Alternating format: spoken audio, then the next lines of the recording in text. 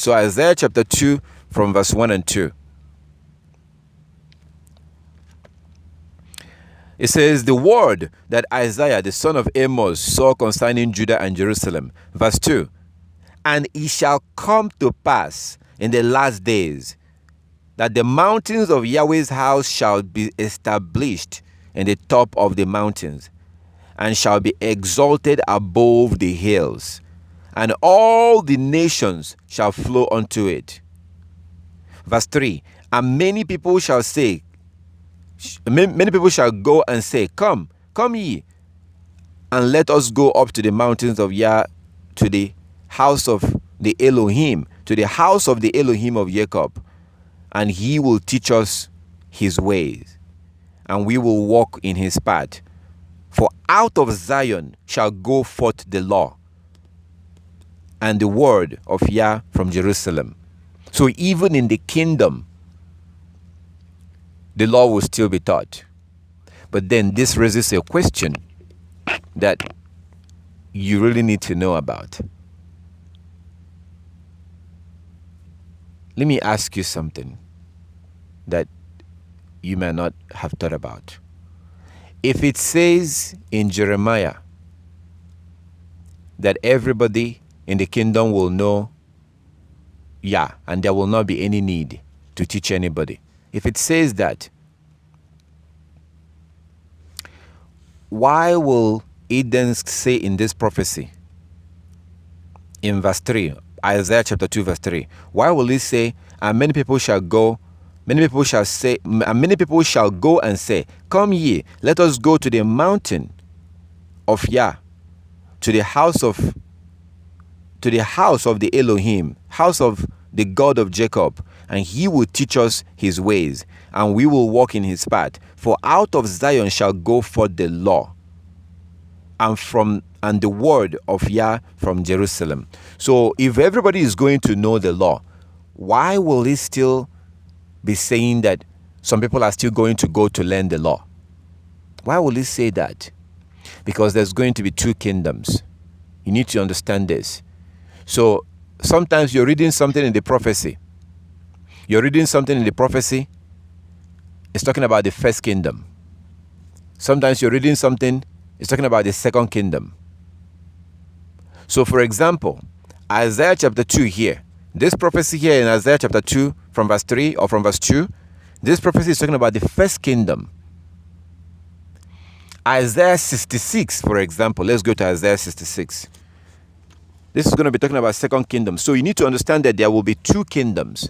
There will be two kingdoms. This is very important. If you don't understand this, then sometimes you're going to be reading something in the Bible and you become confused because it will not make any sense.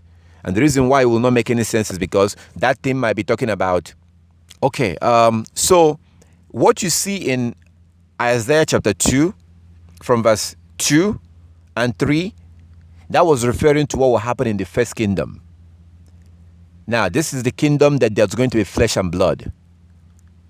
So it's important to understand this, that there's going to be two kingdoms. So you cannot be sitting and waiting for something and not understand what you're waiting for. You have to understand what you are waiting for. There's not going to be one kingdom. There'll be two kingdoms, and we're going to see it today. 3 minutes ago, I have no idea that this is what we're going to be doing today. I didn't know what we're going to be doing, but it seems like this is it. This is what we're going to do right now. So you can understand these two kingdoms. Most people don't understand this. So even if you don't, you're going to find yourself reading something in the Bible and it will make no sense because it's either talking about the first kingdom or the second kingdom. So what we saw in Isaiah chapter 2 is talking about the first kingdom. Let me show you an example of the second kingdom. Okay, Isaiah 66, for example, is talking about the second kingdom. Isaiah 66, which of course you know this place, you're familiar with this already, but you might not know it's talking about the second kingdom.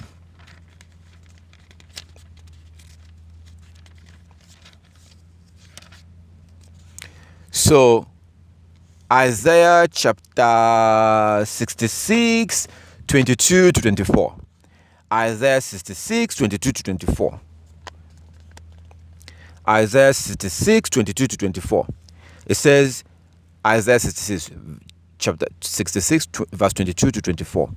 For as the new heaven and the new earth, which I will make, shall remain before me, saith Yah, so shall your seed and your name remain before me.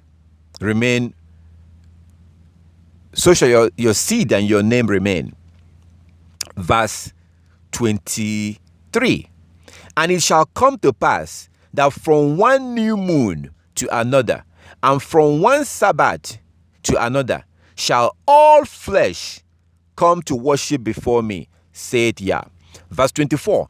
And they shall go forth and look upon the carcasses, the dead bodies, the carcasses of men that have transgressed against me. For their worm shall not die, neither shall their fire be quenched, for they shall be an abhorrent unto all flesh. So this is talking about the second kingdom. This is also referring to that everlasting fire, like it says here, that they will burn forever.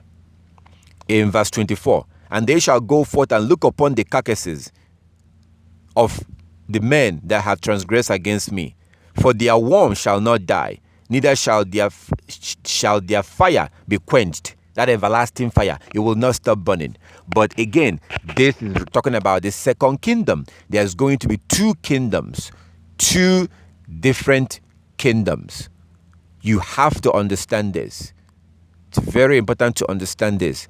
There will be two kingdoms. So most of the time we talk about, oh, the kingdom. May your kingdom come. May your kingdom come. Kingdom, kingdom, kingdom, kingdom, kingdom. There will be two. So let's back up and see. So Isaiah 66 is talking about what will happen in the second kingdom. So let's go to Isaiah 14 and see what will happen in the first kingdom. You might also be familiar with this, but you don't even know. You might not even know they were talking about the first kingdom. So Isaiah chapter 2 is talking about the first kingdom. Isaiah chapter 2 is talking about the first kingdom. So Isaiah chapter 14. Isaiah chapter 14. So this is very important that we go through this and understand this. It's truly important, my brothers and sisters, so that if you're waiting for something, you will know what you're waiting for, and you'll be able to prepare properly. We have to prepare properly. We don't want to be preparing it's like you want to go to an event, but you're not sure, is it a wedding or a funeral? You do realize you can't dress the same way, right? If you're going to a wedding, you can't dress the same way as you're going to a funeral. So if you're going to a wedding, you might wear a white garment. If you're going to a funeral, you might wear a dark garment. And you're not going to be dressing in an elegant manner. You know, you're not going to be wearing flashy clothes to go show off in a funeral. And I'm speaking from a biblical perspective. I'm not talking about from a worldly perspective. So if we are going to the house of mourning, if we're going to mourn, then we need to, we have to understand, what is this event for? When you're going to the house of mourning to go mourn for someone, we don't normally care much about how we dress. Okay? We don't care much about that. We simply just dress, in a moderate way. And we don't dress in an elegant way. We just dress moderately and we go there to mourn with them. But we have to understand, which one is it? Are we going to a wedding? So right now we are waiting. We are looking forward to something, but I don't think that we understand which one is going to come first. And some of us might not even know there's going to be two kingdoms. Some of us might not even know this. So if you look at Acts chapter 1 verse 6, so this will show you that your ancestors knows about this and they were looking forward to this, the apostles. So look at Acts chapter 1 verse 6. Look at Acts chapter 1 verse 6, and then we'll go to Isaiah 14 and look at what happened in the first kingdom. Acts chapter 1 verse 6. Look at what your ancestor was looking forward to. So those of us who are living today, that are alive today, we should also understand and look forward to forward to this.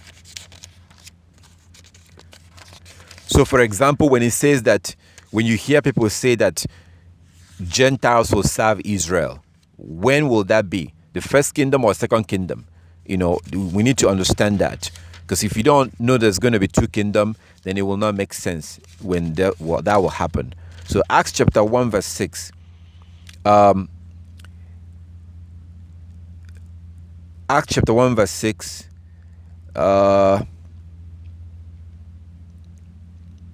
It says, when they therefore were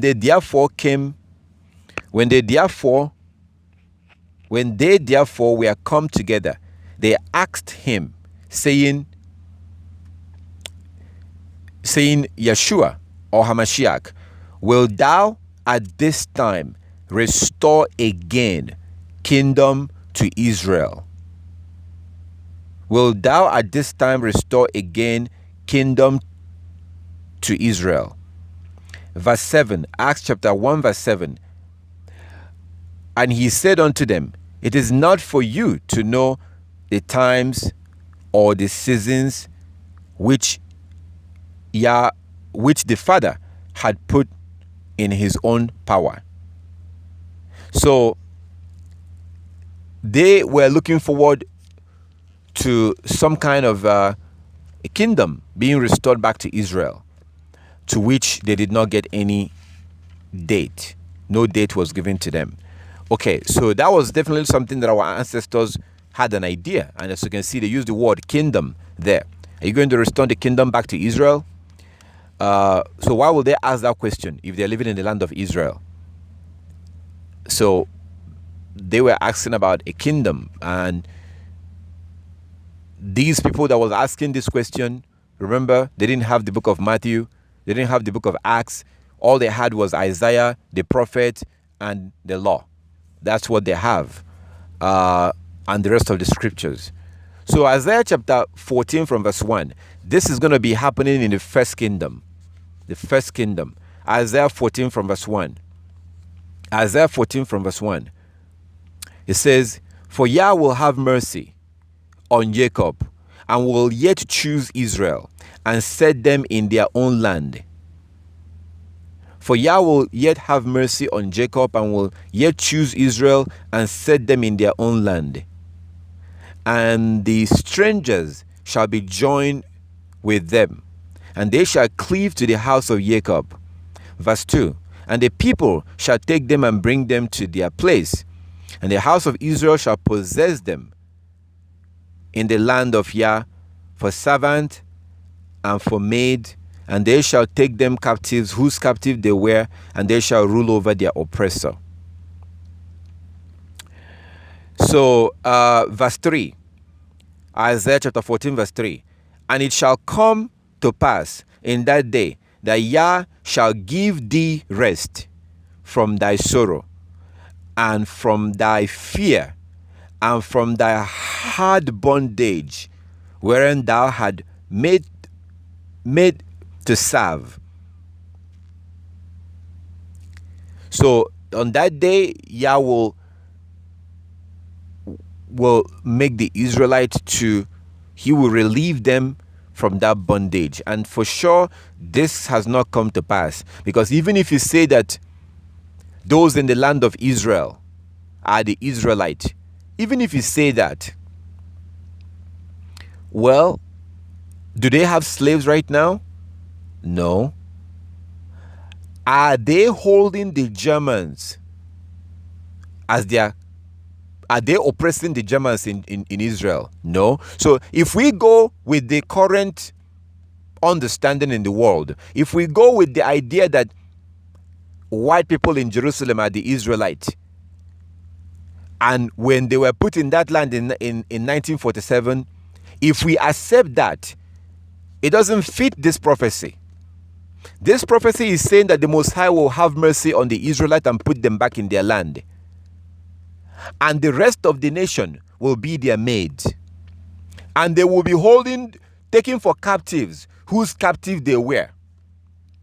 So let's assume that the Holocaust happened to the Israelites in Germany, and they are the true Israelites. Well, right now, the so-called Jews are not holding the German people as their captives. They're not doing that. The so-called Jews have no slaves. They don't have all the other nations like it describes here right now. So this prophecy does not fit them. Yah has not put his people back in that land. When the Most High put his people back in that land, the rest of the other nations will serve Israel. And those that oppress Israel will now be their captors also. So this will happen in the first kingdom. So we're going to be looking at scriptures, prophecies that will happen in the first kingdom and in the second kingdom. First kingdom, second kingdom. So this here will happen in the first kingdom. Sometimes you're reading something that will happen in the future. It's talking about the first kingdom. So let's go to Daniel chapter 7. Chapter 7. Daniel chapter 7 from verse 9 to 14. Daniel 7, 9 to 14. Let's see how this thing is going to get started. The first kingdom, of course. Then we'll also see what will happen in the second kingdom. Daniel chapter 7, verse 9 to 14.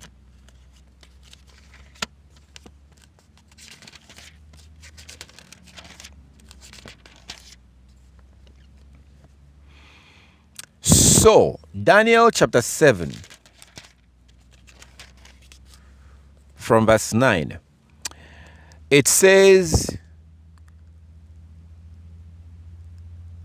I watched as thrones were put in place, and the ancient one sat down to judge. His clothing was as white as snow. His hair like pure wool. So he does wear clothing. Your Creator wears clothing. Daniel chapter 7 verse 9. So what he saw, what the prophecy that this man, Prophet Daniel, saw, he was wearing, as he said. I think you see that in King James also, in verse 9. And his garment, it says, whose garment was white as snow. So definitely, Daniel did not see the Most High naked. When he saw the Most High, he was wearing something. And it was white, as pure as wool. So, Daniel chapter 7, I watched as thrones were put in place, and the Ancient One sat down to judge. His clothing was as white as snow, his hair like pure wool. He sat on a fiery throne with wheels of blazing fire. And a river of fire was pouring out, flowing from his presence. Millions of angels ministered to him. Many millions stood to attend him. Then the court began its section, and the books were opened. So this is going to be the book of law, this book of law, the book of Moses, the book of life, and the book of everything we've done. It's all being recorded. Verse 11. I continued to watch because I could hear the little horns boastful speech. I kept watching until the fourth beast was killed and its body was destroyed by fire. Verse 12. The other three beasts had their authorities taken from them, but they were allowed to live a while longer. Verse 13. As my vision continued that night, I saw someone like a son of man coming with the clouds of heaven. He approached the Ancient One and was led into his presence. Verse 14, he was given authority. He was given authority, honor, and sovereignty over all the nations of the world, so that people of every race and nation and language will obey him. His rule is eternal. It will never end. His kingdom will never be destroyed. So this is talking about someone that will come and will be brought to the presence of Yah, and Yah will basically, the Most High will authorize him to go. So this will be the first kingdom. That's why Yeshua said that he doesn't know when he's coming back. He has no idea, and nobody knows. So when the Most High decides, he will now authorize Christ, Yeshua, to go. That will be the second coming. And that second coming, he's coming to rule. But notice verse 14. This is talking about the first kingdom. Notice verse 14. Daniel 7:14. He was given authority, so he's not going to be coming by himself. Yeshua is not God. Christ is not God. Christ was created just like any other angel was created. Christ is just like any other being. The only difference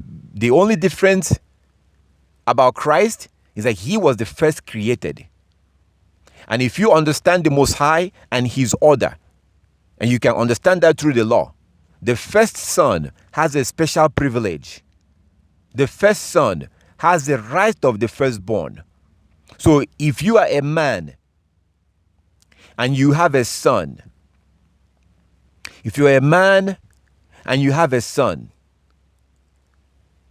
your first son gets most of your properties. You could have 100 million wives and 100 million children. Your first son gets about half of your property. The rest of your children will now go and divide the rest. So your first son has a special privilege. That is the law in Deuteronomy chapter 21 from verse 15. Deuteronomy 21 from verse 15. So it is the same principle in heaven that the Most High gave us here on earth to practice.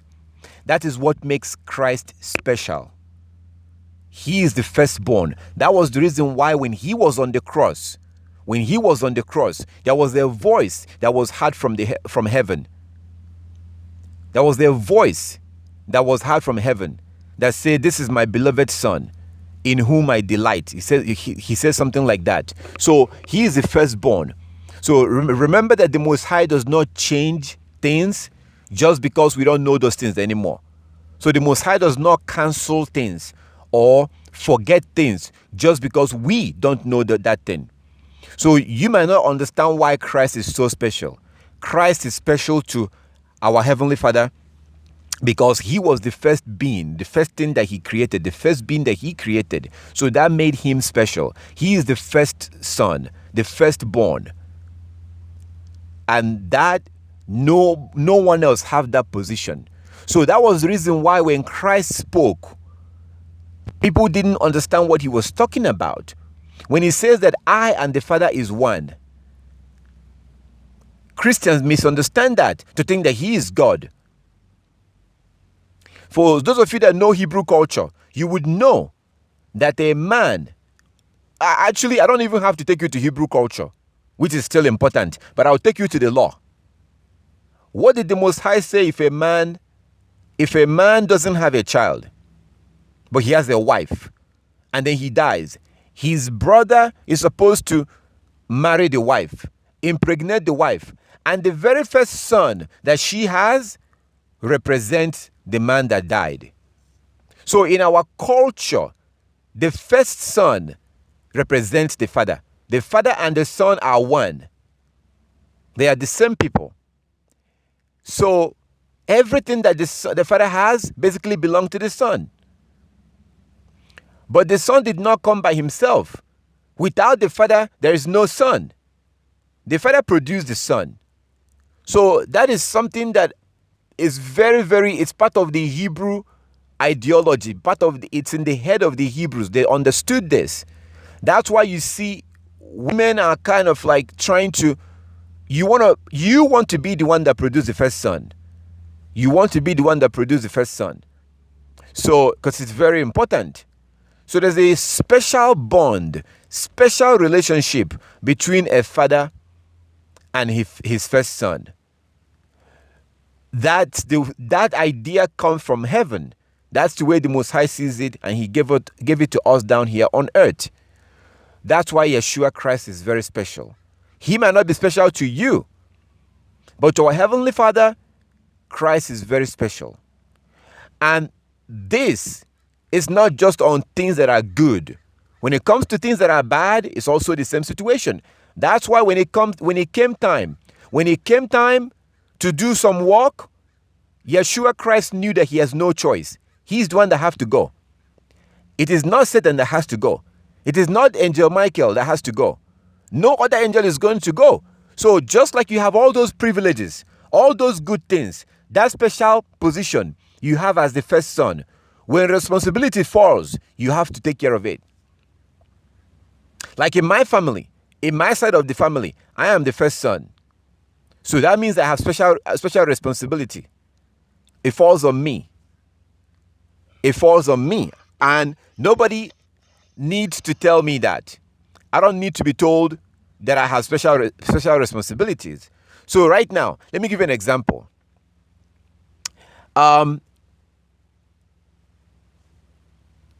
My young ones, my little brothers, when they have certain need, they call on me. And I can't just say no, because I know it's my responsibility to do those things for them. If somebody wants to get married right now, but they have no money, I have to give them money to get married. But in the Western culture, that makes no sense. In the Western culture, if you don't have money, then you're not ready to get married. But that's not so in the Hebrew culture. We don't insist that you must have money or make money before you get married. No. So I have to also provide a place for them. If they can't have a place for themselves, I have to provide it. So being the first son, you have special privileges. You get to keep the main house will be given to you. So you get a lot of benefits, but also from time to time, there's going to be things that will happen. It will fall on you. You will have to pay. You will have to do things, and you can't complain because it comes with that responsibility. So the first son in the Hebrew culture, they is extremely important. And you see Yeshua making statement, Christ making statement. And unfortunately, those things that he was saying has been misunderstood. People think that because he's saying that means that he is God. When he said that I and the Father are one. But if you read John chapter 17, if you read John 17 and you read it closely, you see that no, he and the Father, he's not the Father. But all those things that he was saying that sounded like he is God, it goes back to the Hebrew culture. So it's important to understand that. So as you can see here, he was sent out in Daniel chapter 7. He is the one that will be given the authority to rule. When it was time to go clean up the mess that was made by Adam and Eve, they made a mess in the garden. They made a mess. And it has to be cleaned up. When Adam and Eve made that mess by breaking the commandment, Yeshua knew. He knew that he had to come and clean up the mess. So, for example, when it was time to, in 2 Chronicles chapter 19, 2 Chronicles chapter 19 from verse 19. 2 Chronicles 19:19, if you read it, when the Most High was looking for somebody, looking for an angel or a being to go deceive Ahab, he asked a question, who is going to go? So on a mission like that, Yah put it out. The angels began to talk among themselves. One of them said that he will go.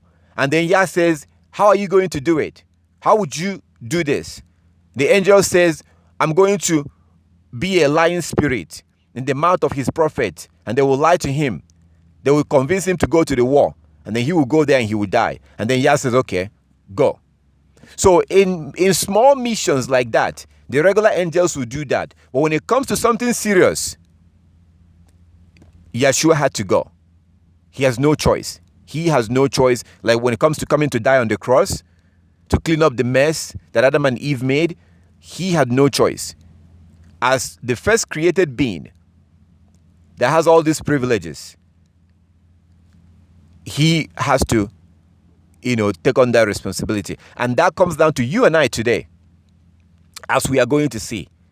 Because still in the book of Daniel, chapter 7, as you can see here, in verse 14, Daniel 7:14, he was given authority and honor and sovereignty over all nations of the world, so that people of every race and nation and language will obey him. And his rule, he said, is eternal. It will never end. His kingdom will never be destroyed. So Christ is the firstborn, first created being. The Israelites are the chosen. So actually, Yeshua will not be ruling by himself. Christ is not coming to rule by himself, as we are going to see. So we're still dealing with the first kingdom, which needs to be understood. Before, as we look at first kingdom, second kingdom, first kingdom, second kingdom. So he's not coming to rule by himself. Yeshua is coming, and he's going to be coming with the Israelites. Because remember, as we saw earlier on, the Israelites are the chosen. So just like Yeshua was the chosen, the first created being, you are also part of the chosen when it comes to the rest of the nations. Israel is the chosen among the nations. So everything is all in order, all in line. So when Christ is going to come back, when he returns back, he's not coming by himself. He's not coming to rule by himself. So let us see here about his coming. When he comes, who he's going to come with, who will come with him. He's going to come with some people. He is going to come with some people, but he's not coming with Chinese. So Revelation chapter 14. Revelation 14. Revelation 14. This is dealing with the first kingdom, which you have to understand. There are two kingdoms. So we saw Daniel chapter 7. When he gets the authority to come back, as of this very moment, Yeshua is in heaven. They are all there, but he doesn't know. He doesn't know when he's coming. When the Most High calls on him, it's time to go. That's when he will now know. That's when he will come. So we see that authorization in Daniel chapter 7 from verse 9. Now come to Revelation chapter 14, still dealing with the first kingdom. So now you have an idea of how Christ is going to come. So Revelation chapter 14 from verse 1. Then I saw the Lamb standing on Mount Zion. With him were 144,000 who had his name and his father's name written on their forehead. So he's not coming alone. He's coming with 144,000. But we shall find out, who are these people? Are they going to be mixed race, mixed people, Latinos, Africans, Asians, Europeans?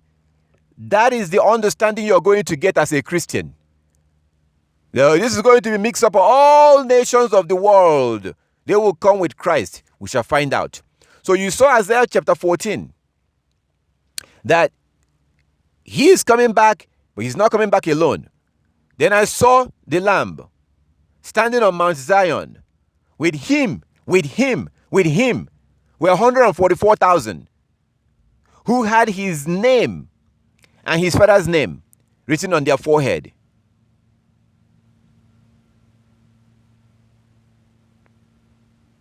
We continue to read.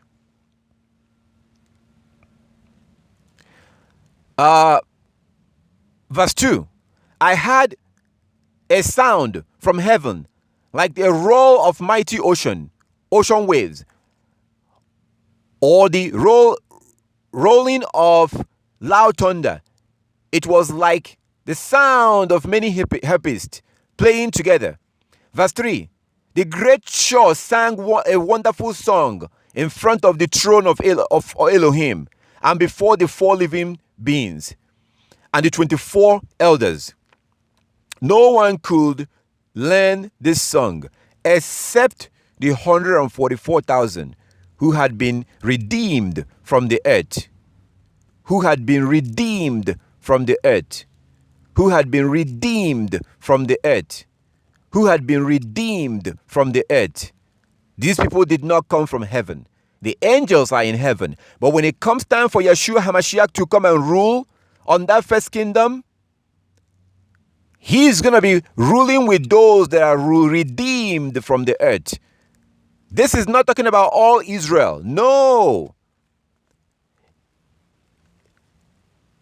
Israelites that will be in the kingdom are more than 144,000. These are just messengers. But it's very important to see what it says. That these 144,000 who had been redeemed from the earth. Verse 4. They have kept themselves as pure virgins, following the Lamb wherever he goes. They have been purchased from among the people on earth as a special offering to Elohim and to the Lamb. They have no lies. They are without blame. Let me back up to King James and read the same thing before we continue. Revelation chapter 14, from verse 1.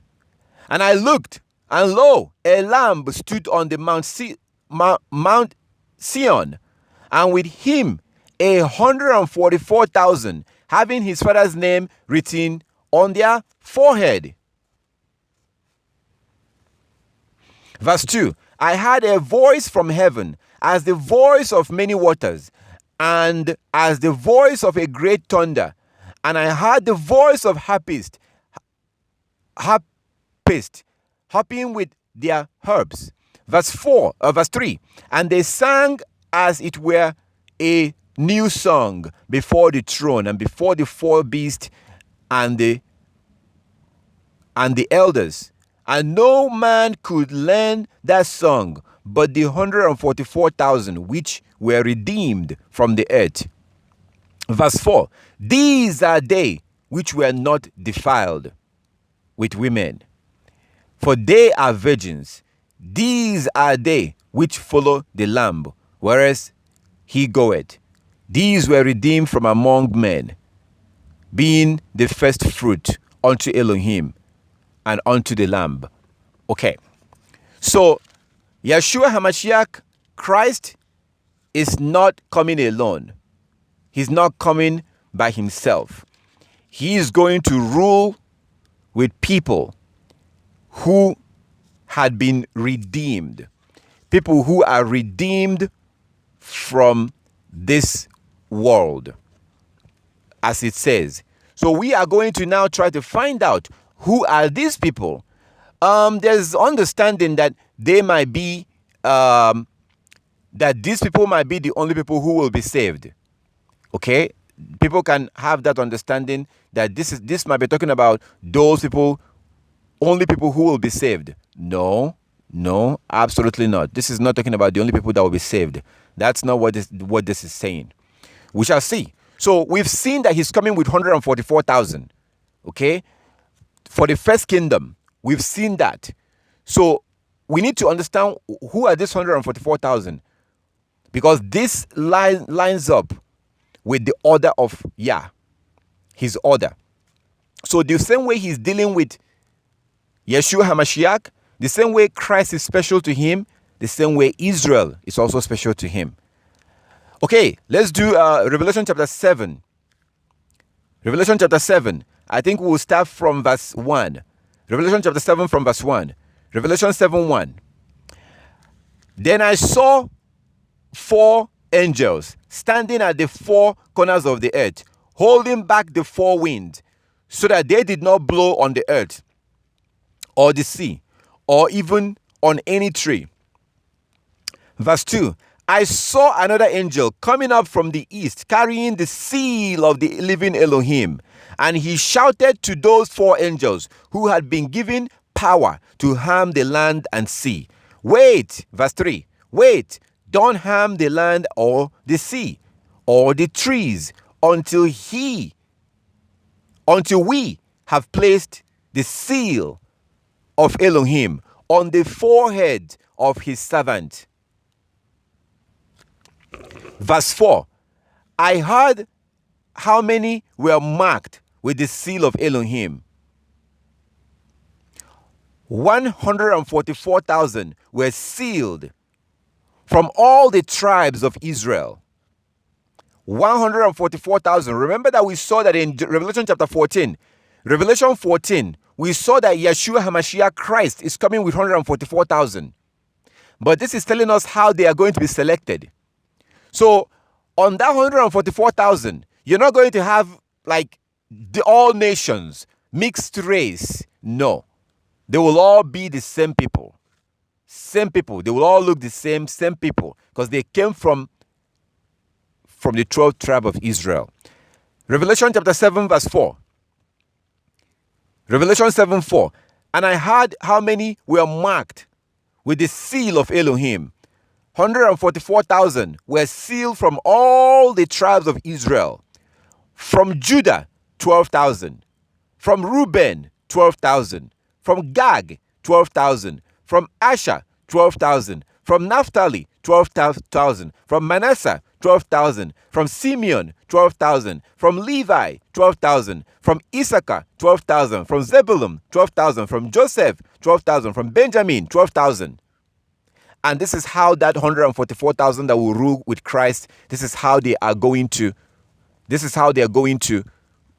how he's going to come back. So Christ is coming to rule on that first kingdom with people that walk this earth, with people that are here in this earth. He's not coming with people from heaven, he's coming, that rulership is going to be with the Israelites.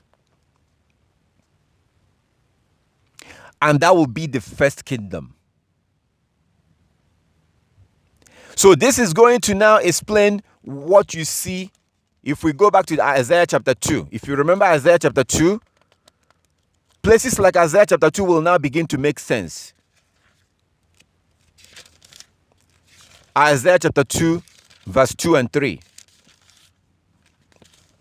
Isaiah chapter 2, from verse 2. And it shall come to pass, in the last days. It actually says in the last days. This was written thousands of years ago. And it says in the last days. But this might not make much sense when it says in the last days. It might not make much sense at people at that time. Because now we can see it. So, but again, watch how sense this Isaiah chapter 2 will now make. So it says in verse 2, and it shall come to pass in the last days that the mountain of Yah's house shall be established in the top of the mountain, and shall be exalted above all hills, and all nations shall flow to it. All nations shall flow to it. Verse 3, and many people shall go and say, Come ye, and let us go up to the mountain of Yah, to the house of the Elohim of Jacob. And he will teach us his ways, and we will walk in his path. For out of Zion shall go forth the law, and the word of Yah from the Jerusalem. Look at verse 4. which I did not read. I didn't read that the last time we came to this chapter. But look at verse 4. And he shall judge among the nations, and shall rebuke many people, and they shall beat their sword into plowshare, and their spears into pruning hooks. Nations shall not lift up sword against nations, neither shall they learn war anymore.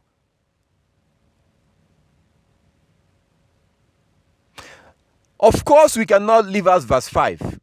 O house of Jacob, come ye, let us walk in the light of Yah.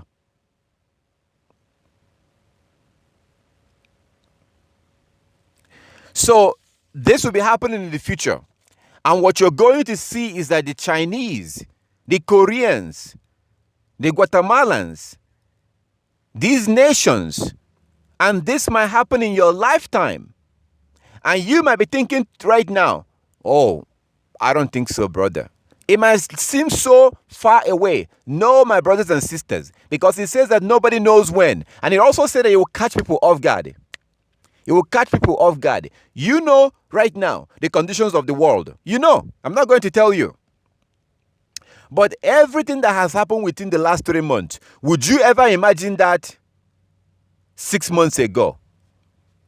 There are some things that we know for a fact that there's no way that this thing is going to happen. Maybe one country will have a problem and close down their churches, their mosques, their school, their government buildings. Maybe one country. But the idea that the whole world, all schools worldwide will shut down and close their doors. I'm not even sure if I would have believed that 3 months ago or 4 months ago. It never even occurred to me that something will happen. Something, just think about this. Something that the world have no control over. So people are running, but they had no idea what's chasing them. They are afraid of something, but they can't see what they're afraid of. They're scared of something, but they can't see what they're scared of. So the idea that the whole world will shut down, close down their government buildings, close down their schools, close down their churches, their mosques, and this will happen to basically every country that we know of. That idea 5 months ago seems like it's impossible. So if I tell you right now that a day is coming very soon, within your lifetime possibly, when people in the deep inside China will be having a conversation, how do we get to Jerusalem? How do we get to Jerusalem? We need to get to Jerusalem. We have to go so they can teach us. We need to go to the Israelites so they can teach us the way of their God. That conversation is going to happen. Just like it says in the book of Isaiah. That conversation will happen. And it will happen worldwide. It has happened in the past under King Solomon. Nations were visiting Israel. So that was under King Solomon. The Israelites we were basically at a situation where we're supposed to be in. We were in that situation at that time. Because Israel basically had no enemy. The Most High made our enemies to turn their backs on us under King Solomon. But after his death, all hell broke loose. And we're still in that situation till today. So that day is coming. And please, my brothers and sisters, do not think that this is impossible. My brothers and sisters, all eyes are going to see Yeshua HaMashiach come. All eyes will see him. This is going to happen. My brothers and sisters, 200 years ago, if you tell people that there's going to be something that will allow you to talk to your relative who is thousands of miles away from you, and you can see them, people will laugh at you. People that lived 100 years ago, 200 years ago, the idea that people will be in different parts of the world. If you describe what is happening right now, if you describe to our ancestors that somebody is going to be in Africa, someone else will be in Europe, someone else will be in Asia, and they will all be seeing each other in something. They will be looking at something, and they're looking at each other, and they're able to talk to each other at the same time. That seems impossible. As little as 100 years ago. That will be, people will laugh at you. So there are things that are going to happen that if you hear it right now, it sounds crazy. So there are certain things that you need to not take for granted. Take picture, for example. When you look at a picture, you should be thanking the Most High. There are certain things that I see, I give the Most High glory. But if you are next to me and you hear me give him glory, you might think I've lost my mind. You might think I'm crazy. There are things that I see, technologies and things I see, I thank Yah. When you see a car, you should thank Yah for that car. Because without Yah, you would not have a car. You need rubber to make the tire. That rubber comes from the ground, from a tree. You need fuel to run the car. It comes from the ground, petroleum. Even the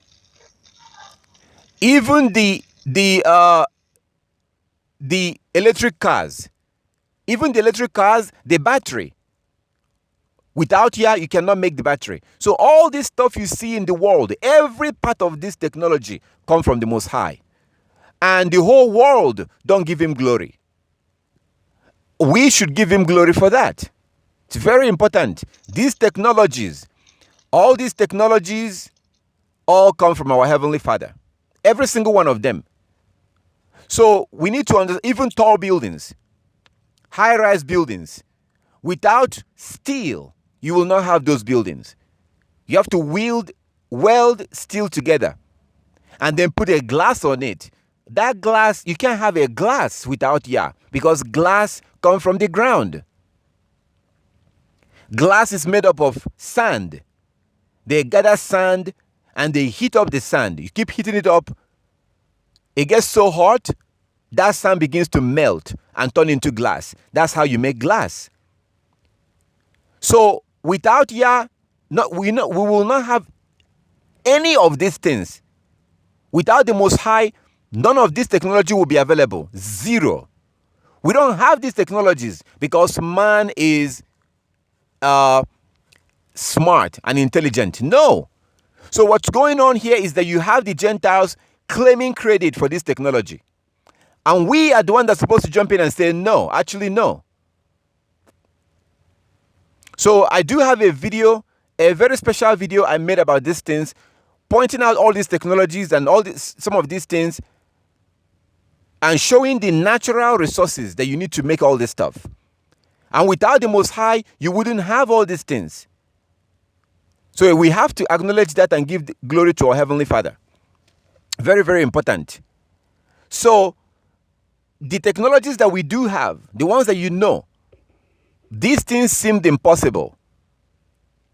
Just think of your phone and think 20 years ago. Do you remember the big phone, the Motorola?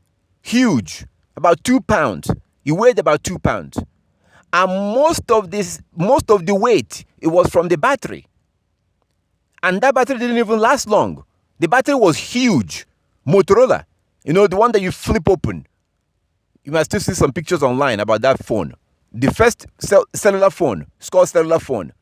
It was huge.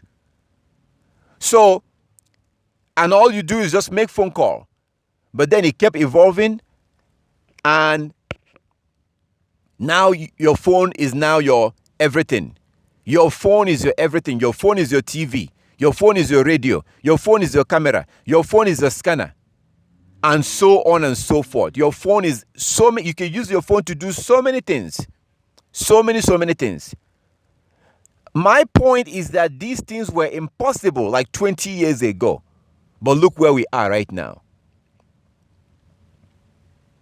So the idea that Yeshua is going to come back, the idea that other nations will serve him or serve the Israelites, that might seem impossible. Just like some of these technologies we have right now seemed impossible. So it was also the Most High. He was the one that slowed things down. He's the one that allowed these things to slowly be revealed. These technologies. It seems like they're slowly improving. Yah is the one that allows it. So this Skype right now, there was a time that we cannot record a call. But slowly, there are some features that are not available right now. The Most High intentionally. And actually, the book of Daniel spoke about this. Daniel chapter 12 spoke about these technologies. And even airplane. It describes how in the last days, knowledge will increase. So there needed to be these technologies. Yah had to give us this. Why? Because of Israel. The Most High didn't give us technology. So the Europeans can make porn, make pornography. That's not why he gave us technology. Or so they can make all these things that they make, godless things. No. These technologies was given for the sake of Israel. Why? Because Israel is scattered in the four corners of the earth. So there needed to be a way to unite Israel and prepare Israel. Israel needed to be prepared. So without these technologies, I don't think that we will know each other. There was no way we would know each other. And without these technologies, you wouldn't have the scriptures that you do have today. So some of the books that you know about, you wouldn't know about those books. Some of the things that you know about, you wouldn't know about those things. So the technologies that we have, Google, all these technologies came from the Most High. And he gave it because of Israel. He put a spirit on the Gentiles to develop these things. So now we can talk to each other, see each other through technologies. This is a miracle. It's a miracle. But we don't think about these things in that way. We just see it as technology, and that's all. No, it's a miracle. The fact that you're able to talk to someone who is far away from you, that's a miracle. And that's a miracle from our Heavenly Father, and the Most High is the one that made it possible. So as these technologies are progressing, as we are progressing, as these things are happening, we will also come to this point where Israel will be restored. Israel will be restored. But there needed to be a system where Israel will be prepared. Because the Most High will not deal with Israel as they are. They have to be cleaned up. That's why we're being cleaned up right now. I personally, I was doing a lot of things that I wasn't supposed to be doing. Eating things I wasn't supposed to be eating. Being unclean and not doing what I'm supposed to do. Dressing however I want. You know, there's a lot of stuff. But this is a period that I need to be cleaned up. I need to be cleaned up. That's what this period is about. That's why the Most High gave us the technologies that we have. So that's what this time is for. To prepare those, to prepare people and those who will now be reunited with their Heavenly Father. So those things are going to happen. If you look at the 144,000 that we read about, they'll be chosen from Israel. So a lot of these prophecies, if not all of them, has to do with Israel. And when Christ do come back, he's coming back with Israel. So we will continue with Isaiah chapter 2 and go to other prophecies. Go to other prophecies that has to do with the first and second coming. So you can understand and know the one you're waiting for. So that you're not going to be waiting for, you need to prepare accordingly with the one that you're going to be dealing with first? Is it the first kingdom or the second kingdom? Because there's going to be two kingdoms. There will be two kingdoms. So which one is it going to be? The first or the second? Which one am I preparing for? Which kingdom am I preparing for? Which one? It's very important to know this. I know it's important to know it, but I didn't really plan on us going through this, but I think it's important to understand it and know it. So in that way you prepare accordingly and understand what we're doing right now. So Isaiah chapter 2, we see that the other nations are going to all gather together. Or they're going to say, let's go to, so we can be taught. Let us go to Jerusalem. Because like it says in Isaiah chapter 14, Israel will be put back into their land. That's one of the reasons why I told you yesterday, please stop saying you're Jamaican. Stop saying you're American. Stop saying these things. You need to begin to see yourself the way your Heavenly Father sees you. You have to begin to stop seeing yourself as these nations. Even though you live in that nation, even though you live in that country, don't see yourself like you're from there. It is not okay to do that. It's really, really not okay. Because wherever you are, the Most High sees you as an Israelite. So don't see yourself as, I'm from Europe or I'm from America, I'm from this. No, you see yourself as who you are. Because the Most High will put you back if you keep on keeping the law, if you keep the commandment and He finds you worthy, He will put you back in your land. And everything will be restored back the way it's supposed to be. So, let's keep on. Let's go back to the book of Revelation and continue to look at the first and the second kingdom. So we just went from Isaiah chapter 2 right now. Isaiah chapter 2. But first, let's go to Daniel chapter 12 and see what will happen on the second kingdom. So we're going back and forth. First kingdom, second kingdom, and we're looking at prophecies that talks about the future. Talks about the kingdom, but it doesn't tell you which kingdom. That's what this is all about, to find out when will this happen. Is it the first kingdom or second kingdom? First kingdom, second kingdom. Okay, Daniel chapter 12. Let's see. Daniel 12. What we're about to see right now is second kingdom.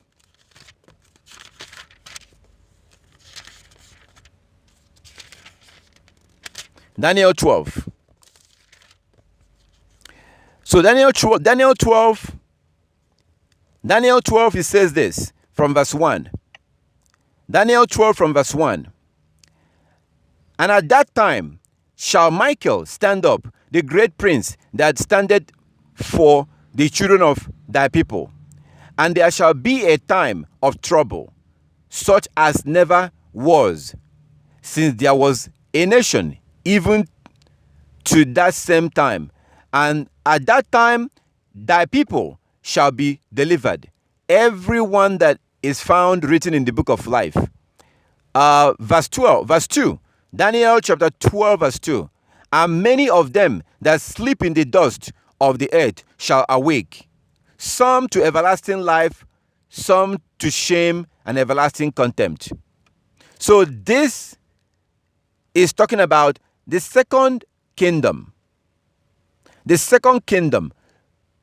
You see that this is similar to what Yah says in Isaiah 66, when he says that as the new heaven and the new earth that I create shall last. As the new heaven and the new earth that I create shall last. From one new moon to the next, and one Sabbath to the next, shall all flesh and come and worship before me, and they will see the dead bodies of those that rebelled against me. So that's similar to what you see here when it says in verse 2, Daniel chapter 12 verse 2, and many of them that sleep in the dust of the earth shall awake, some to everlasting life, and some to shame and everlasting contempt. Shame, everlasting contempt. Shame, everlasting contempt. Let me read that from the New Living Translation. Daniel 12 from verse 1. At that time, Michael, the archangel, who stand guard over your nation, will arise. Then there will be a time of anguish greater than any since nations came into existence. But at that time, every one of your people whose name is written in the book will be rescued. Verse 2, many of those whose body lie dead and buried will rise up, some to everlasting life, and some to shame and everlasting disgrace. Verse 3, those who are wise will shine as bright as the sky, and those who led many to righteousness will shine like the stars forever. Verse 4, but you, Daniel, keep this prophecy a secret, seal up the book until the time of the end, when many will rush here and there, and knowledge will increase. And technology have allowed knowledge to increase.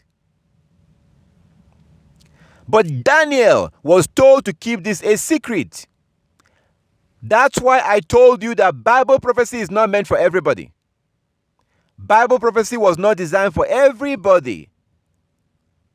It is not even meant for the Gentiles. It's only meant for Israelites. But not even all Israelites. Bible prophecy is just the Most High letting his obedient children know what will happen in the future. So you notice in Daniel chapter 12, it talks about how Michael will be asked to get out of the way, because the Most High appointed angel Michael, and his job is to protect Israel. That was his job. He was assigned to protect Israel. But because of the disobedience of Israel, the Most High now told that angel to get out, stop protecting them, leave them alone. And it tells you in Daniel chapter 12 that when Michael was told to stop protecting Israel, to leave Israel, there will be a time of great anguish on the Israelite. And there has never been anything like that in their history. So this was in 70 AD. What happened to the Israelite in 70 AD has never happened in the history of the Israelite. When a nation will come against Israel, kill so many of them, and destroy their land to the ground, destroy everything, and then rebuild it, and then stay in it. That will happen in 70 AD. Nothing like that has ever happened in the history of the Israelite. Many of them were killed. They were driven out of their land.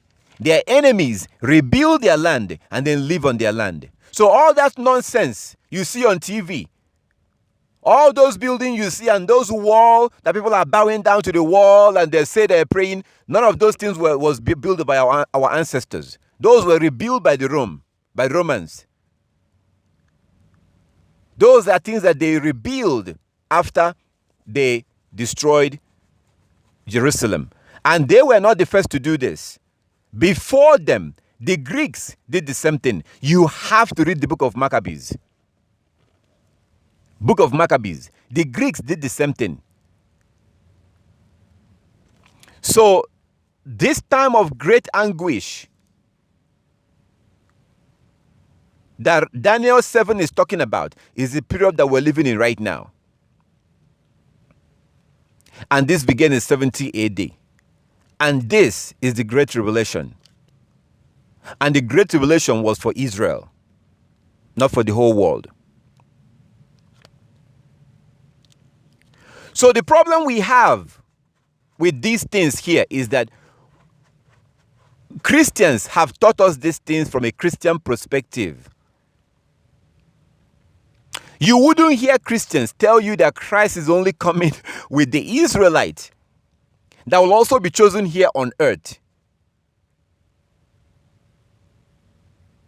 The way you hear this from Christian doctrine, why am I pointing this out? Because that's how we understood these things.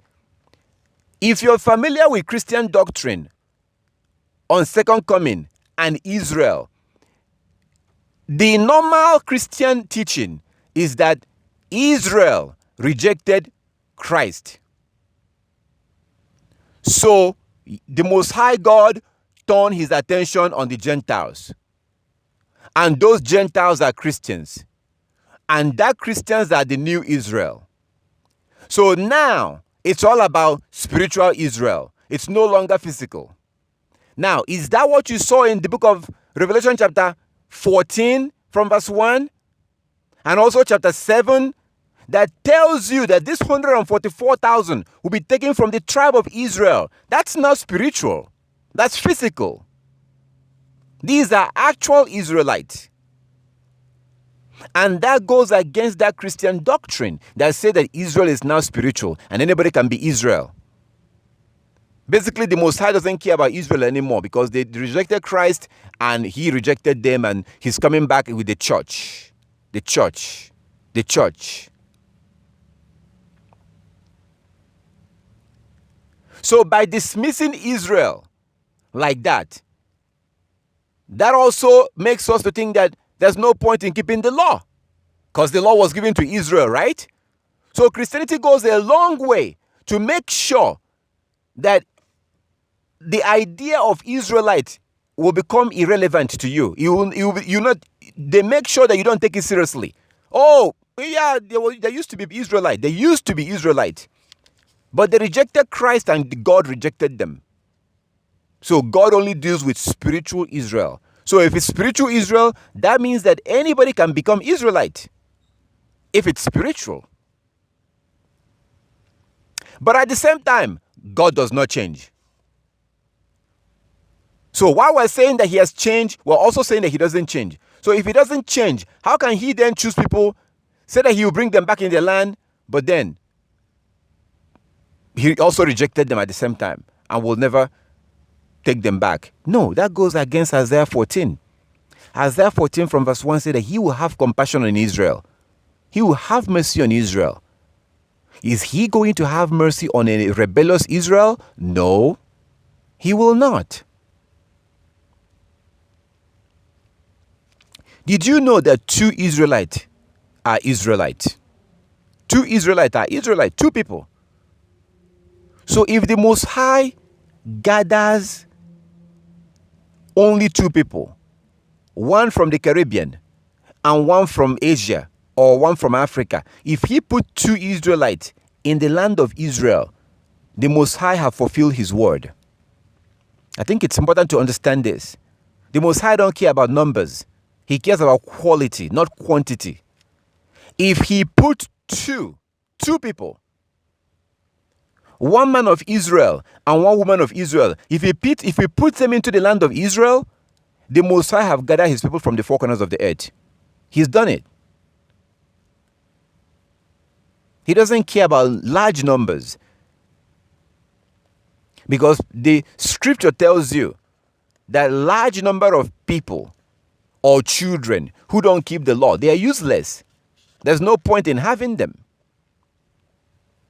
So speaking of that, go to Amos chapter 9, just so you can see what Yah says on this point before we continue with, and if you do have question, you can type it in like Brother Haven, and we'll quickly get to the question and continue from there if you have any question about the first kingdom and second kingdom.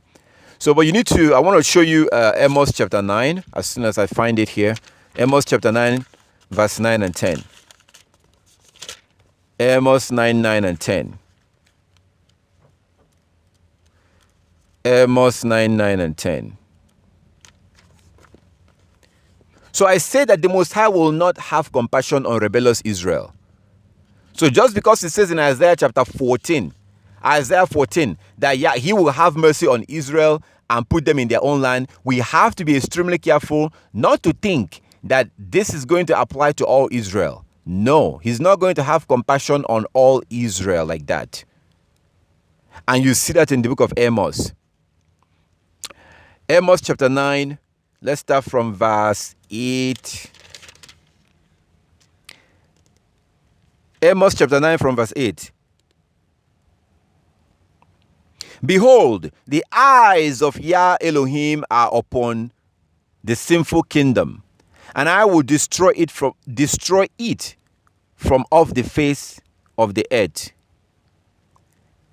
saving that I will not utterly destroy the house of Jacob, saith Yahweh. So you will not destroy them completely. Verse 9. For lo, I will command, and I will swift the house of Israel among all nations, as a corn is sifted in a sieve, yet not the least grain fall upon the earth. Now, look at verse 10. All sinners of my people shall die by the sword, which say the evil shall not overtake nor prevent us. Because the Most High said that if you don't keep the commandment, evil, curses, famine, death, destruction, disease, these things will come upon you if you don't keep the commandment. Now, there are some Israelites who are saying that this thing will not happen to us. So they are disobeying the commandment while at the same time saying that these things will not happen. Doesn't that sound familiar today? Oh, we don't have to keep the commandment. Jesus died on the cross. Jesus died on the cross. We don't have to keep the commandment. So they're saying that there's no point in keeping the commandment. So this is telling you here that, yes, the Most High will gather his people. He will gather his people. He will gather his people. In New Living Translation, it says, for I will give command and will shake Israel along with the other nations as grain is shaken in a sieve. Yet, not one true kernel will be lost. Verse 10, but all the sinners will die by the sword. All those who say nothing bad will happen to us. So it's important to understand Isaiah chapter 2 and not misunderstand that chapter, thinking that the Most High will simply just gather all Israelites, including Oprah Winfrey, including that effeminate man, Tyler Perry, the one that dresses like a woman, making his movies. It's important to understand that the Most High will not just, when he said that he will gather Israel, you have to also understand that we're talking about the same God that let Israelites, most of them die in the wilderness, and only Joshua and Caleb went into the promised land. The Most High does not care about large number. So when we talk about gathering Israel, it is very, very important for us to understand that, yes, he will gather Israel, but who is Israel? Don't think that Israel is going to be like 1,000 or 10,000 or 10 million to be Israel. 2 people are Israel. 2.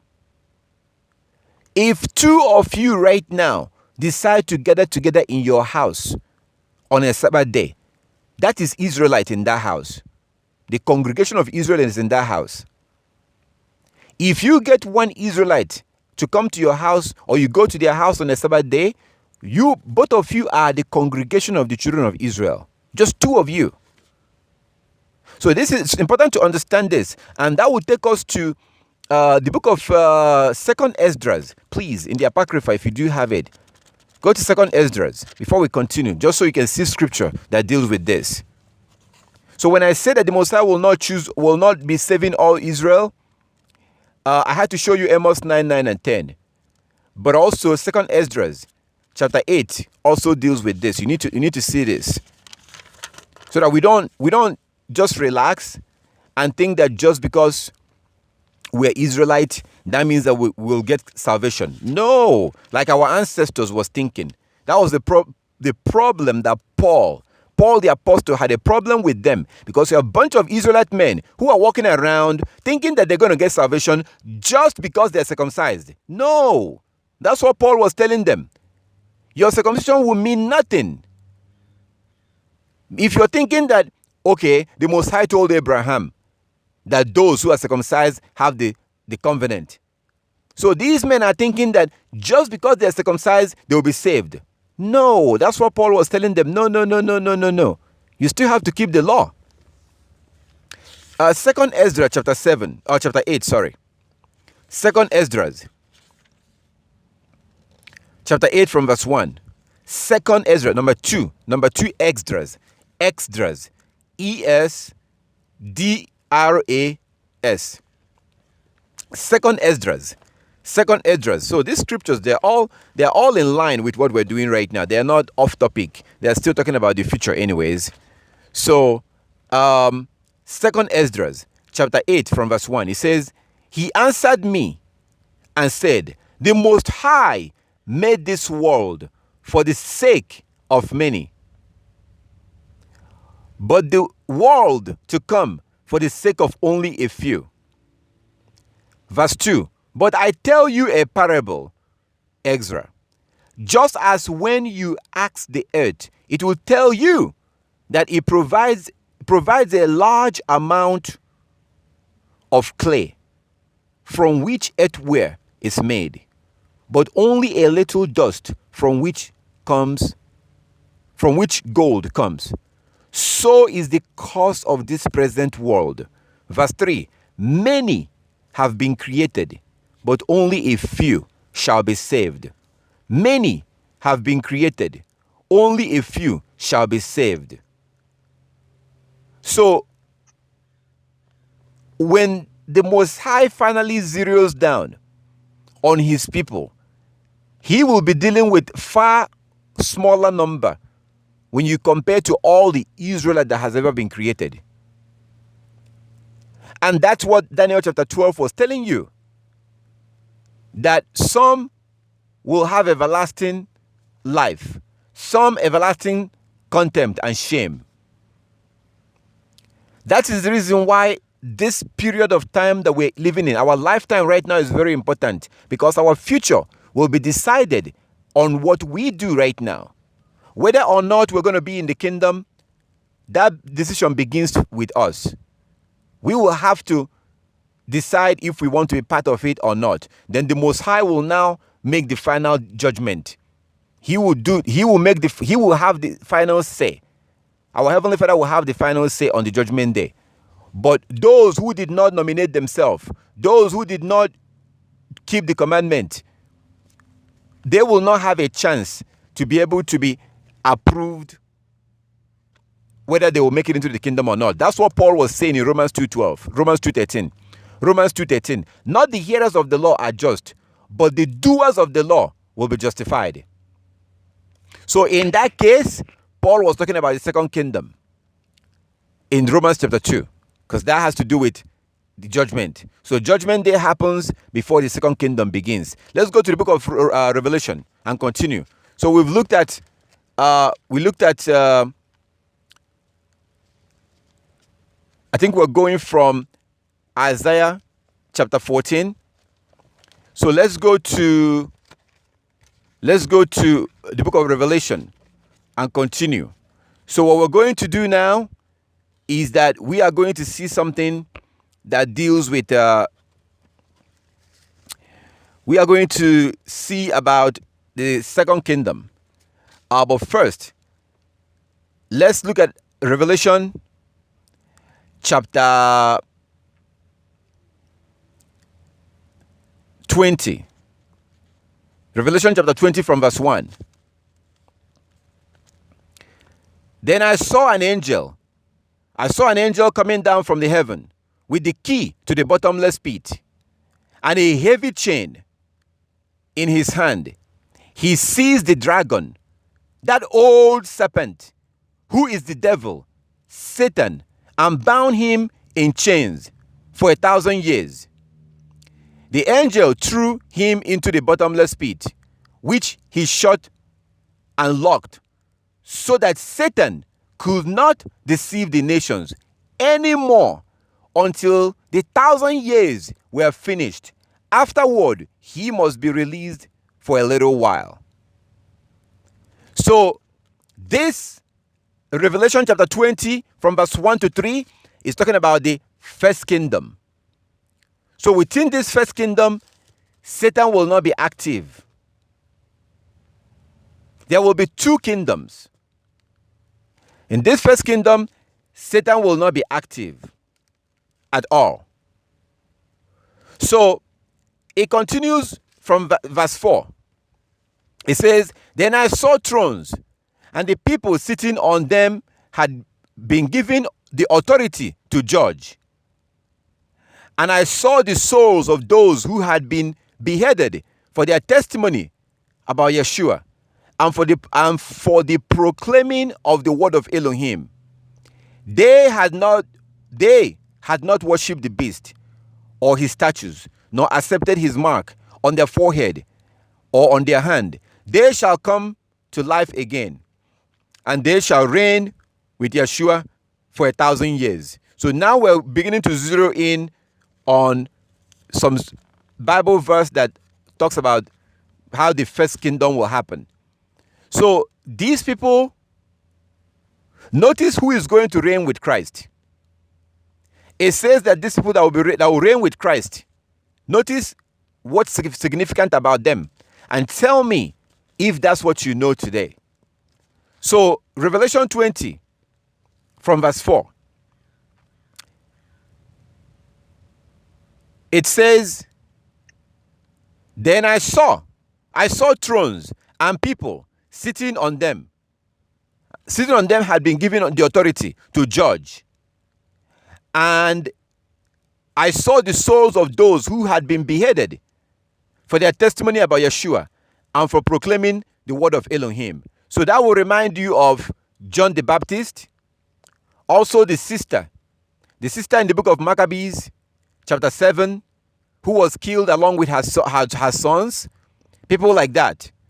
They had not worshipped the beast or his statues, nor accept his mark on their forehead or on their hand. They all come to life again, and they reign with Christ for 1,000 years. Verse 5. "This is the first resurrection. The rest of the dead did not come back to life until the 1,000 years had ended. Verse 6. Blessed and holy are those who share in the first resurrection. For them, the second death holds no power. But they will be priests of Elohim and of Christ, and will reign with him 1,000 years." So the significant thing about these people that will reign with Christ is that, for example, they were beheaded because of their testimony of Christ and for proclaiming the word of Elohim. They were not proclaiming something they don't believe in. These are law keepers. These are Israelites. And most of these things happened at the time of Christ. This is not talking about Christians who is being killed in the Middle East.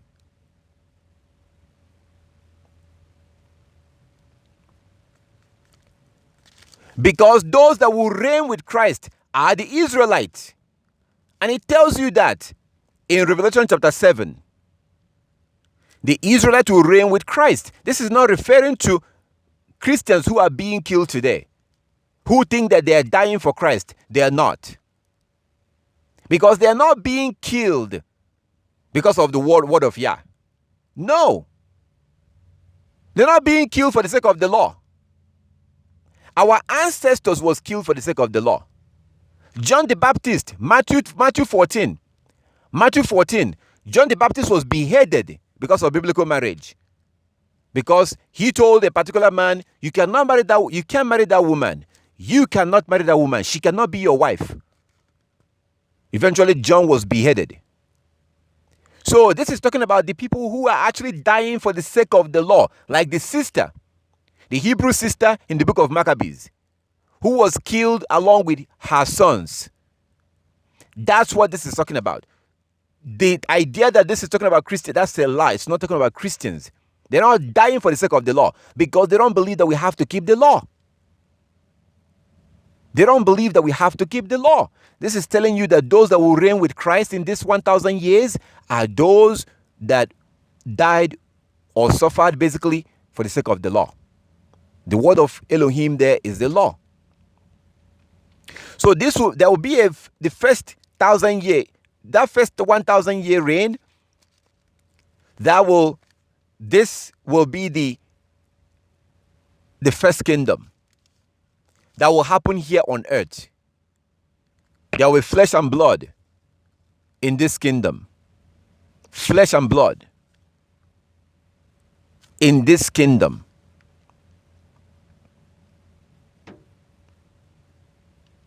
So you remember the idea we have that our loved one who is dead is in heaven? That's not true. They're not in heaven. There's no dead loved one that is in heaven right now. Dead people are not in heaven right now. Dead people are not in heaven. But that's something we tell ourselves and it makes us feel good. Oh, he's in heaven right now. Oh, she's in heaven right now. Even though he was shaving his beard, he was eating pork. He never kept the law. But even those who kept the law, they're not even in heaven. Nobody who has died is in heaven right now. If you want to see where they are, go read the book of Luke chapter 16 from verse 19. Luke 16 from verse 19. Luke 16 from verse 19 tells you where the dead people are. But of course, that will not make us feel good. That will not make us feel good. So we don't want to we don't look at that. But no dead person is in heaven right now. No dead person is in heaven. I don't say that thing because I know it's not true. But it makes people feel good. People that lost their loved one. Oh, he's in heaven right now. Oh, she's in heaven right now. No, they're not.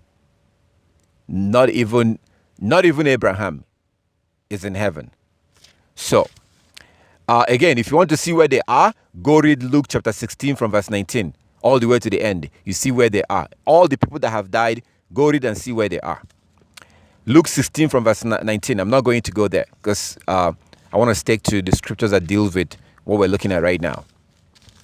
So, what I wanted to show you here is that because we may have questions, okay, will Moses be will he be ruling with Christ? Will he be around? What about King David?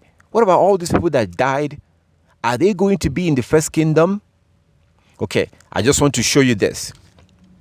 It says, verse 4, Revelation 24. I saw thrones, and the people sitting on them had been given the authority to judge. And I saw the souls of those who had been beheaded for their testimony about Yeshua and for proclaiming the word of Elohim. They had not worshipped the beast or his statues, nor accepted his mark on their forehead or on their hands. They will come to life again, and they will reign with Christ for 1,000 years. So that's New Living Translation. So let me back up to King James and read the same thing.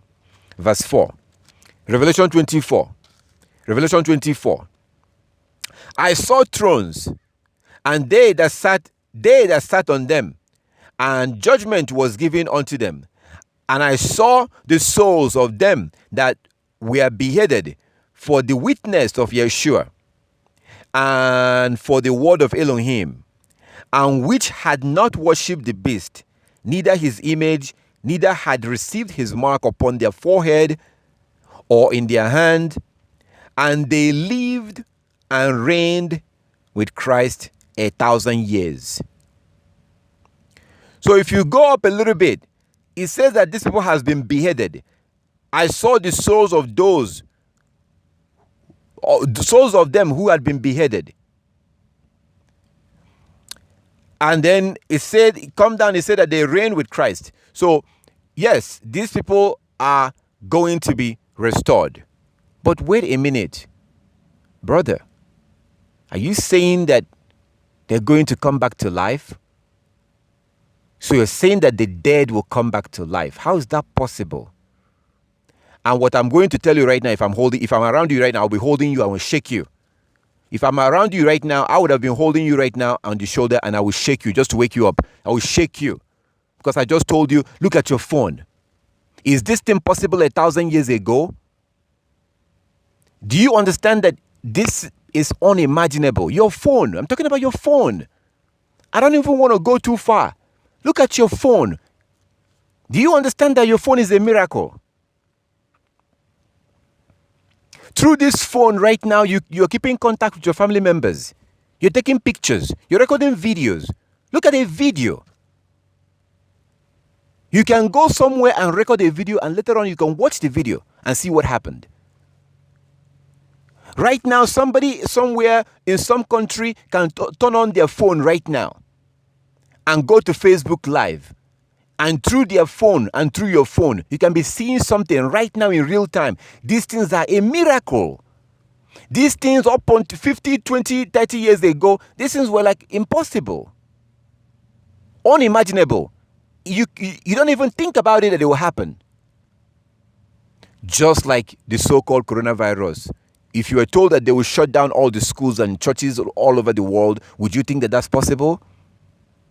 So the idea that the dead will come back to life, that might seem impossible right now. But it shouldn't seem impossible to you. It should not. Because you are a Hebrew Israelite.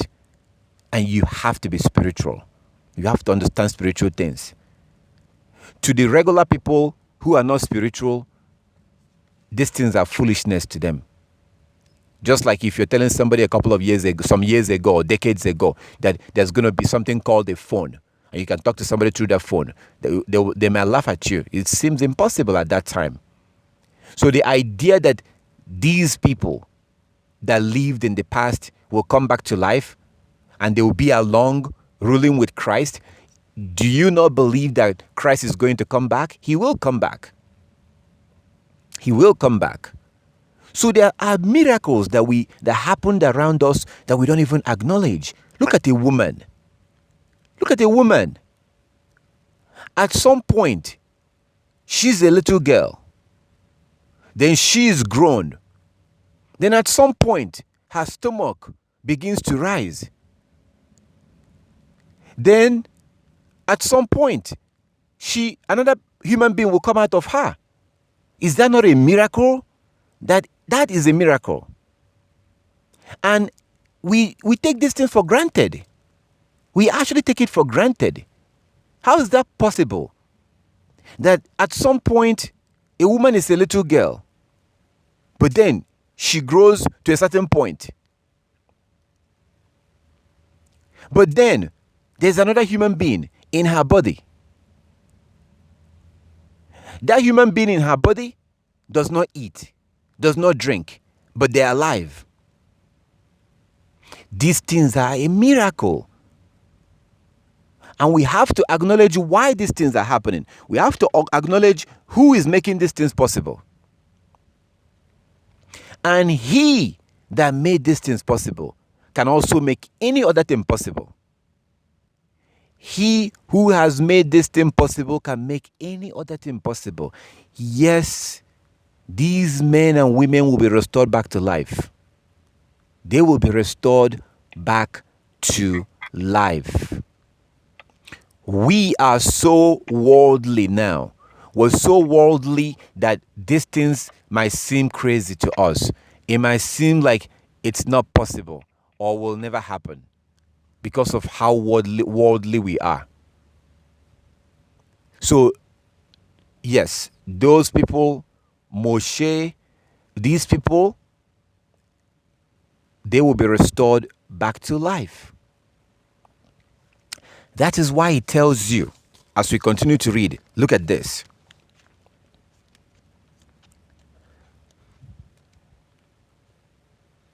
Verse 5.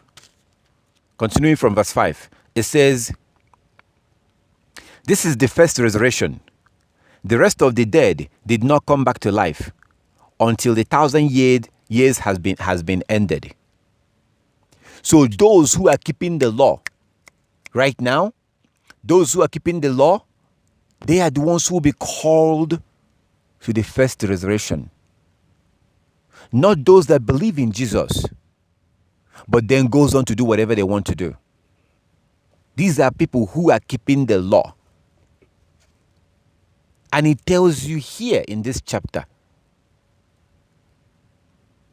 people who are suffering because of the word of Yah, people that proclaim the word of Yah, people that were beheaded for the word of Yah, the law. They are the ones that will be part of the first resurrection. The other people who did not keep the law, they're not coming up. They will not come up. So those who are keeping the law will rule with Christ, and then rule the rest of, they will rule the rest of the world, because that's what this is about. So we continue to read from verse 5. Verse 5. This is the first resurrection. The rest of the dead did not come back to life until the 1,000 years had ended. Verse 6. Blessed and holy are those who share in the first resurrection. For the second death holds no power, but they will be priests of Elohim and of Christ, and will reign with him 1,000 years. So in King James, from verse 5, it says, Revelation chapter 20, verse 5, but the rest of the dead did not live again until the 1,000 years were finished. This is the first resurrection. Verse 6, the blessed and holy are they that had part in the first resurrection. So people like Moshe, Abraham. Now, I can't guarantee you that these people must be at the time of Christ. That I cannot guarantee. Why can't I guarantee that? Because I don't know. Because only Yah knows. Only Yah knows who is qualified. So for example, it says in verse 6, blessed and holy. Blessed and holy is he that had part in the first resurrection. Blessed and holy is he that had part in first resurrection. My brothers and sisters, you know what this means? This means that, for example, just an example, I'm not going to use you to give the example. I'll use myself, because I'm going to talk about death. I will talk about death. I don't want to use you. Let me use myself. This means that if I die right now, but I'm keeping the law. If I die right now and I'm keeping the law the way I'm supposed to, and I die today, and then Christ come back to tomorrow, I'm coming back with him tomorrow. That means I would have been only dead for like 1 day. I'm coming right back with him tomorrow. So this second coming, this first resurrection will be with only for those that keep the law. So do you understand what this means? Oh my goodness, I really, really, really, really wish that you will not understand this from a Gentile perspective, because you will look foolish now. You look foolish to you. This really changes death. Oh my goodness. This changes, it completely and absolutely changes the way you understand death. Have you ever wondered why the Most High would tell our ancestors, go get ready, it's time for you to die, and they never panic? Except for Hezekiah, who got 15 more years when Yah sent Isaiah to go tell him that he's about to die. There's a way that the Hebrew Israelite sees death. Have you ever wondered why the Muslims have no problem going to blow themselves up in the process of killing the infidels? Ever wonder why they have no problem doing this? Everybody is doing this. Men, women, children. And they know that they're not coming back, and they still go do it.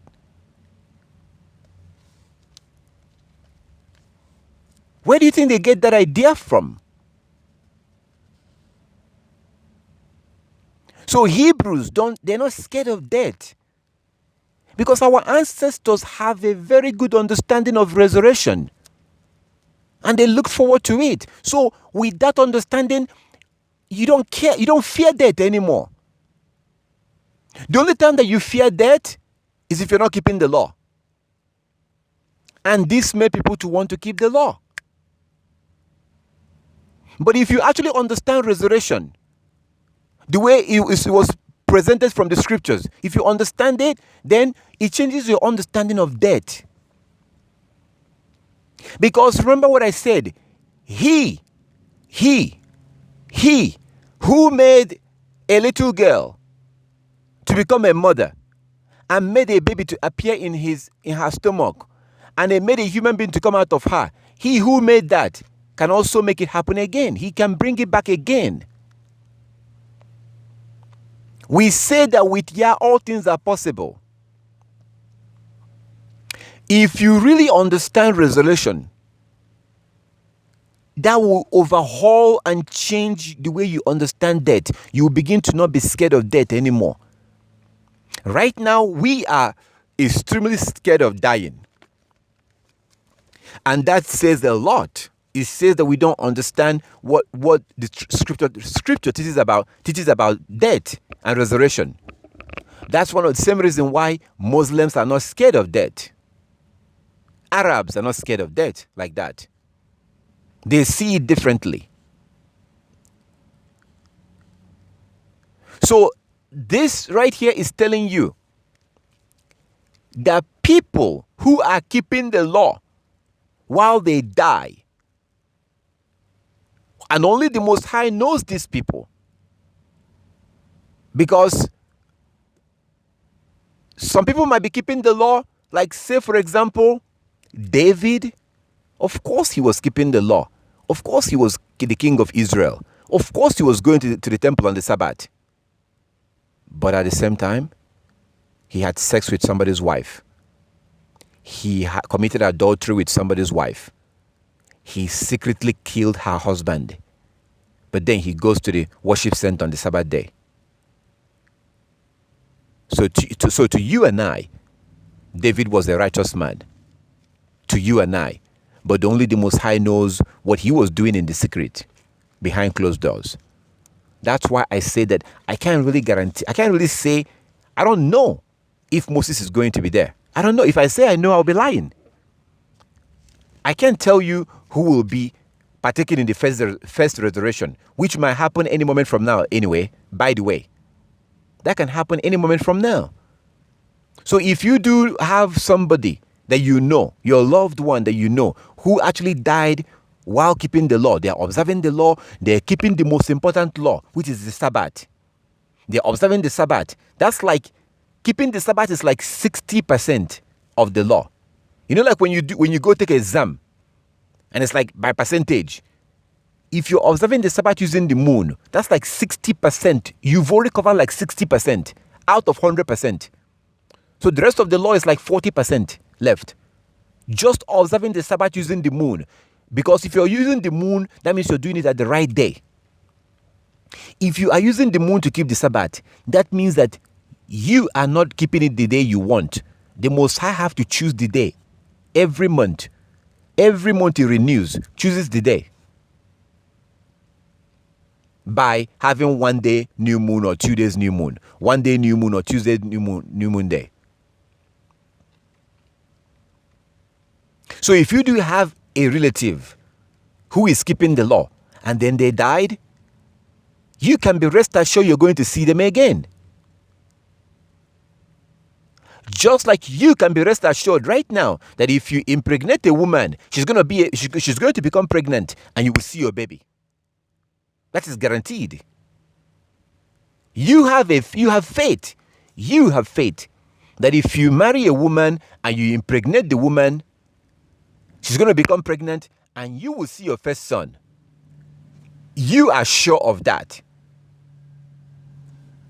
You're sure that if your child is pregnant, eventually you're going to see your grandchild. But let me ask you, where is your grandchild right now? If you're a man and you marry a woman and you're looking forward to having a child, Well, she's not pregnant yet. So where is your child? Eventually you're going to get your child, but where is he right now? So the same place that he is going to come from, or she's going to come from, is basically the same place that people, those that died, is basically in the same system. So when I tell you that your loved one who died while keeping the law will come back again, it will come back and you will see it. If you are alive, you will see them again. This is what happened when Yeshua came back to life. That's what happened when he came back to life. They were scared. They were looking at him. They saw him. And it's like, we know he died. We know he died. How can this be possible? We know that he died. We know for sure that he died. That's what they were thinking. How is this possible? What did he tell them? He told them to go get a fish. He said, do you have anything here? Do you have anything here? Because how is it that we know that this man died, but now he's back? How is that possible? So the same shock that they had, that same shock they had when Yeshua came back, that is the same shock you're going to have. You're going to have the same shock. So Luke 24, when he appeared, they became scared. Luke 24 from verse 36. Luke 24 from verse 36. Luke chapter 24 from verse 36. Luke 24 from verse 36. As they spoke, Yeshua himself stood in the midst of them and said unto them, peace be unto you. Verse 37. But they were terrified and affrighted, and supposed that they had seen a spirit or a ghost, a spirit. So they were scared that this is a spirit. Why do they think he's a spirit? Because he died. If I see someone that I know that is dead, I'm going to run. I'll probably have a heart attack. Probably. I'll probably have a heart attack if I see someone that I know that are dead. I'll be terrified. Sometimes you might imagine to see something like that, but actually you don't want it. Like, it's like, no, because that would scare me. If I'm driving, I'll probably have an accident. If you actually see it, if you're fantasizing about it, yeah, that feels good. But if it actually happens, if you see someone that you know that died, you will run. You will take off running. So they were terrified. Verse 37, Luke 24:37. Luke 24:37. Luke 24:37. But they were terrified and affrighted, and supposed they had seen a spirit. Verse 38. And he said unto them, why are you troubled? And why do you doubt? Arise in your heart. And why do you arise in your heart? Verse 39. Behold, my hand and my feet. That is myself. Handle me and see. So touch me. Touch me. So these people will come back to life again. Remember what I said earlier. This first kingdom will happen with flesh and blood. Flesh and blood. Flesh and blood. Now, you might be thinking to yourself right now, wait a minute, brother. So where are they going to get their body from? Where is my grandpa who were keeping the law before he died and was buried? How is he going to get his body? How is that possible? Well, let me try and give you an example of something that you're also aware of, but it might not occur to you. You do understand that our body does heal, right? If you cut if you cut your flesh or cut yourself, like I have a wound. I have a wound on my arm. The camera might not zoom, but I have a wound where I cut myself. And eventually it healed, but the scars are there. So if somebody is cut, eventually the body will heal itself. That's the way it's designed. But where does that come from? How does that happen? Why does it happen like that? When somebody has an injury, it can heal, the body can heal itself, and the flesh will eventually, it was going to cover. It happens. It happens. That healing happens. But it happens and we don't even take it seriously. That's a miracle. That is a miracle. That there will be a healing and the body will heal itself again. You cut your nails, eventually your nail will come out. So where is your nail coming from? You cut your hair, eventually your hair will come out. You cut your beard, eventually your beard comes out. Wait a minute. Where's your beard coming from? Is there like a warehouse in your body where hair was stored? Where does your beard come from? Where does your hair come from? Why is it that if you shave it, eventually it comes back out again? Where is it coming from? So if you can cut your hair and eventually it comes back again, you cut your nails, it comes back again, why is it then difficult to what else? Like if your nails can come back and your hair can come back, your beard can come back, you can shave the hair on your leg, it can come back. There is no warehouse in your body where these things are stored. Do you understand that? This is not like a man-made thing where you have to store it and it has to come out manually. It's not like that. So it's like an equivalent of, same thing with food. I'm not going to go into the food part, but it happens with food. They keep regenerating the regeneration. It regenerates. It keeps on reproduce, like babies, like human beings. Where do we come from? So why is this so hard to think that our ancestors who were righteous will come back and have flesh and blood? They will. And it will happen just the same way you get your nails back. Even when you cut them, it comes back. You cut your eyebrows, it comes back up. But if you open up a human body, if you do an autopsy, you're not going to see in a part of the body where hair is stored. It doesn't happen. It's not found in your body. There is no part of your body where hair is stored. So when you cut your hair, it comes out from that place. It doesn't happen. It doesn't happen. It's not like urine that has to come from your water you drink. It's not like that. These things that have to do with our body, these things are spiritual. They're spiritual. Your nail is growing back, not because nail was stored. There's a box of nails stored inside your flesh. So if you cut it, it comes back. No. It's all spiritual. So the same God that put the system in place is the same one that will give them flesh and blood. So Luke 24. Luke 24, they were scared. In verse 38, Luke 24:38, it says, and he said unto them, why are ye troubled?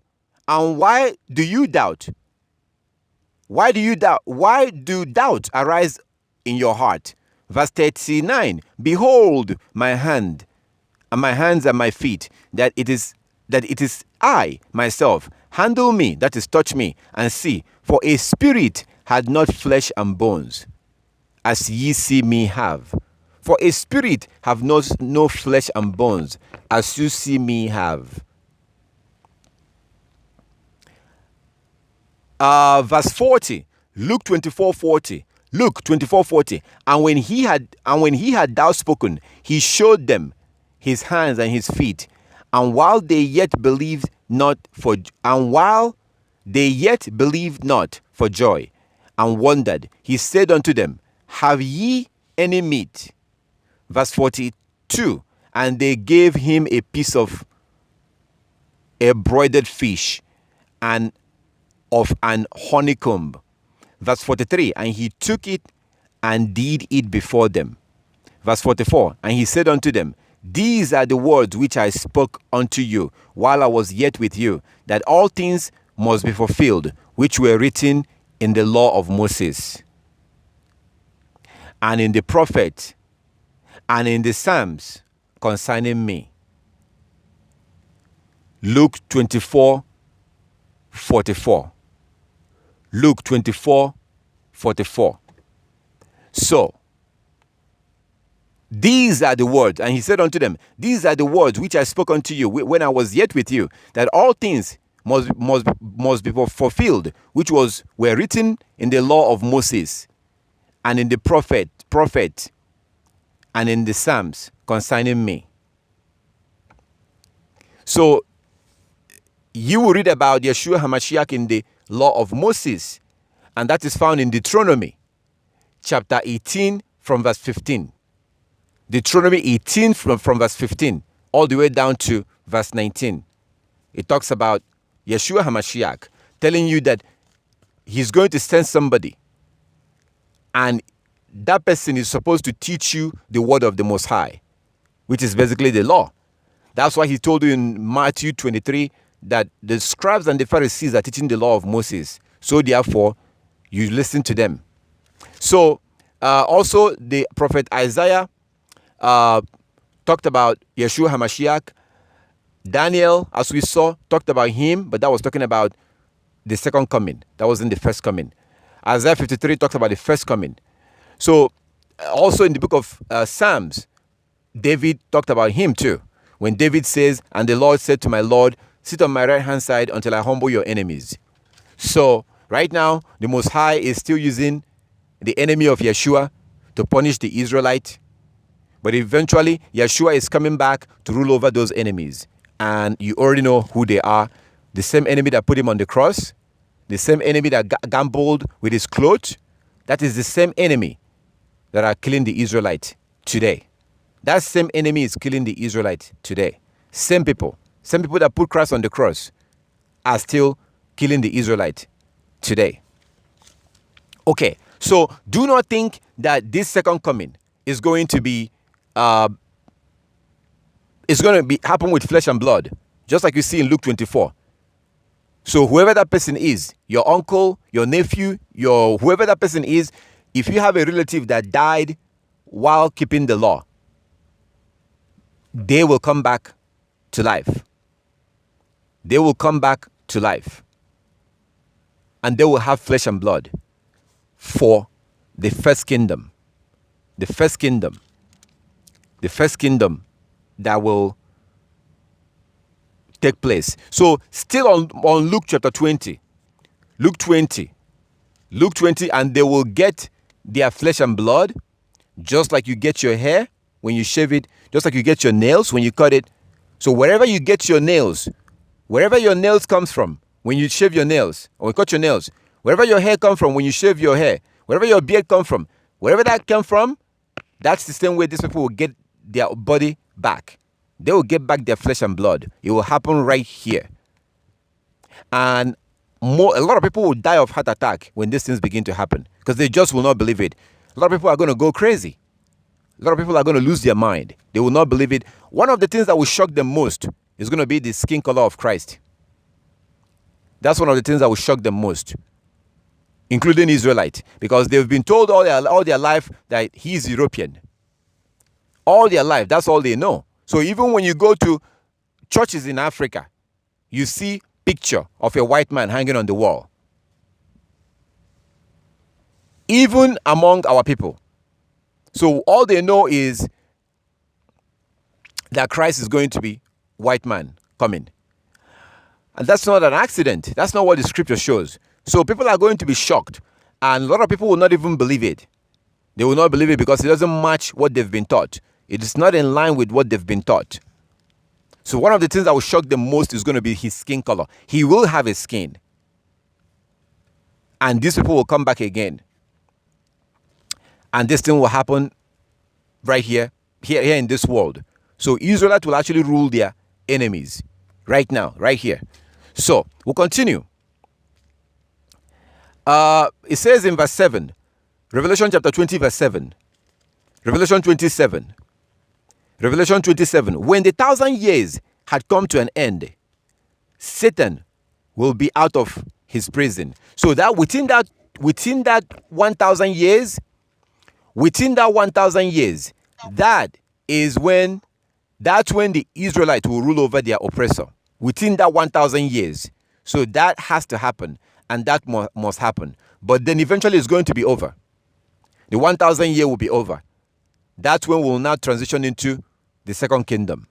The second kingdom will now happen. And we're going to cover that as we continue right now. So Revelation chapter 20 from verse 7. When the 1,000 years had come to an end, Satan will be let out of his prison. Verse 8. He will go out to deceive the nations, called Gog and Magog, in every corner of the earth. He will gather them together for battle, and a mighty army, and as numberless as sand along the seashore. Verse 9. And I saw them as they went up on the broad plain of the earth, and surrounded Elohim's people and the beloved city. But the fire from heaven came down on the attacking armies and consumed them. Verse 10. Then the devil who had deceived them was thrown into the fiery lake of fire, lake of burning sulfur, joining the beast and the false prophet. There they will be tormented day and night forever and ever. So this part begins the second kingdom. That's when Satan will be for good cast into the lake of fire, along with the false prophet. So who is the false prophet? The false prophet is what you see in Revelation chapter 17. That Revelation 17, the one that make the whole world drunk. That is the church, what they call the church, but not the real church, the fake church that have deceived the whole world. That is Christianity. Now, some people will call it the Catholic Church. That's a little bit deceptive. It's the whole Christian church, because there is no Christian church without the Catholic Church. Christian church came out of Catholic Church because Rome was created. Rome was created. And the Roman Catholic Church was created, and then Christian church came out of the Roman Catholic Church. So eventually, this is basically the transition into the second kingdom. If we continue from verse 11, Revelation chapter 20 verse 11, Revelation 20:11, I saw a great white throne, and the one sitting on it. I saw a great white throne, and the one sitting on it. I saw a great white throne, and the one sitting on it, and the sky fled from his presence. But they found no place to hide. And I saw the dead, both great and small. So it says, and the sky fled from his presence. Remember what the Most High said in Isaiah 66 that we read earlier? As the new heaven and the new earth that I will make. New heaven and new earth. New heaven and new earth. So Revelation chapter 20, verse 11. And I saw a great white throne, and the one sitting on it. The earth and the sky fled from his presence. In this second kingdom, everything will be renewed. Everything will be renewed in this second kingdom, which is the final kingdom or the everlasting kingdom. But it comes after the first kingdom. But they found no place to hide. Verse 12. I saw the dead, both great and small, standing before Elohim's throne. And the books were open. So notice it doesn't say book. It says books. Books. And the books were open, including the book of life. And books were open, including the book of lives. And the books were open, including the book of life. So there's going to be multiple books. Your Bible is one of those books. The law of Moses. Your Bible is one of the books that will be open. And then the book of life. So I think it's important for us to look at these three books right now. So according to Revelation chapter 20 verse 12. Revelation 20:12. It says, I saw the dead, both great and small, standing before the throne, and the books were open. So I'm going to go back and read in King James just to make sure. In King James, I saw the dead, small and great, stand before Elohim, and the books were open. And another book was opened, which is the book of life. So it's saying the same thing. So I would like us to look into these books. Since it says books and the book of life, so it seems like it's talking about three books. It seems like it's talking about three books. And I told you that this is one of the books. So now I have to prove it. So it's one thing for me to tell you that it's this, but can I be able to show you that this is one of the books? So let's explore these three books. So Revelation chapter 20 verse 12. Revelation 20:12 is telling you about three books that will be opened. One of them, it tells you about one of them, which is the book of life. So right now, we're going to go back and see about these books. And I told you that this is one of them, but I have to prove to you that the Bible is one of those books that will be opened. So that means that you're going to be judged based on what's written in this book. But let's see. So first place we're going to go. Let's see the book of life first. Let's start with the book of life, like that was mentioned here. So let's go to Malachi chapter 3 and see the book of life. Let's see what it says about how you get added into the book of life. Let's see how you get to be added into the book of life. Let's see what the scripture says. Malachi chapter 3 from verse 14. Malachi 3:14. Malachi 3:14. Malachi chapter 3 from verse 14.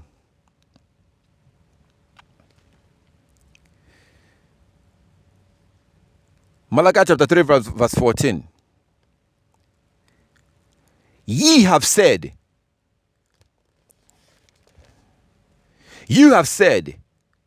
what's the use of serving Elohim? What's the point of serving God?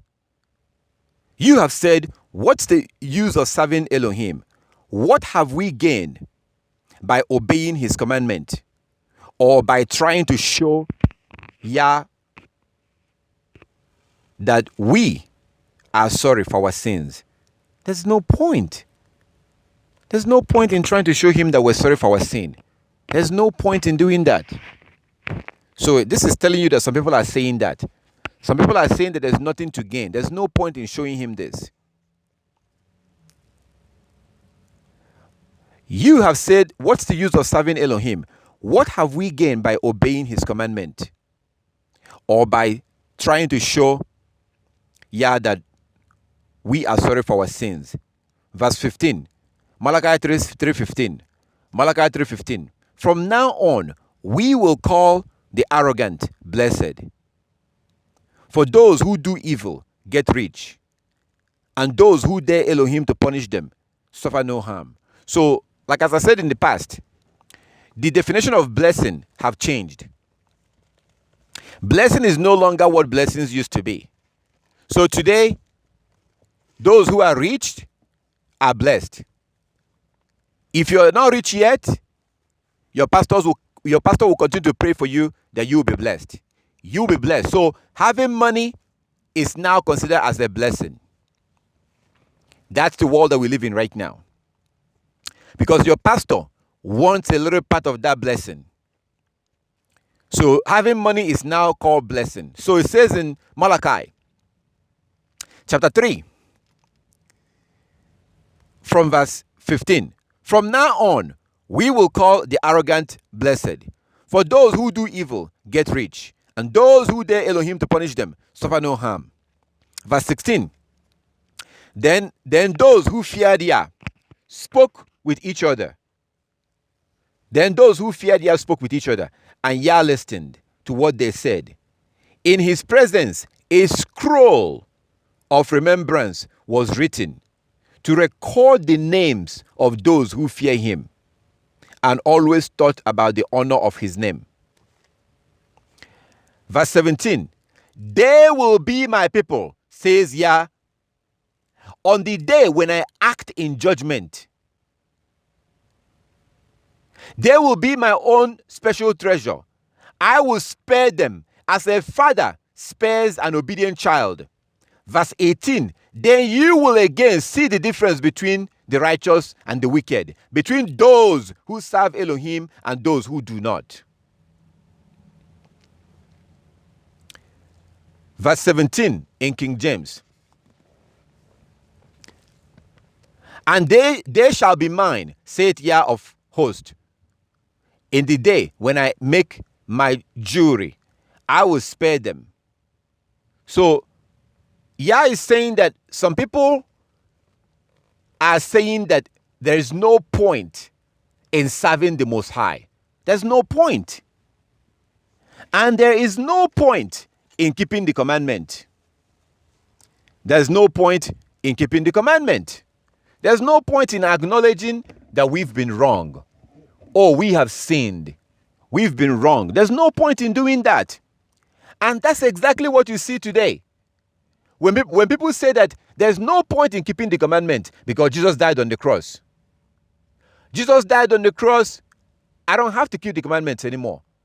There will be no punishment for breaking the commandment because Jesus died on the cross. This is what we see today. Most people believe that the Most High will not punish them because Jesus died on the cross. So breaking the law is not a problem. There's no point in worrying about his punishment. Why? Because Jesus died on the cross. This is a prophecy here in Malachi chapter 3, telling you that people will do this, and today people are doing it. So what is the response of our Heavenly Father? As this is going on, he now gives a command. As he says in verse 16. Then they that feared Yah spoke often one to another, and Yah hearkened and had it, and a book of remembrance was written before him for them that feared him, that they and that thought upon his name. And they shall be mine, said Yah of hosts, on the day when I act. So this is how the book of life was created. So those people whose name has been added into the book of life, as we see in Revelation chapter 20, on the judgment day, as it says here, he will spare them. He is going to spare those people. So this is Malachi chapter 3. Malachi chapter 3 is telling you about the book of life. The truth of the matter is that the only way to get your name be added into the book of life, the only way to get your name to be added into the book of life is through keeping the commandment. But let's keep going. Let's address the other book. Remember, Revelation chapter 20 talks about 3 books. The first 2 books, the books plus the book of life. Revelation 20 talks about the books and the book of life. So what we see here in Malachi 3 is the book of life. Because the Most High himself goes on to tell you that those whose name is added into this book, he will spare them.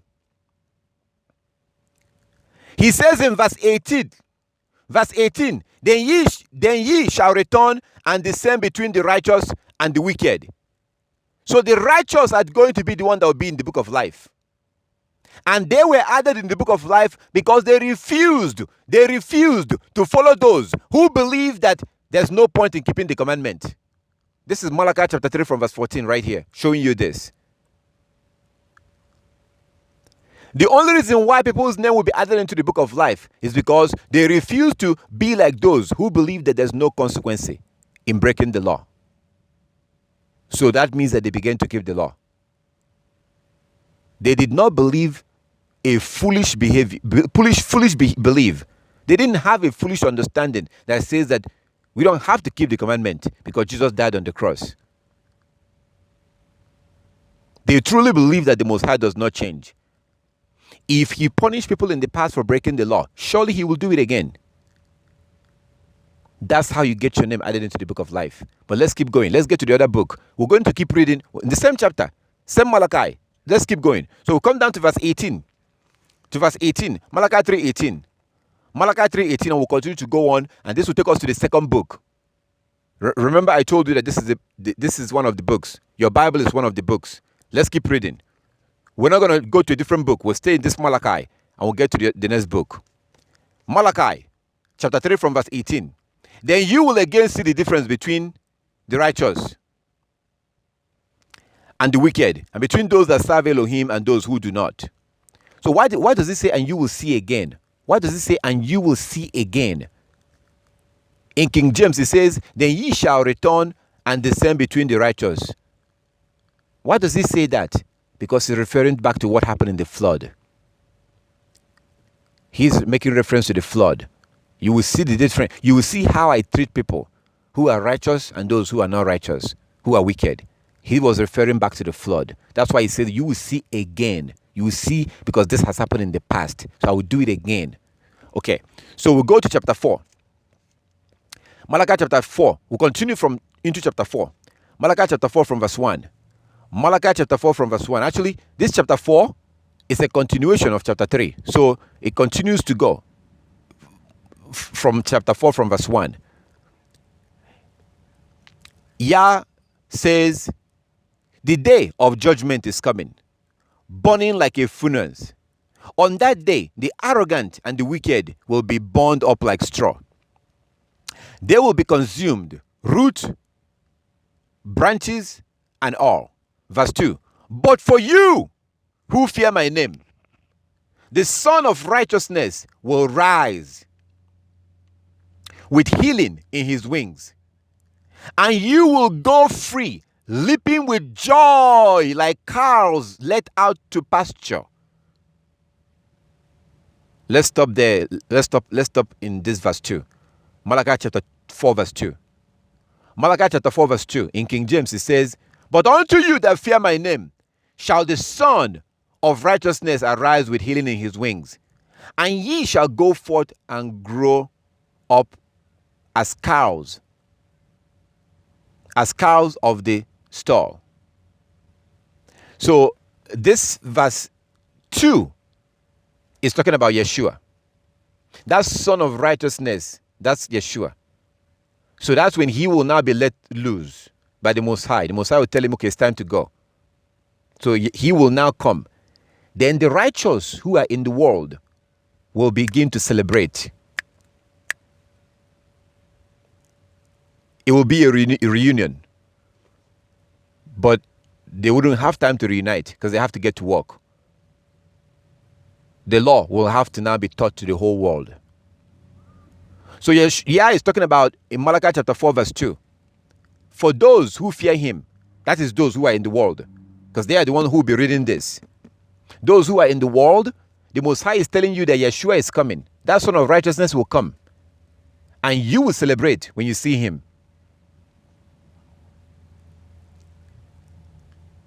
You will be like a sheep that has been inside the house for a while.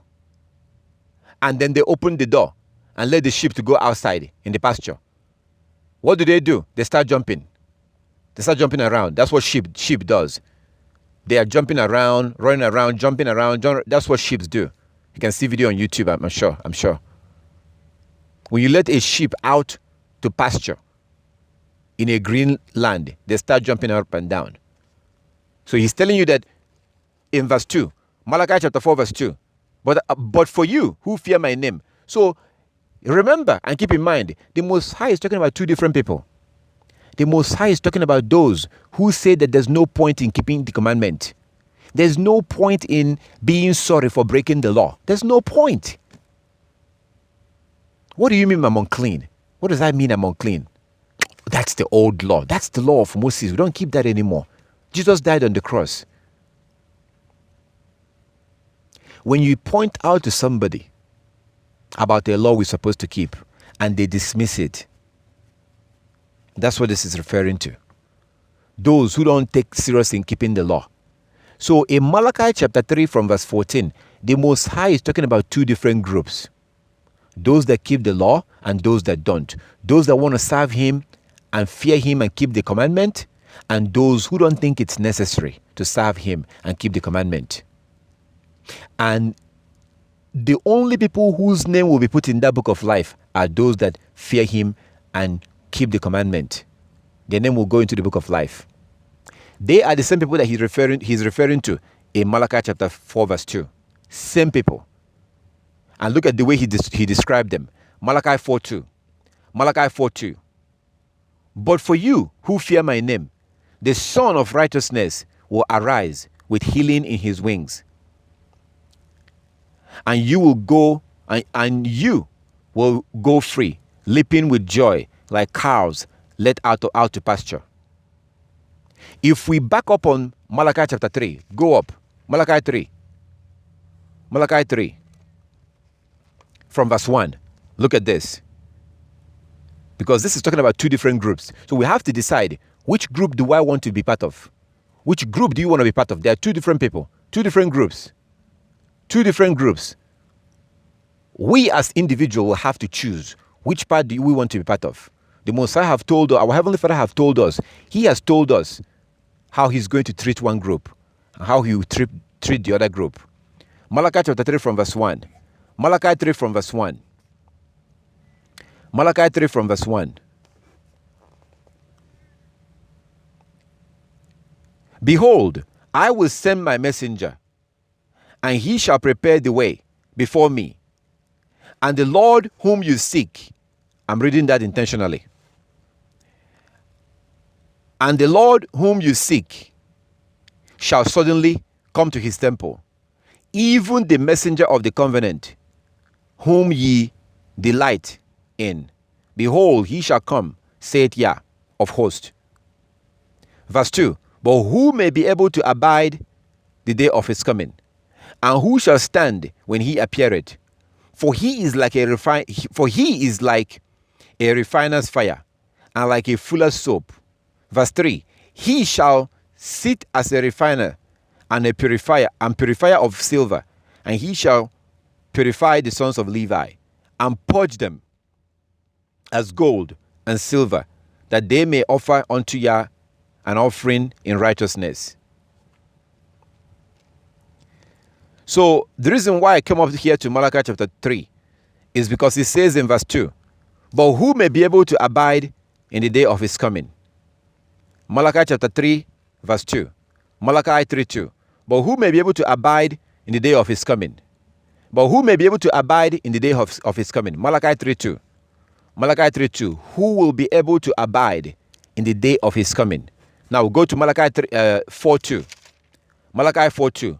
But for you who fear my name, the Son of Righteousness will arise with healing in his wings, and you will go free, leaping with joy like calves led out to pasture. So the only people that will be celebrating when he appears are those who are keeping the commandment, as you saw in chapter 3 from verse 14. So we continue in Malachi chapter 4 from verse 3. On the day when I act, you will tread upon the wicked as if they were dust under your feet, says Yahweh. Verse 4. Remember to obey the law of Moses, my servant, all the decrees and regulations that I gave him on Mount Sinai for all Israel. In King James, Malachi 4:4.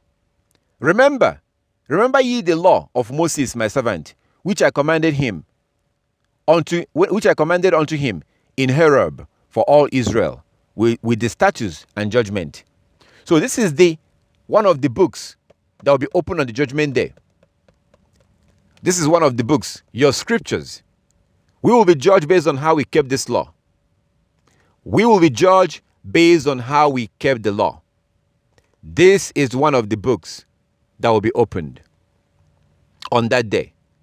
So we see the book of life, and then we see in Malachi chapter 3 how the book of life was created. It was created out of Yah seeing that some people are not interested in serving him and keeping his commandment, and some people are interested in serving him and keeping his commandment. So he decided to put a book where these people's name will go automatically. That is the reason why when Yeshua returns back, these people will be raised back to life without going through the judgment. Do you understand that? Judgment day will not happen until after 1,000 year reign. Judgment day will not happen until after the reign of Christ with the Israelites. But even before that judgment day, these people that kept the commandment will come back to life and reign with him, because their name was automatically put in the book of life. This is the reason why if a lawkeeper dies this evening, and Christ comes back tomorrow evening, that lawkeeper will come back to life. They don't have to go to the judgment day. They wouldn't have to. That's why it says in Revelation chapter 20 that once you make it into the first revelation, you're good. Once you make it through the first revelation, you are automatically qualified for everlasting life. So this is so important to understand how we get to be in this book of life. We're going to see the other book because it talks about 3 books. We've seen 2 from the book of Malachi chapter 3. We'll see the other book and see what that is. We're going to go back to Revelation and see the other book. There's 3 books that was mentioned, basically, like at least 3 books. The books and the book. So one of them is the book of the law. It will be open on the judgment day. That's what Paul was talking about in Romans chapter 2. Romans chapter 2, verse 13. Paul says that not the hearers of the law are just, but the doer of the law will be justified. So it's very important to do what we need to do to be added into that book of life. Because if you are added into the book of life, if you get added into the book of life, then death means nothing. And actually, in some cases, you will want to die. Maybe not you, but I will want to die. What's the point of being here? I will just want to die and go and wait. I would rather just come back into the world when Yeshua is ready to come. Or when Yah is ready for him to come, because Yeshua is not going to be the one that will decide. Yah will decide when he will come. Yeshua doesn't know when he's coming back. Christ doesn't know. So whenever the Most High decides that Yeshua will come back, then, so if you understand resurrection and understand the book of life and how to get yourself into that book of life, that's why Paul says in Philippians 2:12, walk out your salvation with fear and trembling. Walk out your salvation with fear and trembling. You can add yourself into that book of life. How do you do that? By doing things that will then cause the Most High to put your name in that book of life. But the Most High would not just add your name into that book of life. He will not do it. He cannot do it. I will have to make a moves. I will have to do some things that will then make him to add me into the book of life. The Most High will never add someone who doesn't repent. Somebody can break the law and still be added into the book of life, but they have to repent first. They have to repent first.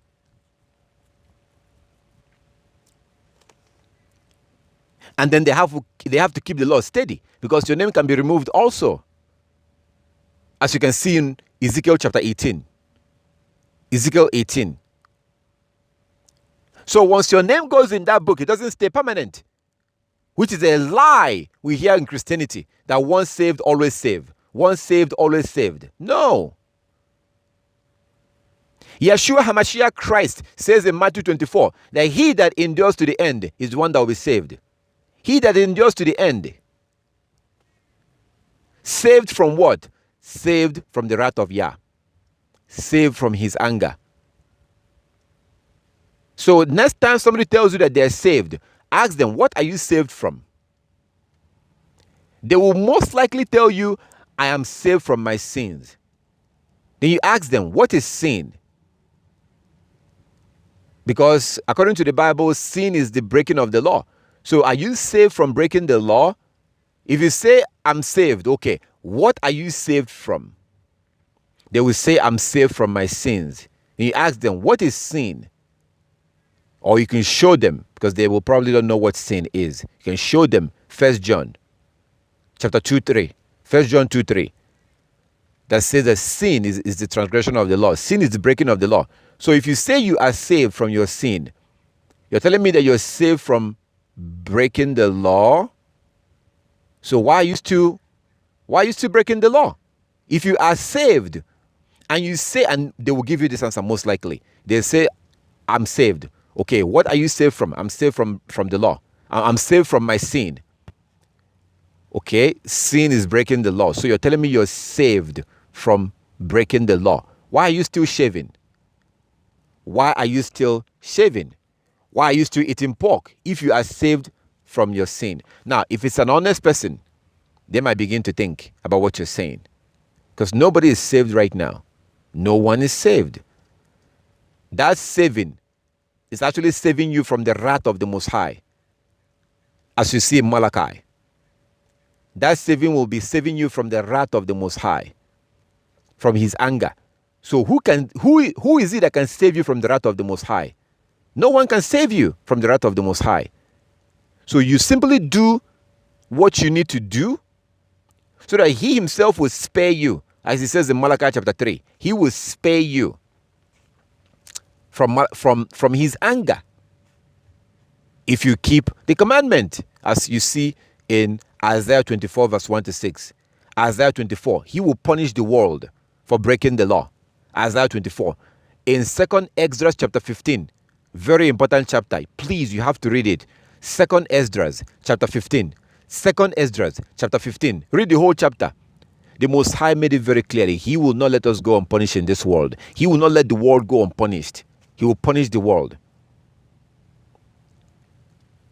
So it's important to understand the book of life, how to get your name into the book of life. And once you begin to keep the commandment with all your heart and with all your soul, not in a halfway or half, no. If you truly love the law and begin to keep the law, then death doesn't mean anything anymore. Death means nothing. It's like when you cut your nails. Are you worried? You cut your nails knowing that it's going to grow back.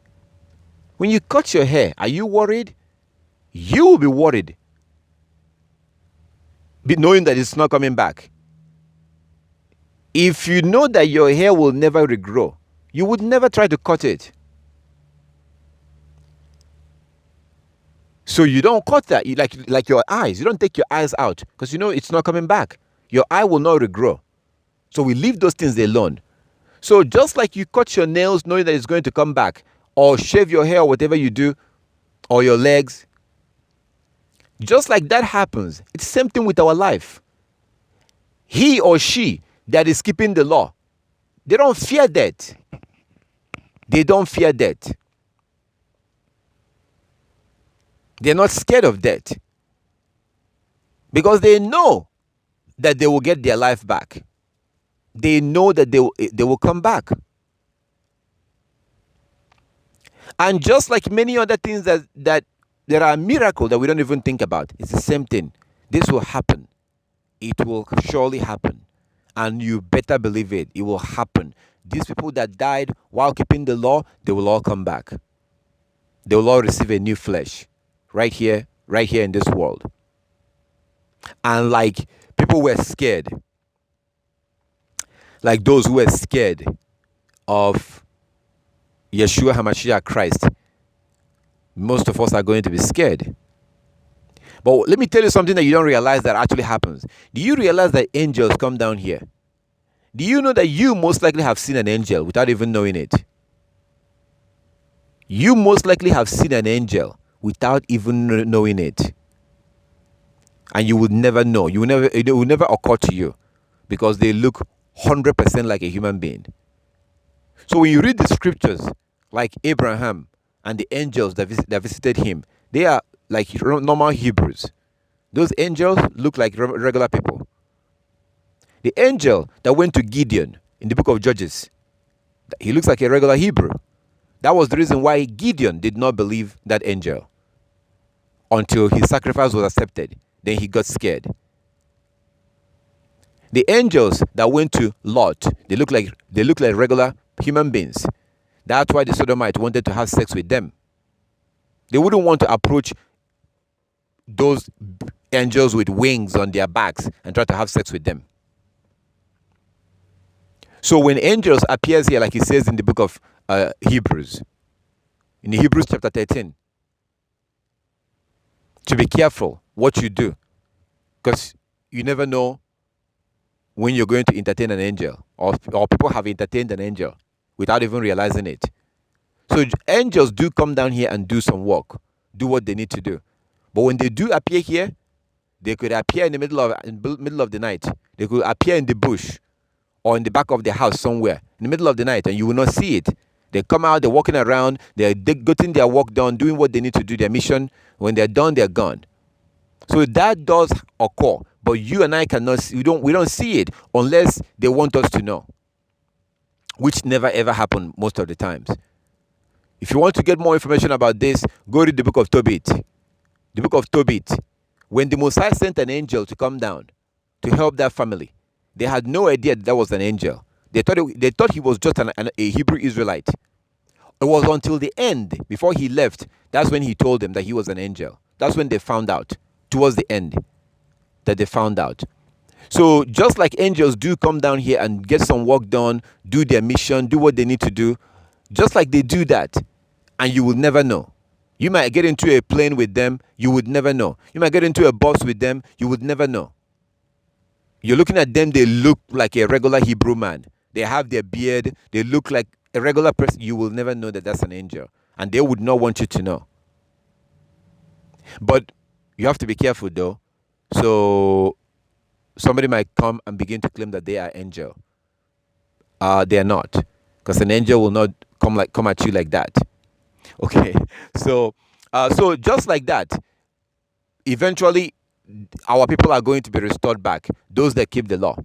And with that understanding, we begin to see death differently, in a different way. And speaking of death and resurrection and dying, before we continue, let's look at Isaiah 57, so you can see what I mean when I say that those that keep the commandment don't usually get scared of dying. Let's see. Isaiah 57.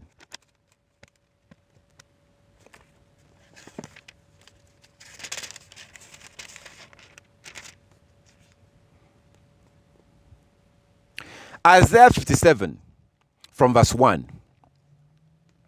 Isaiah 57 from verse 1. The righteous perisheth, and no man layeth it to heart.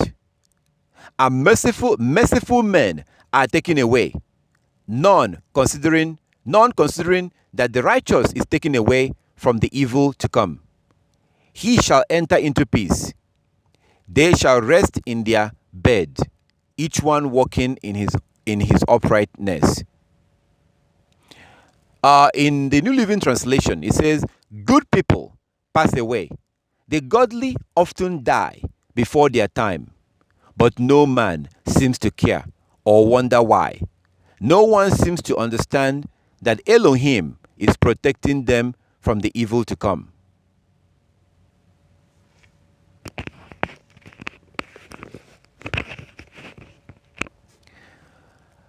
Isaiah 57 from verse 1. Good people pass away. The godly often die before their time, but no one seems to care or wonder why. No one seems to understand that Elohim or God is protecting them from the evil to come. So the Most High will, should I say, kill? Or maybe I say the Most High will make a righteous person to die. The Most High will make them to die, just to take them away, so that they don't fall into sin. So a righteous person knows that the thing about it is that, I can't decide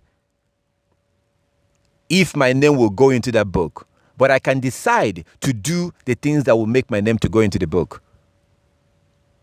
So I personally, I can never tell you. That's why I said yesterday, I don't even know if I'm going to be in the kingdom. I don't know. And I mean it. I don't know if I'm going to be in the kingdom. Only the Most High decide whose name will go into that book. What I must do, what I have to decide is to do what I need to do that will make me to qualify. If you want to go on something, sometimes you have to go into qualifying match. You play a match, you do things to qualify for the final. If I don't play the game right now, I will not qualify. So if I really want to be added into the book of life, then I have to keep the commandment right now. This will now qualify me to be eligible. And then the Most High will make the final decision whether I can be added into the book of life or not. And that is the time we're living in right now. So speaking of how the Most High will make people to die sometimes, those who are righteous, of course. Speaking of that, let's go to Luke chapter 16. Because that has to do with the book that we're looking at. The books that will be opened. And then from there, we'll go back to Revelation about the book that will be opened on the judgment day. We have to understand these things because it's dealing with first kingdom and second kingdom. Resurrection, death. I am not scared of death as I used to. Honestly. I'm not scared of death as I used to.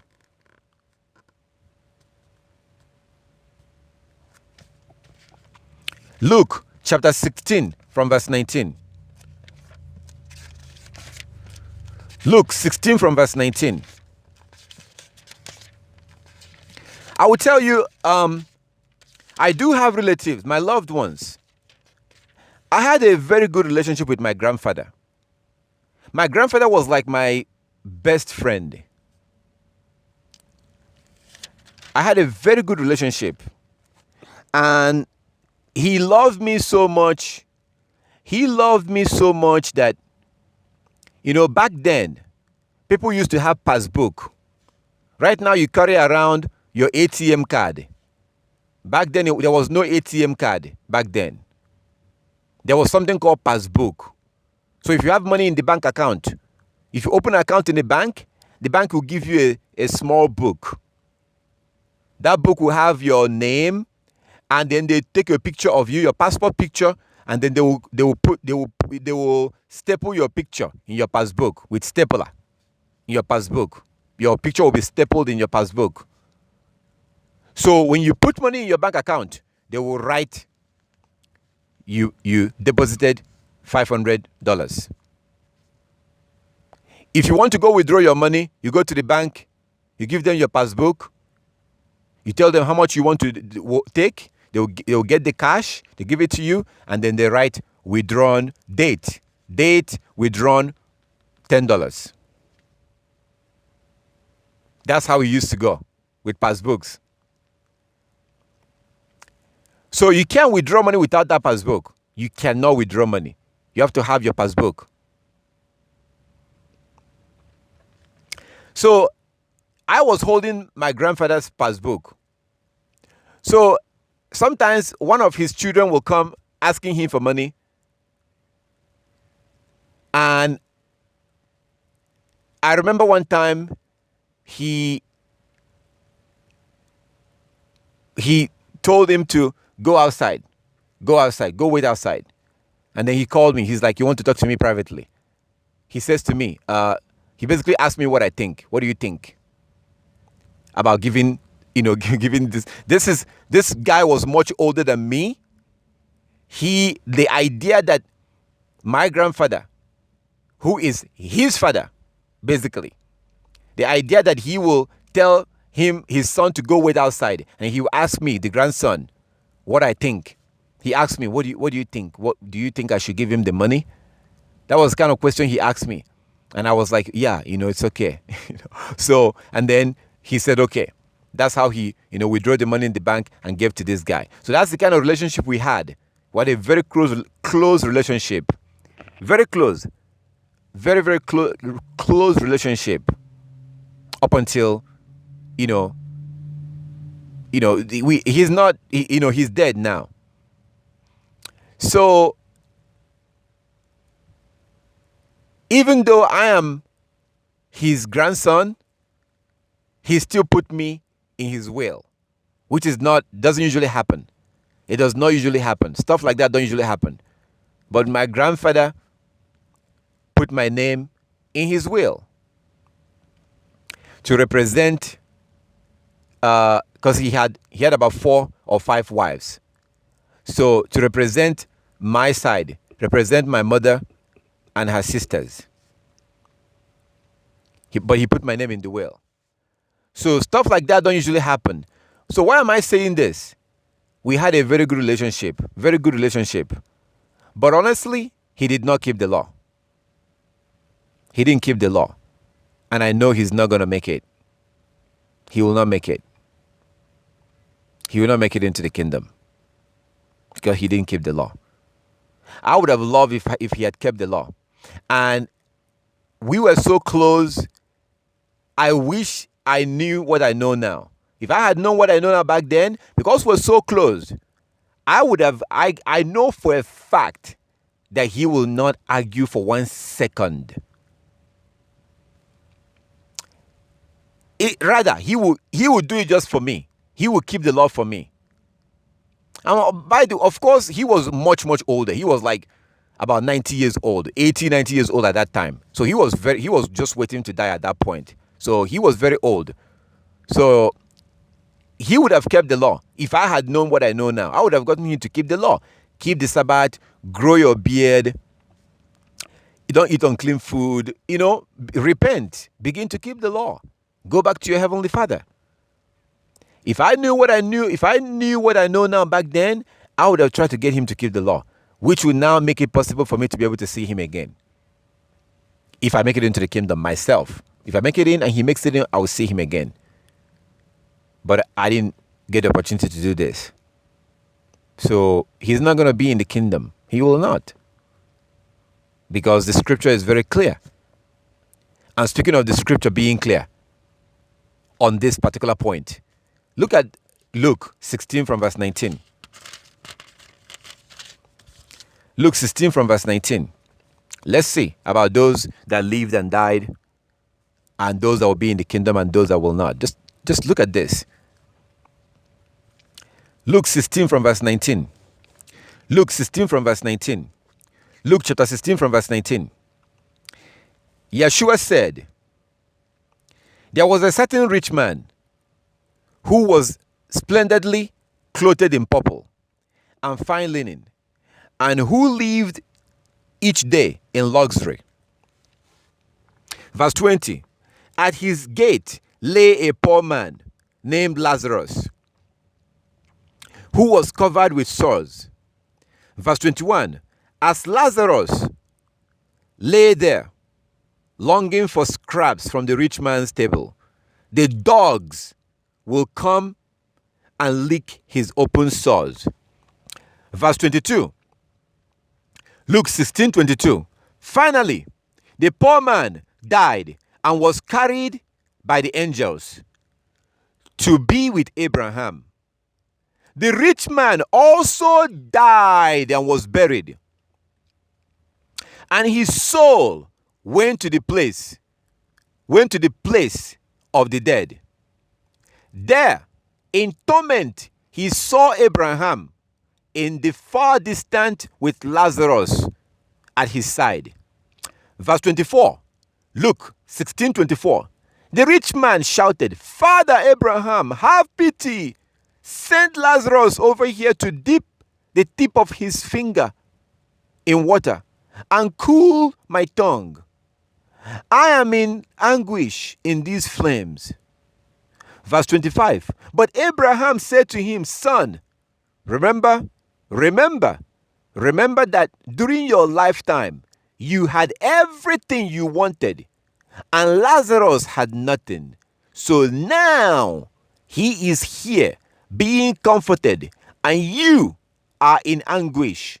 And verse 26. And besides, there is a great chasm separating us. No one can cross over to you from here, and no one can cross over to us from there. Verse 27. Then the rich man said, Please, Father Abraham, at least send him to my father's house. Send Lazarus. Send him to my father's house or my father's home. Verse 28. For I have 5 brothers, and I want him to warn them. To warn, like warning, to warn them, so they don't end up in this place of torment. Verse 29. But Abraham said, Moses and the prophet have warned them. Your brothers can read what they wrote. Verse 30. The rich man replied, No, Father Abraham, but if someone is sent to them from the dead, then they will repent of their sins and turn to Elohim. Verse 31. But Abraham said, if they won't listen to Moses and the prophet, they won't listen even if someone arises from the dead. So this is basically your life and my life and the rest of everyone else. So this is Yeshua giving you information on how things are going to happen for those of us who are living right now and what happens when we die. There is a waiting area, waiting place. 2 different waiting places. One waiting area is for law keepers. The other waiting area is for people who did not keep the law. Those that kept the law, that's where Abraham is. The rest of these men and women are in those places. None of them is in heaven right now. No one is in heaven. Not Moses, not Abraham, not Noah. These men and women are not in heaven. They can be in heaven. They are not in heaven right now. They're not there. So everyone that have lived and died goes to this place. But there are 2 sections. If you kept the law, then you get to go to if you kept the law, you get to go to the section where Abraham is. That's like a mini heaven. It's a place of comfort. That's where people go to, as you see in Isaiah chapter 57 that we read. So when somebody becomes righteous, a righteous man or a righteous woman, sometimes the Most High will make them to die. They might go to sleep and not wake up. They get to go to this place you see in Luke chapter 8, chapter 16. They go there and wait. That's a place of rest. They don't go to heaven. That's not biblical. They go to this place and wait. Those that went to a place of torment, they're being tormented. And they will continue to be tormented. And then they go through the judgment, then go into everlasting shame and everlasting fire. So the way to avoid this place of torment is to keep the law. That's what Abraham is saying. Abraham is saying, look, the way for your brothers to avoid hellfire is for them to keep the law of Moses. They don't read this part in the church. Luke chapter 16 from verse 19 clearly shows you, if you want to avoid hellfire, keep the law of Moses. I'm not the one that wrote this. Abraham told this man, if your brothers did not keep the law of Moses, they will not listen even somebody come from the dead and tell them. So how did Christ know this? How was he able to know this? Because he himself went to this place. Yeshua went to this place and came back. The difference is that Abraham went there and stayed. Moses went there and stayed. Now, I can't really tell you. I assume that Moses will be on the side where Abraham is. That's my assumption. So this is the place that Yeshua took his last breath and died and went to this place. And then came back. So just like you went there and came back, the rest of your ancestors, the rest of your family members who are there right now will still come back. Only those who are on the side where Abraham is, they will come back again with Christ. So that was the place that Christ went to when he died. The rest of the Israelites who are there, the rest of the law keepers who are there, will now be called back to come back with Christ, to come back. They are waiting right now. They will come back, as you see in Revelation chapter 20. That's how Yeshua was able to know what was going on, this conversation. That's how he was able to know this. And just like he came back from there, the rest will come back from there. But those who are in the tormented area, the area where people who didn't keep the law, those people will not be allowed to come out. They will get stuck there. They will still be there until after 1,000-year reign. They will be there. And the only reason why you get there is if you don't keep the law. This man's brother may end up there if they don't listen to the law of Moses. That's what Abraham is saying. If you don't want your brothers to come to where you are, then they have to listen to the laws of Moses. And according to Abraham, they have the law of Moses already. They have the prophets already. Jeremiah, Isaiah, Hosea. They have it already. They have the book of Leviticus already. So Abraham was saying that if your brothers don't listen to those books, then they will end up where you are. Because even if you send somebody from the dead, they will not listen to that person. So the solution is the law. You want to avoid hell? Law. You want to make it to the kingdom? Law. That's the only solution. And that's Luke chapter 16 from verse 19. Unfortunately, you don't hear Christians talk about this place. They don't talk about this. They do not talk about this at all. Not that much. Because this clearly shows that the law is what you have to do. You have to keep the law. So what's going to happen is that Yeshua, on his way, coming back, he's going to take along these people. They will come back. So just like him, they will come back, and along with the 144,000 that will be selected from the Israelite. And that rulership will happen here on earth. My brothers and sisters, let me tell you something. Just like the Gentiles are ruling you physically, just like these Gentiles are physically ruling you, you will physically rule them. You see, Christianity might want us to think that this is something that will happen in heaven. It will happen here on earth, right here. Right here.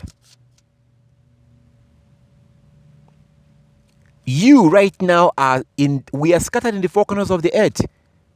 We are not spirit. We actually have flesh and blood. We exist. We are Israelite. And we're not just going to disappear. Israelites will be gathered and put back in their land. Physically. Physically.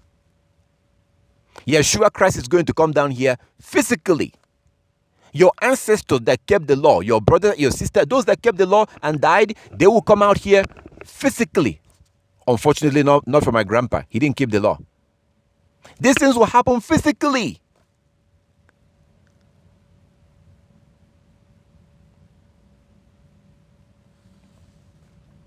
So just like the kingdom of the world is left for the Gentiles right now physically, the Israelite will rule the world physically with flesh and blood.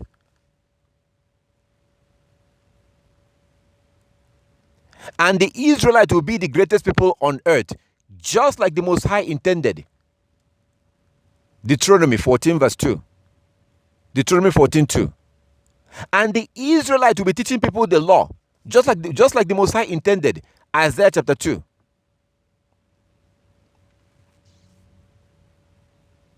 These things will be restored back to the way it's supposed to be.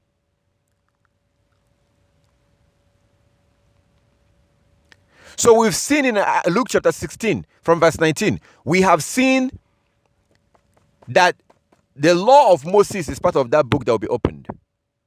This man ended up in a place of torment, and he doesn't want his brother to end up there.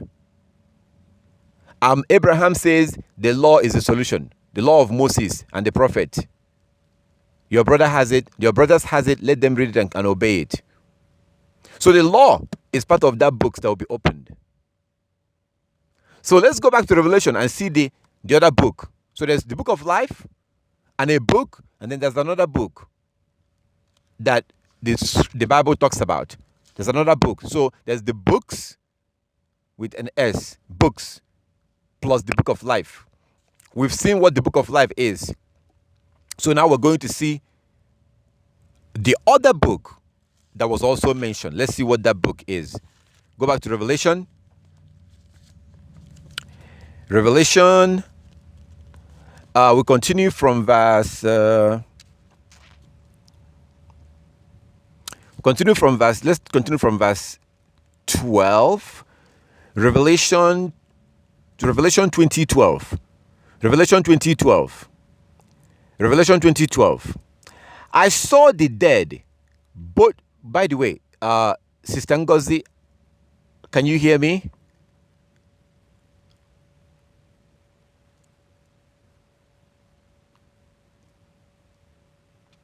I know you said you are having problems hearing. I want to make sure that we're not leaving you behind. Are you still having problem hearing? Your mic is muted. You can unmute your mic and let me know.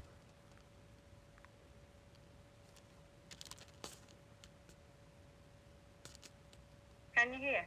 Yes. Okay, I've been hearing you sing. Yeah, I only just took it away from the video. I can hear you very clearly without the video. Okay, I see why. Because it's the internet. Yeah, I'm here since I'm hearing your wonderful teaching. Okay, thank you. Thank you very much. So without, I think the reason why that happens is the signal is not that strong. The signal, the internet is not that strong. That's why it's like that. Okay, good. You can hear us, so that's good. Okay. Yeah. Okay, thank you. So. Thank you very much. Yes. Revelation chapter 20 verse 12. Okay, we're going to see the other book. There's 3 books. So one of the books is the law, the book of the law. Confirmation is Malachi 4:4. Yah says that he's going to destroy the world. Malachi chapter 4 from verse 1 to 4.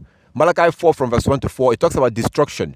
Then in verse 4, Malachi 4:4, it says, remember the law of Moses that I gave him.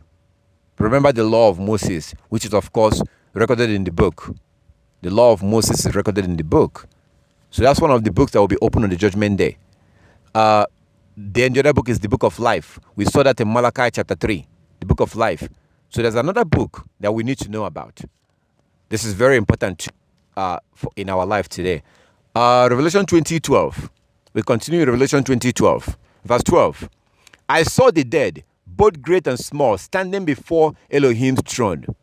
And the books were open, including the book of life. And the dead were judged according to what they had done, as recorded in the books.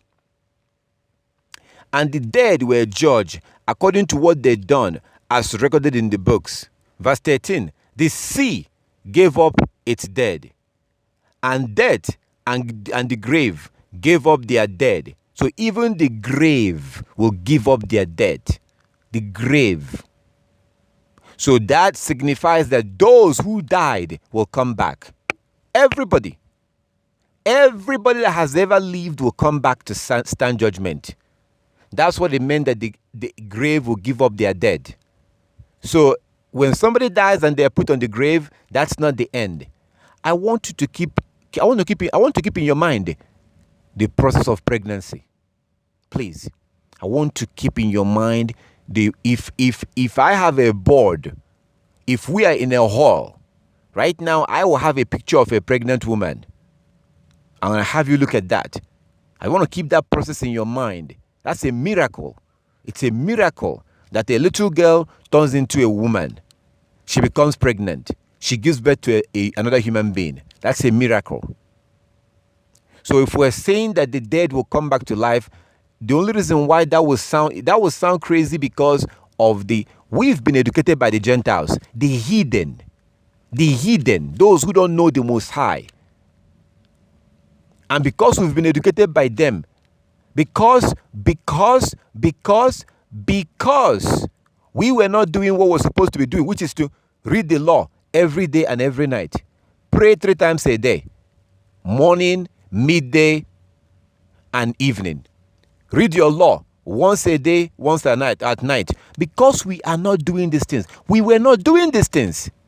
Because we were not doing these things, we are so far away from the Most High. We're so far away from Him spiritually.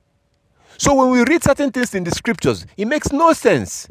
It looks like a fairy tale sometimes because we're not spiritual anymore. We are no longer spiritual. That's part of the reason why we are scared of dying. The more spiritual you become, the less scared of death you become. The less scared of death you become. Now, let me say something. Faith.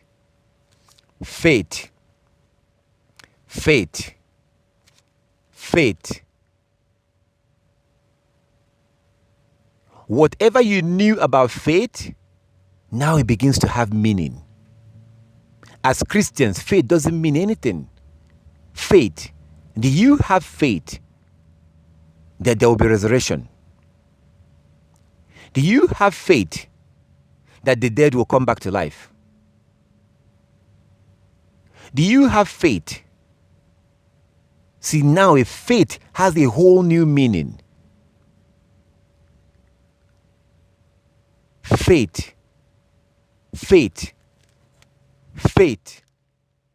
Abraham, Isaac, sacrifice. Faith. Abraham, Isaac, sacrifice. Faith. Why would he want to sacrifice his son? Faith.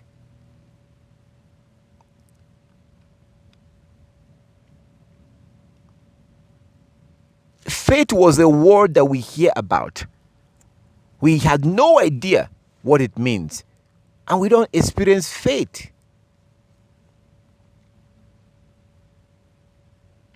Faith is what causes these Arabs to go kill their enemy.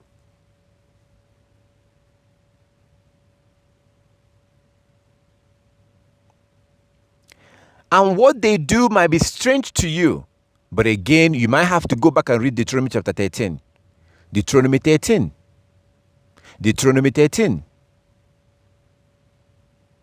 Israelite goes to war against their enemies.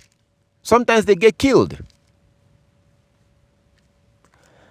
That's why the Most High gave us a law and said, if you marry a wife, you can't go to war. You have to be at home for 1 year. 1 year straight. That's a law. You can't travel on a far distance journey. You need to be at home for that first year. Why? It tells you in that law that the person might go to war and die, and someone else will marry his wife. If you build a house, you can't go to war. No matter the situation, you can't go to war. So if the men of Israel are being asked to go to war, you will not be included because you just built a house. You have to live in your house. You have to live in your house for 1 year and enjoy your house. That's a law. So why is it that you can't go to war if you build a house or if you marry a new wife? Because you might end up being killed in the war.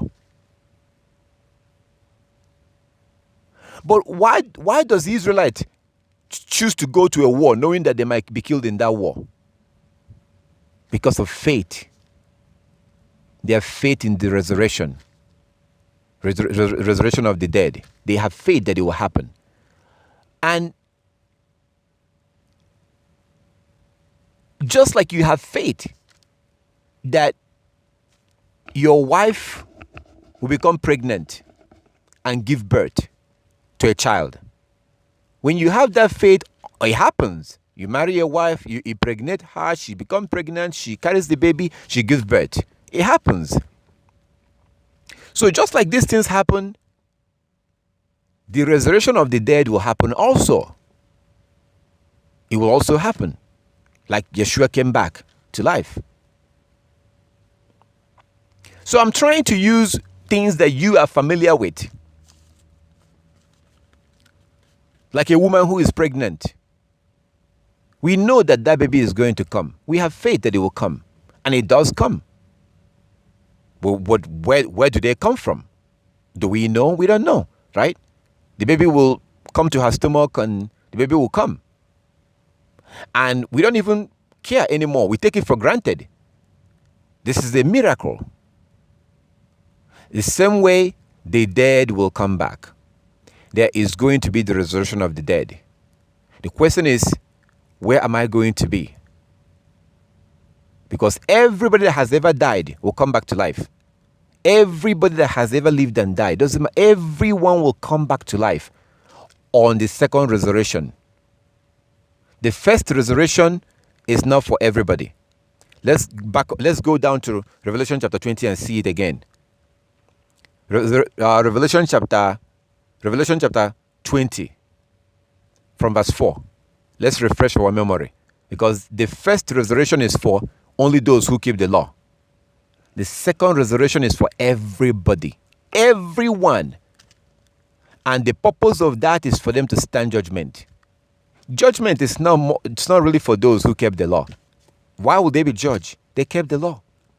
Judgment, law, justified, judgment, judgment day, justified, the law. These are judicial words. Someone that keeps the law have no business in the court. Those that go to court are those that broke the law. You go to the court, you need a lawyer. You go to court, you face a judge. They either find you guilty or not guilty, they punish you. Someone that keeps the law have no business in the court. That is the reason why those that kept the commandment they are the ones that are first resurrected. They have no business with the judgment day. And it tells you, let's see it. Let's go back and see it. Revelation chapter 20. So these things will show you the importance of keeping the law. Those who don't keep the law are fools. They are foolish. And they will regret it, as you see in the book of Apocrypha of Elijah. Apocrypha of Elijah. Apocrypha of Elijah. You can Google it. Type into Google the Apocrypha of Elijah, PDF, and read it. Let's refresh our memory. The reason why those that keep the law, judgment day is not for them. It's not for them. All right, Revelation chapter 20. Revelation 20 from verse 4. Then I saw thrones, and the people sitting on them had been given the authority to judge. And I saw the souls, so they are already dead, the souls of those who had been beheaded for their testimony about Yeshua Christ and for proclaiming the word of Elohim. They had not worshipped the beast or his statue, nor accepted his mark on their forehead or on their hand. They all come to life again, and they reigned with Christ for 1,000 years. So they came back to life again to rule with Christ. They were resurrected. Verse 5. Verse 5. Revelation 25. This is the first resurrection. The rest of the dead did not come back to life until the 1,000 years had ended. So people like my grandpa will not come back even at the coming of Christ because he didn't keep the law.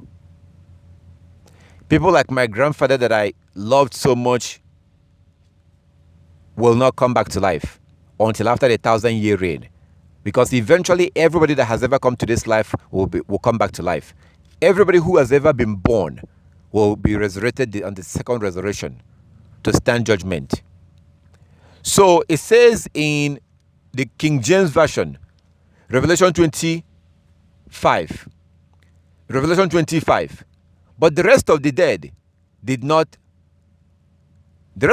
lived not again until the 1,000 years were finished. This is the first resurrection. Verse 6. Blessed and holy is he that had part in the first resurrection. On such the second death had no power, but they shall be priests of Elohim and of Christ, and shall reign with him 1,000 years. So our goal should be to be part of the first resurrection, part of the first people that will be resurrected. They are the one that will rule with Christ. And once you are part of that first resurrection, then the judgment day is no longer for you. So if we jump down to verse 12, Revelation 20:12.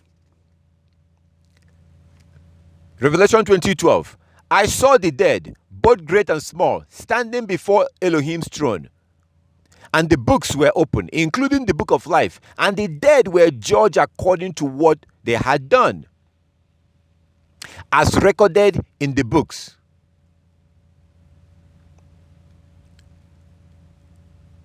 Verse 13. The sea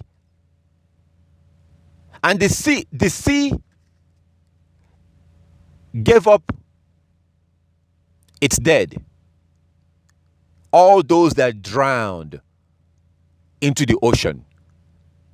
Those that are in a boat and the boat drowned and the sea was their grave. It happens. It does happen. Those that are in the airplane and the airplane will crash and collapse into the ocean and they are never found, like the Malaysian airline. The sea was their grave. All of these people, that's what the Bible is telling you. It doesn't matter where the person died. The sea will give up their dead. The grave, all those that have ever been buried, everybody is coming back to life. But that's not a good thing though. They're not coming back to life in glory. No, they're coming back to face judgment. Everybody will face judgment. Those that were resurrected into glory are the first resurrection because they were keeping the law. And there's nothing, they're not going to be found guilty of what? Of shaving their beard. They had their beard. Wearing fringes. They had their fringes.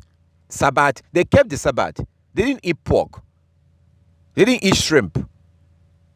They honored their father and their mother. They kept the law. They did not lie. They didn't commit adultery.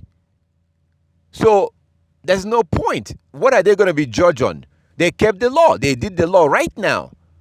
That's why their name was put in the book of life. And their name can be removed again, according to Ezekiel chapter 18. So whatever you're doing until you die, if you're keeping the law, then you'll be part of the first resurrection. If you are alive, you'll also participate in that rulership with Christ. So whether you are alive or dead, it doesn't matter. It doesn't matter. As long as you're keeping the law, if you're alive, you participate. Even if you're already dead, it doesn't matter. You're coming back. Abraham is coming back. Moshe is coming back with Christ. So at that point, death doesn't mean much. Death doesn't mean much. But because these people are keeping the law, what is the Most High going to judge them on? There's no point. Having them stand in front of the Most High is a waste of time, because they were keeping the law. So that's why it says the second death has no power over them. They already overcame already. Verse 13, Revelation 20:13. Revelation chapter 20:13. The sea gave up its dead, and death and the grave gave up their dead. And all were judged according to their deeds. And all were judged according to their deeds. In King James, the same places in King James says, I saw the dead, small and great, stand before the Elohim, and the books were opened, and another book was opened, which is the book of life. And the dead were judged out of those things which were written in the books, according to their works. According to their works. But if a lawkeeper stands in front of the Most High, they kept the law. So there's nothing that they'll be judged on. Just like today, someone that keeps the man-made law is not dragged to court. You go to court if you break their law. If you're not breaking their law, you have no business in the court.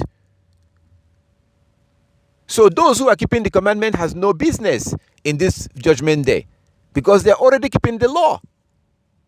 The things that they were doing that they would have been judged on, they stopped doing those things, and it's called repentance. They stopped doing it, which is the reason why the Most High put their name in the book of life. That's what Paul was saying in Romans 2, verse 13. Not the hearers of the law are just, but the doers of the law will be justified. Those who keep the law will be justified. So on the judgment day, a lawkeeper is justified. This is the reason why when somebody who is keeping the law right now, when they die, they are taken to the place where Abraham is, which is a peaceful place. It is not heaven. That is not heaven. That is not heaven. But it's like a heaven. Like it's similar, but it's not heaven. They have taken to I want you to imagine. Just imagine people who are supposed to go somewhere else, and they are sent to a temporary place. There are two temporary places. One of them is a nice mansion. A mansion where you have everything you need. Everything you need is in that mansion. There's a second location, which is like, it's like hell on earth. It's horrible. Weather is terrible. Mosquitoes everywhere. Snakes, mosquito. It's uncomfortable. The worst place you could be. So depending on what people do will depend on where they will be taken to. So if you did something right, you get sent to the mansion and you relax, enjoying. There are cooks. There are people. You just relax while you're waiting. That place is not the final place. It's just a temporary place. But because of what you did, that determines where you get sent to. Those that kept the law get sent to that mansion. Those that broke the law get sent to that place that is hell on earth. Bad weather, bad house, the roof is leaking, the weather is horrible, mosquitoes everywhere, you're not comfortable. The reason why the Most High sent this Lazarus to the place where Abraham was because he was keeping the law. He was keeping the law. He was already qualified for the kingdom. He was qualified for the first kingdom and second kingdom. But none of us are allowed to be in those kingdoms right now. No, you're not allowed to be in heaven right now. You're not going to heaven right now. So you go to the place that the Most High reserved. That was where Christ went to when he died. That's where he got that information from. That story that he told you in Luke chapter 16.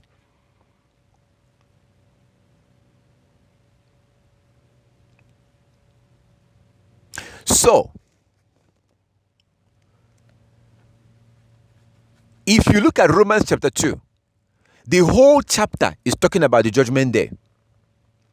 The whole chapter of Romans chapter 2. Just like chapter 7 of 1 Corinthians is talking about biblical marriage. Romans chapter 7 is talking about the law. The whole chapter. Romans chapter 7.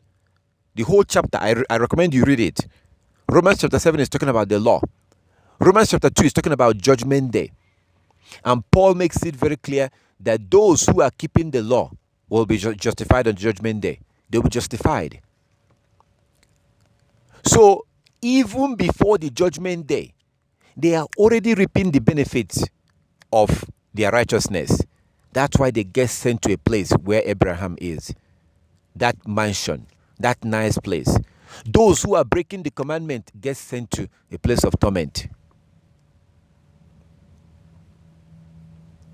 And still on this Revelation chapter 20, those that have to worry about what they do or what they did are those who didn't keep the law. As he goes on to say in verse 13, well, actually, I think I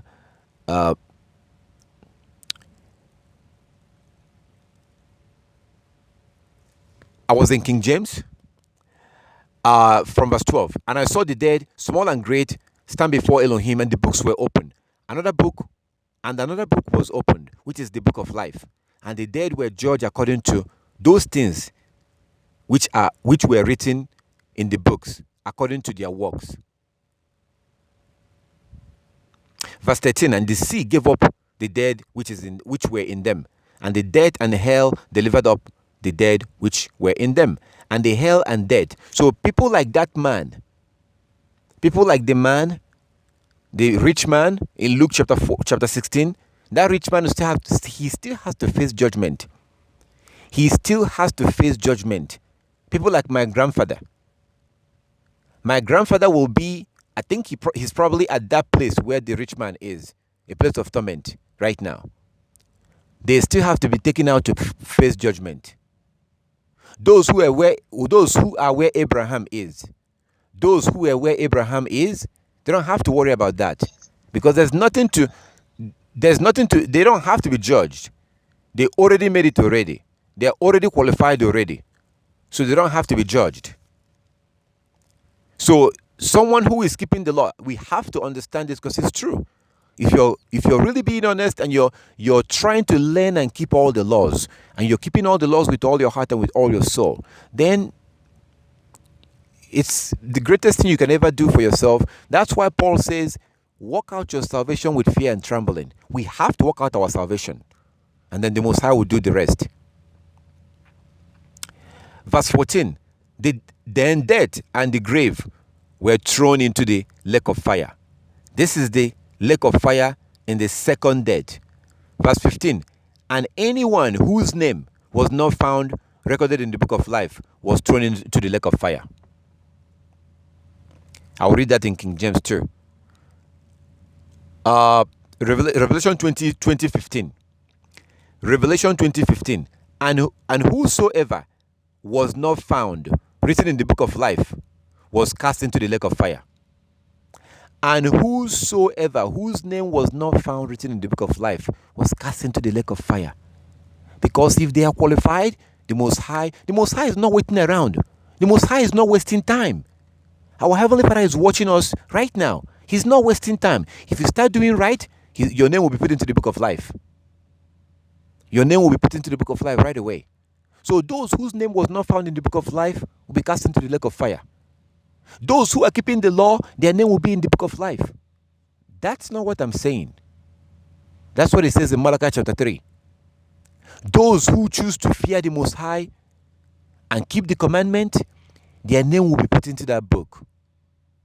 Those who didn't keep the commandment, their name will not be in that book. And Revelation 20:15 tells you, and anyone whose name was not found recorded in the book of life was thrown into the lake of fire.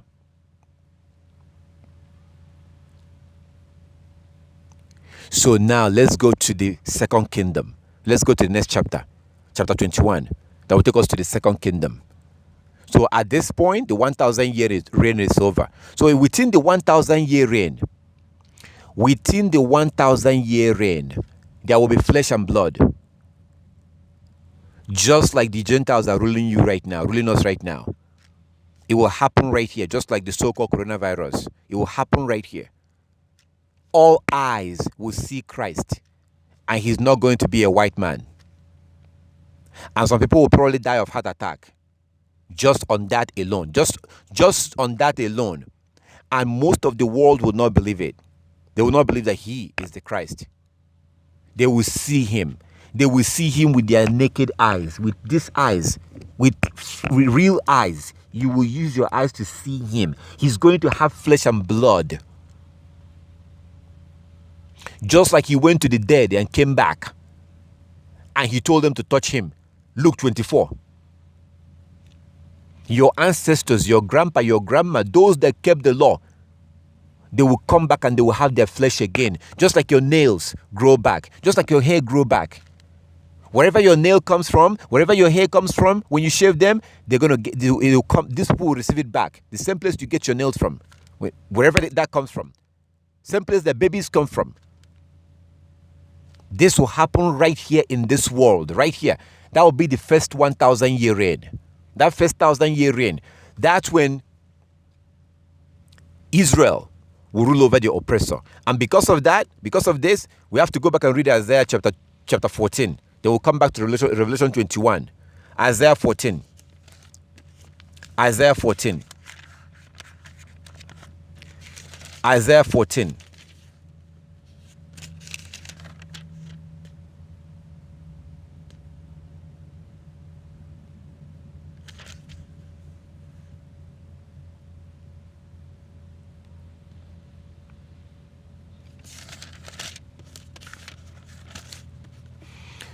So this is what will happen in the first kingdom within that 1,000 year reign. This is going to happen. Isaiah 14 from verse 1. But Yahweh will have mercy on the descendant of Jacob. He will choose Israel and his special chosen and his special ones again. He will choose Israel as his special people once again. He will bring them back to settle once again in their own land. And the people from many different nations will come and join them there and unite with the people of Israel. Verse 2. The nations of the world will help Yah's people to return, and those who come to live in their land will serve them. Those who captured Israel will themselves be captured, and Israel will rule over its enemies. And Israel will rule over its enemies. Verse 3, Isaiah chapter 14, verse 3. In that wonderful day, in that wonderful day when Yahweh gives his people rest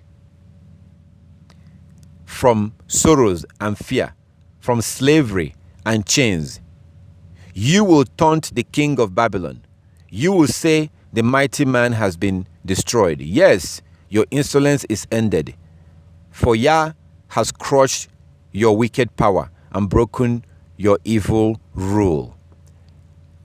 So Revelation chapter 18 talks about the mystery Babylon. The mystery Babylon. The mystery Babylon.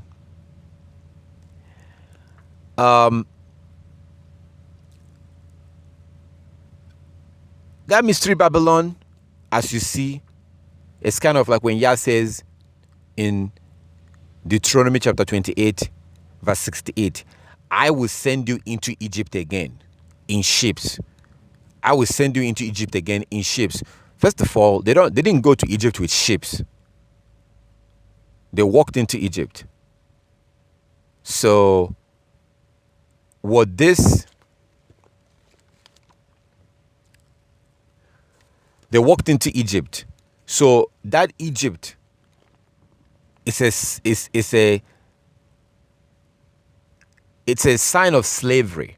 It symbolizes slavery. So the Israelites who are in America right now, being killed, being murdered, those that have gone through really, really, really horrible pains, losing their children, losing their brothers, losing their loved one, their mothers. Sometimes they shoot pregnant Hebrew women. They do shoot them in the stomach. They do shoot Hebrew women. They shoot them. These so-called police shoot women who are pregnant. These Israelites, it will be a thing of joy to look at the Europeans and mock them. Mock them. You will not understand this kind of a thing until you lose. If you are, say you are an Iraqi and you watch Americans come and bomb your place and destroy your houses and destroy your family, or from Libya, or the rest of our ancestors that have gone through horrors in the hand of our enemies. Until you find yourself in that situation, you may not understand why it says in verse 4, you will taunt the king of Babylon. You will say the mighty man has been destroyed. Yes, your insolence is ended. Verse 5, Yah has crushed your wicked power and broken your evil rule. Can you imagine how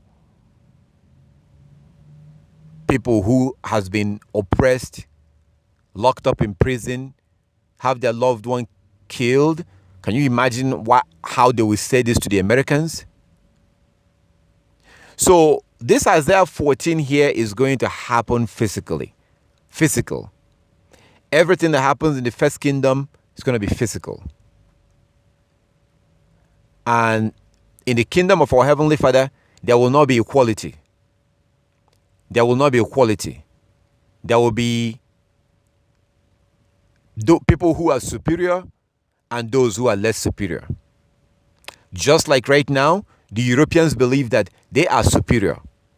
And they believe that the so-called African Americans are less superior. They are, three-quarters of a human being. So just like they think that now, in the kingdom of our Heavenly Father, the Europeans are going to be less of a human being. That's why you don't let people don't rule over those that they're equal to. If we are in a place and we're all equal, then we're all equal. I don't know if that makes sense. So as you can see in Isaiah 14, there will not be equality in the kingdom. So in this first kingdom, Israelites will now go back to their original state, where the Most High intended, when he said what he said in the book of Deuteronomy chapter 14, that he chose the Israelites to be above all nations. So in this kingdom, Israelites will now be in their original state, and they will not be equal with the other nations. The other nations will be there to serve them. This will happen in the first kingdom. So let's go back to Revelation chapter 21 and see the second kingdom, when all of this will now finally. Let's see Revelation 21 from verse 1. Revelation 21 from verse 1. Revelation 21 from verse 1. The book of Revelation chapter 21 from verse 1. Then I saw a new heaven and a new earth, for the old heaven and the old earth disappeared. And the sea was also gone. So do you remember Isaiah 66? Isaiah 66 that we read earlier? So I told you that Isaiah 66 was talking about the second kingdom. So Isaiah 66 was talking about the second kingdom, and the Most High said something. He said this. Isaiah 66. Isaiah 66 from verse 22. He said,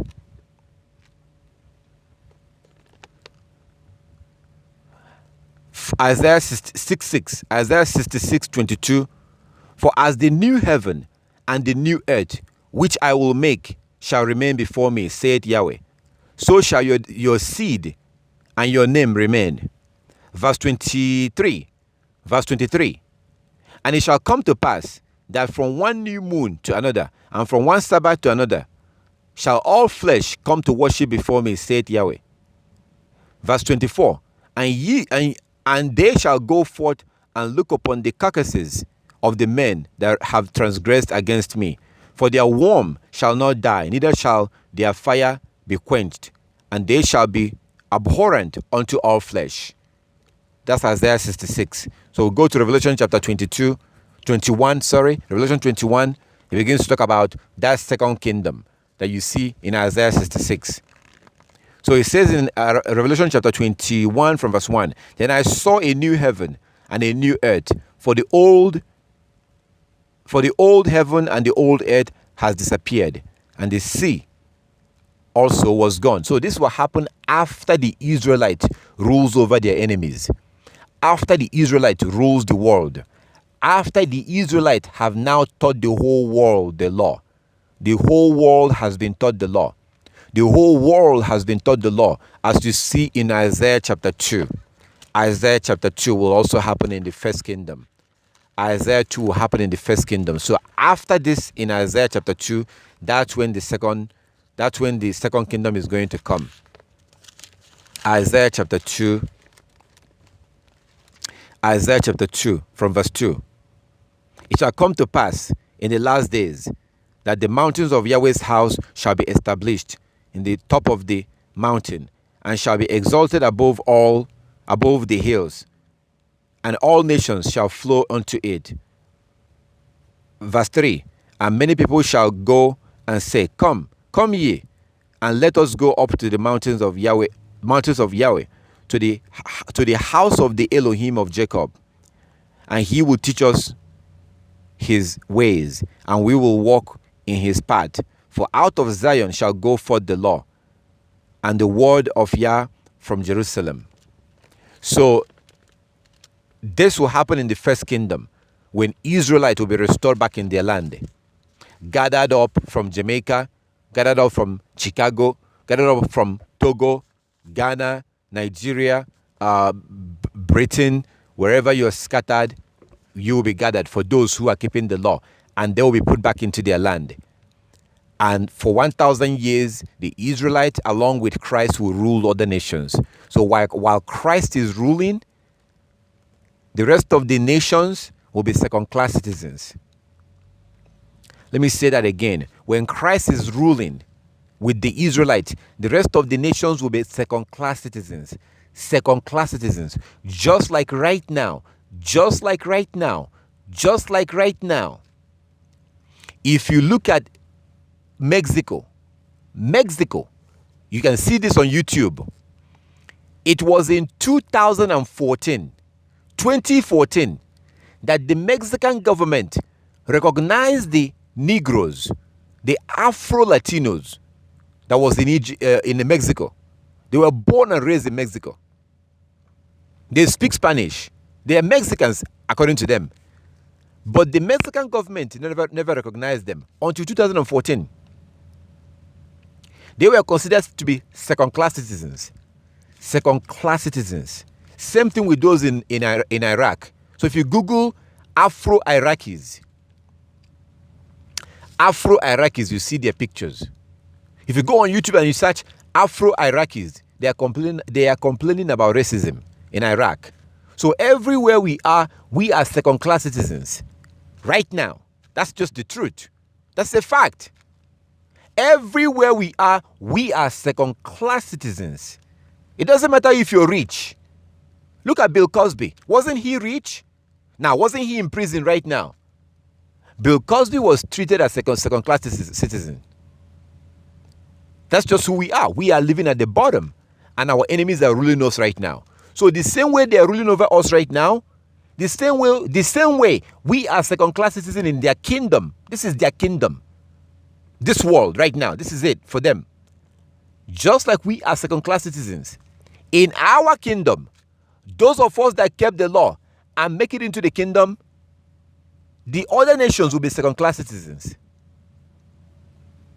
They will be second-class citizens too. They will not be equal to the Israelite. They will be made to Israelite. They will be serving the Israelite. So, this will begin any moment from now with the second coming of Christ. And like he said, it will catch people off guard. We will not see it coming. When we are least expecting, that's when it will happen. Because that's how Bible prophecy, that's how it works. It catches people off guard. So right now, all our effort, if we are wise, all our effort will be to be keeping the commandment, so in that way we can be qualified and have our name be added into the book of life. So now we're going to go and conclude with what will happen in the final kingdom. It is in this final kingdom that the Most High will now begin to reign. It is in this final kingdom that the Most High will now begin to reign. So while all this is going on right now, the Most High is quiet. He's not saying anything. He will then send Christ, as you saw in Daniel chapter 7. Daniel 7, 9 to 14. Daniel 7, 9 to 14. So even when the Israelites are ruling over the world, the Most High is still not getting involved. The Most High will allow Christ and the Israelites to rule over the world. That's why David told you. David told you. David said that the Most High told Yeshua to hold on, wait until I humble your enemy. So Yeshua wants to go, like Yeshua would like to come back. He's not happy, like he would like to come back, but he's being told to hold on, wait until I humble your enemy. Then you can go. And you will then begin to rule. So within that 1,000-year reign, the Most High is not going to get involved. You're not going to see our Heavenly Father. You're not going to see him. Nobody will see him. All you're going to see is our Heavenly Father. So if you happen to have Christians, if you happen to have Christians, they will think that Christ is our Heavenly Father, but he's not. He will not be our Heavenly Father. So let's look at the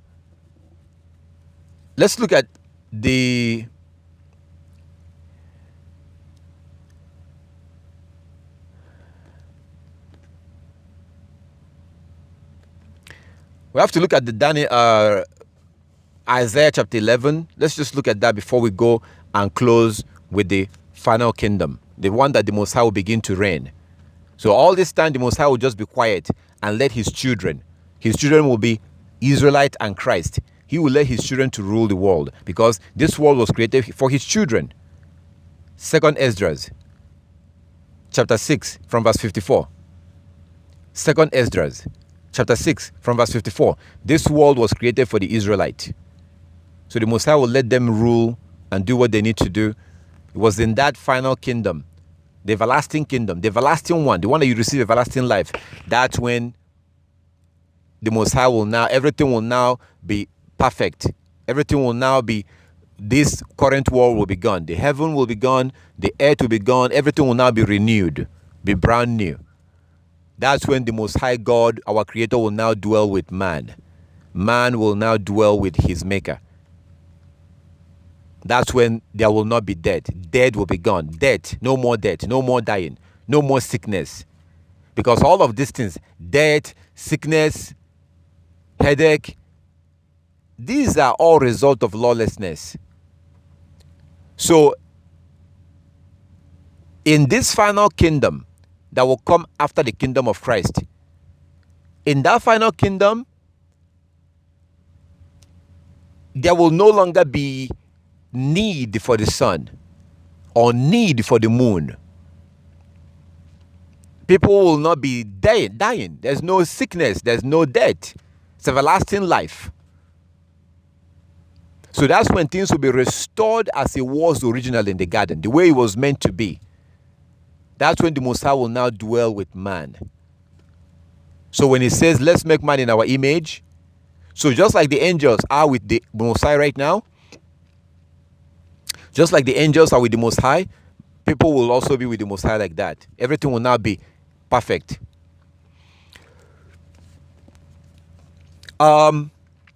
Isaiah chapter 11 from verse 1. Isaiah 11 from verse 1. Isaiah 11 from verse 1. Out of the stump of David's family will grow a shoot. Yes, a new branch bearing fruit from the old root. Verse 2. And the spirit of Yah will rest on him, the spirit of wisdom and understanding, the spirit of counsel and might, the spirit of knowledge and the fear of Yah. He will delight, verse 3, he will delight in obeying Yah. That's talking about this root. So he's telling you that somebody is going to come, but the person will come from the David's line. In King James, it says this in King James. Isaiah 11. This is talking about Yeshua. Isaiah 11. And there shall come forth a rod out of the stem of Jesse, and a branch shall grow out of his root. And the spirit of Yah shall rest upon him, the spirit of wisdom and understanding, the spirit of counsel and might, the spirit of knowledge and the fear of Yah. Verse 3. And shall make him of quick understanding in the fear of Yah, and he shall not judge after the sight of his eyes, neither reprove after the hearing of his ears. Verse 4. But with righteousness shall he judge the poor, and reprove with equity for the meek of the earth. He shall smite the earth with the rod of his mouth, and with the breath of his lips shall he slay the wicked. So Yeshua is not coming back here to play around. The Bible is telling you that he's going to be killing people. That's why he says in Malachi that second coming, who will be able to stand? It will not be like the first time. He's not coming to play. He's not coming back to play around. So Isaiah chapter 11, sorry. Isaiah chapter 11 from verse 5. He will wear righteousness like a belt, and the truth like an undergarment. So what is righteousness? Psalm 119 verse 172. Psalm 119 verse 172. Psalm 119 verse 172 tells us that the commandment of Yah is righteousness. And this person will wear righteousness like a belt. The commandment. So he's going to be all about the commandment. Yeshua Christ was all about the commandment.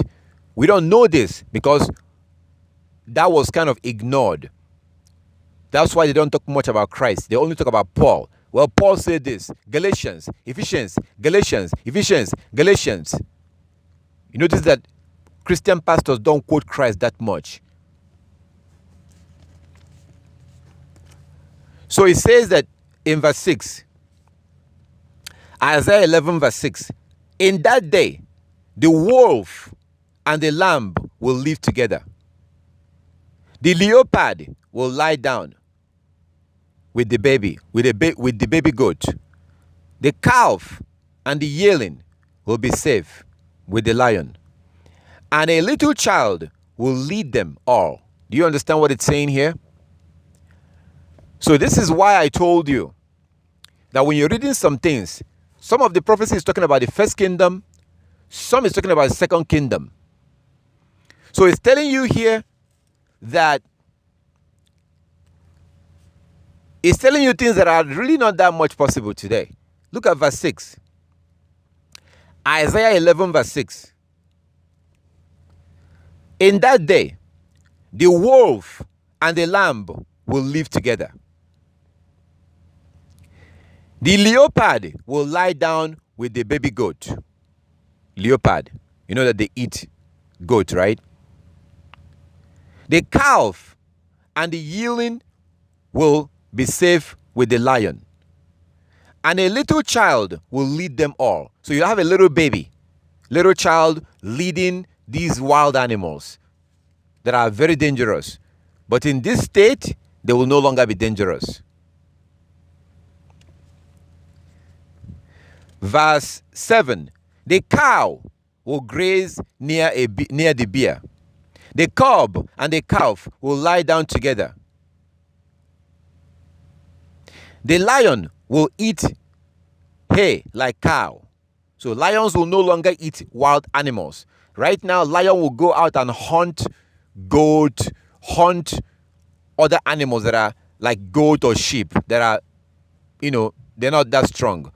That's what lions are eating right now. So it says, lion will eat hays like cow. Verse 8, the baby will play safely near the hole of a cobra. A little baby will play near a hole of a cobra, which is dangerous. A cobra, a snake is dangerous. So verse 8, the baby will play safely near the hole of a cobra. Yes, a little child will put its hand in a nest of a deadly snake without harm. Verse 9, nothing will hurt or destroy in all my holy mountain. For as the waters fill the sea, so the earth will be filled with people who know Yah.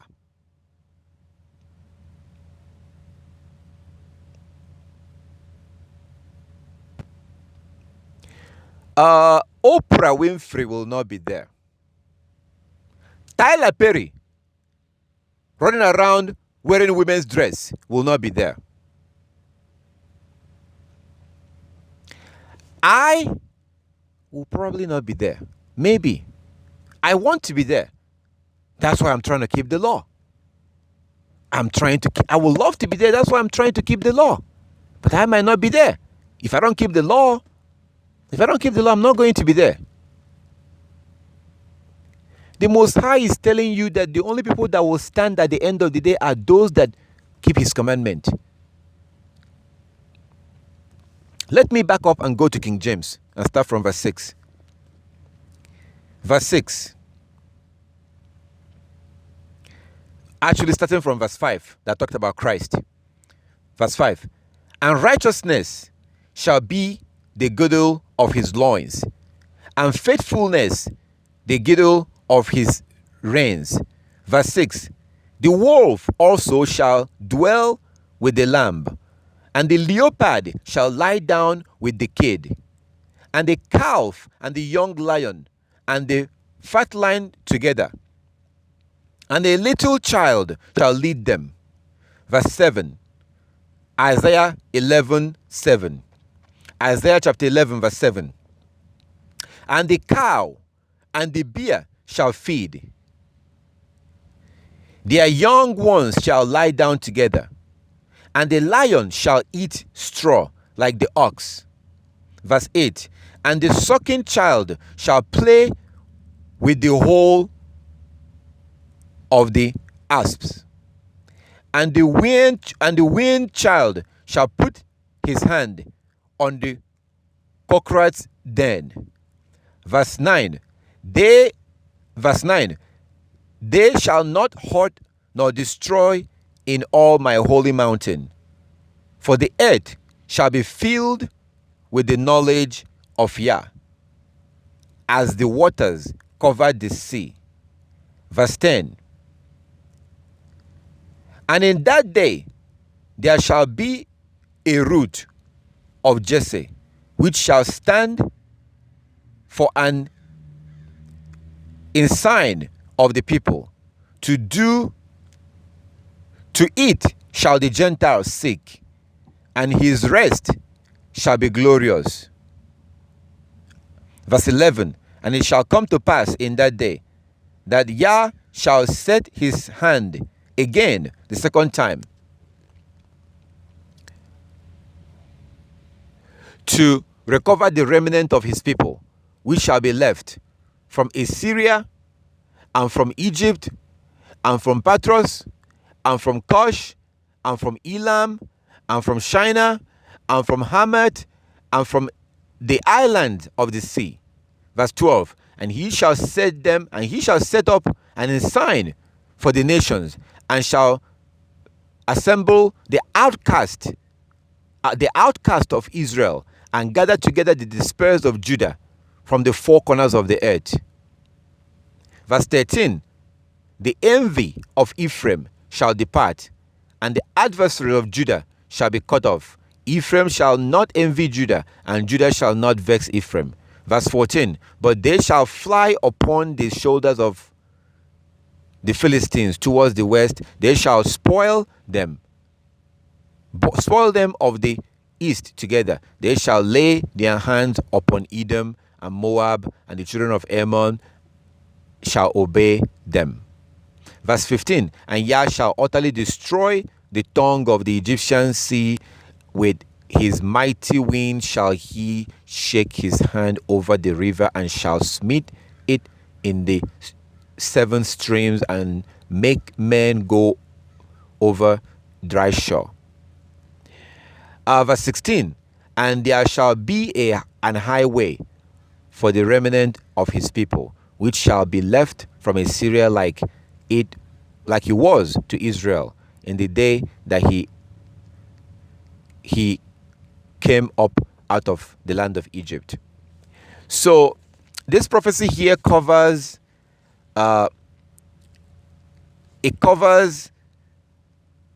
basically the things that we read today. Again, how Yah is going to be the one that will send out Yeshua to do this. Right now, Yeshua doesn't know. Christ is just like any other angel right now. He's like any other angel in heaven. He will be sent out again, like he was sent out before to come and do this. He will be sent out, but then Yeshua will then select Israelites. So the men of Israel right now, the men of Israel who are extremely righteous, most of them will be qualified to be among the 144,000. The men of Israel who are extremely righteous will be qualified to be among the 144,000. So it will basically be like you have the high priest, then the Levite. And so that will happen, and then you have the regular Israelite. All those that kept the commandment will still come back to life again. They will still come back to life. And if we go to chapter 12, as you can see, it gives you a picture of that, what will happen, how the animals will no longer be dangerous. And it tells you that the whole world will be filled with knowledge of Yah, like the water fills the sea. So you will not have lawlessness. You're not going to have any of that. That's why it tells you that Satan will be locked up. Satan will be locked up. That's why the nations are going to be going to learn the law. And that's why when the Israelites will get back to work, teaching the rest of the nations, these things will all happen in the future, in our future. If we go on to chapter 12, Isaiah chapter 12, it says, in that day you will sing, I will praise you, O Yah. You were angry with me, but not anymore. Now you comfort me. Verse 2, see, Elohim has come to save me. I will trust in him and not be afraid. Yah Elohim is my strength and my song. He has given me victory. So the Israelites will now begin to celebrate and, so right now, the Israelites are in mourning right now. Israelites are in pain, in suffering. Israelites are suffering right now. Right now. Worldwide, they are going through the great tribulation. That's why I always tell you that we are poor. We are poor. Don't be deceived by paper money. We are poor. And I give you an example with Bill Cosby. With all that millions and millions and millions of dollars, he was still treated like a poor man. Bill Cosby should never be in prison right now. But he's in prison upon all those money. So don't be deceived by the Gentiles just because you have paper money. They will take that thing away from you whenever they want. You don't have any money. They will make you poor whenever they want to make you poor, because this is their time and this is their kingdom. We are poor. Revelation chapter 2. Let's look at Revelation chapter 2. See what Christ says about the Israelites right now. Revelation chapter 2 from verse 8. Revelation chapter 2 from verse 8. And unto the angel of the congregation in Smyrna Right. These things say the first and the last, which was dead and is alive. Verse 9, I know your works and tribulation and poverty, but thou art rich. I know the blasphemy of them which say they are Jews and are not, but are the synagogue of Satan. Verse 10, fear none of those things which thou shalt suffer. Behold, the devil shall cast some of you into prison, that ye may be tried, and ye shall have tribulation 10 days. Be thou faithful unto death, and I will give thee a crown of life. We go over to chapter 3. Revelation chapter 3. Revelation chapter 3. Continuing to talk to the congregations, it says, Yeshua says, I know your works. Revelation chapter 3 from verse 8. Revelation chapter 3 from verse 8. I know your works. Behold, I have set before thee an open door, and no man can shut it. For thou had a little strength, and had kept my word, and had not denied my name. Verse 9. Revelation 3:9. Behold, I will make them of the synagogue of Satan, which say they are Jews, and are not, but do lie. Behold, I will make them to come and worship before thy feet, and to know that I have loved thee. Verse 10. Because thou had kept my word, kept the word of my patient, I will also keep thee from the hour of temptation, which shall come upon the whole world, to try them that dwell on the earth. Let's focus on this verse 10, because I'm going to show you something right now. So Yeshua is saying from verse 9, I know what you're going through. And I also know about those who are claiming to be you. Those who claim to be Israelites, but that they are not. The so-called Jews. I know about them. Then he goes on to say, I will make them come and worship before you. This is Revelation chapter 3. This is Christ talking. That he's talking to the congregation. A congregation of the Israelites. He's telling them that he will make these people come and worship before you. What is he talking about? Isaiah chapter 14. That says that the other nations will serve Israel. That's what this is referring to. That prophecy was already written. So if you look at verse 10, this verse 10 is very important, because actually we don't have to go through the punishment that Yah will give on the world. Yah is going to punish the world. But Christ is telling us that we can be saved from that punishment. But let's see. Look at verse 10. Because thou had kept the word of my patient, I will also keep thee from the hour of temptation, which shall come upon all the world, to try them that dwell upon the earth. Verse 11. Behold, I come quickly. Hold fast to that which thou had, that no man taketh thy crown. Okay. It says in verse 12, him that overcometh, I will make a pillar in the temple of my Elohim. So this is Christ saying this. Christ says in verse 12, he that overcometh, I will make that person a pillar in the temple of my God. He's talking about his God. Christ is saying that he will make you, if you overcome, he will make you a pillar in the temple of his God. So Christ is talking about his own God, which is our Heavenly Father. But you see how he referred to him as his God. So he is not God. Christ is not God. Christ has a God. That's what he's telling you here, and I'm on King James. That's what he's telling you, that he, Christ, has a God. And that God is also your God. He says in Matthew 6, that's your Heavenly Father. The same God that he has is the same God that you have. His God is the God of Israel.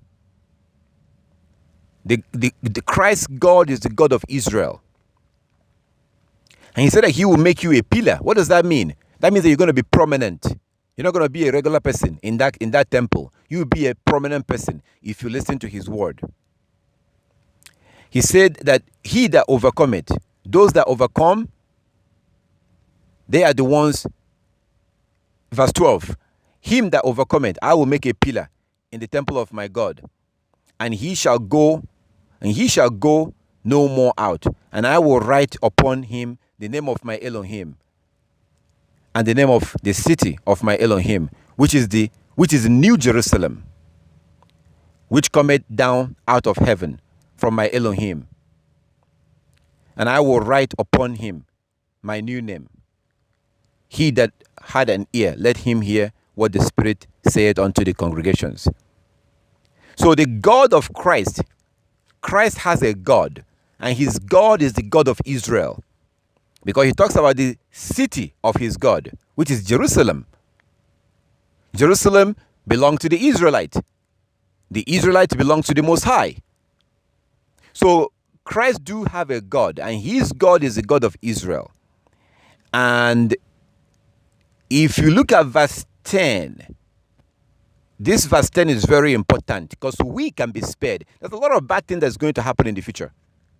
Yes, eventually you'll be forced to receive vaccines, whether you like it or not. That time is coming. There's a lot of bad things that are coming in front of us. Eventually, there's going to be nuclear destruction. These nations will begin to fight each other. The Arabs are not going to let America go unpunished for destroying Iraq. The Arabs are not going to let America go unpunished for destroying Iraq. The Arabs are not going to let the Americans go unpunished for destroying Libya. If you think they will let them go unpunished, you're crazy. The Iranians will not let America go unpunished for what they did to their general and what they've been doing to them since the 1970s. Anyone that thinks that the Arabs will let America go unpunished for these things, you are out of your mind. They will find a way to retaliate. And then that will bring us to Revelation chapter 17. That said that Yah will put it in their heart. Revelation 17 from verse 15. Revelation 17 from verse 15. Yah will put it in their heart to burn that whore with fire. That's why Billy Graham, that false preacher Billy Graham, he said that if God does not destroy America, then God will have to apologize to Sodom and Gomorrah. That's why you have to also read the book of 2nd Esdras, chapter 15. Very important chapter to see what the Most High said. Basically, he's telling you the role of the Arabs, the Arab people. That's why this whore has been caused to go and bomb these people and destroy their stuff, giving them an excuse to retaliate.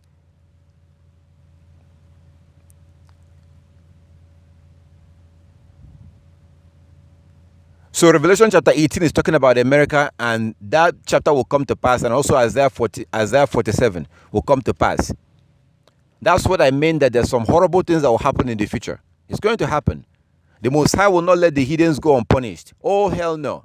No. He tells you in 2nd Esdras chapter 15, he will not let this world go unpunished. So usually, for example of this is Second Chronicles chapter 19. 2nd Chronicles chapter 19. 2nd Chronicles chapter 19. You see the Most High asking questions, asking the angels. 2nd Chronicles chapter 19. Yah asks the angels, who will go down to cause Ahab to go to war? I want him to be destroyed. So who is going to do this? And one of the angels offered himself, I will go. And Yah says, what are you going to do? How would you do it? The angel says, I'm going to be a lying spirit for his prophet. The prophet of Ahab, they will lie to him and tell him to go to war. And then he will go there and be destroyed. And then Yah says, okay, go. So the things that America has been doing, these are things that will bring them to their destruction. Like as I said the other day, the more they shed the blood of the Israelites, the more they bring themselves closer to destruction. The more Hebrew blood that they shed, the more they speed up their destruction. For more information on that, go read Revelation chapter 18 and Isaiah 47, the whole chapter. Those two chapters are talking about America. So the more they shed the blood of the children of the prophet, the more they bring themselves closer to destruction. So the same way they've done in the Middle East. And these people will find a way to take revenge on them. And that revenge will not be, it will not be a cat and mouse, like cat fight. No. You will see the result of those revenge and retaliation. You will see the result in Revelation chapter 18 and Isaiah 47. So there's a lot of bad stuff that will happen in the future. That brings us to verse 10. Revelation chapter 5. So now you learn how to protect yourself. Let's find out how to protect yourself in all these horrible things. They eventually force vaccination and all the other stuff that they're going to do to make your life a living hell. All of these things that are going to happen, there are ways you can protect yourself. And that's what Yeshua was saying. And we're going to see that real quick and then they will close. So if you have any question, we'll then go into your questions. We're almost done.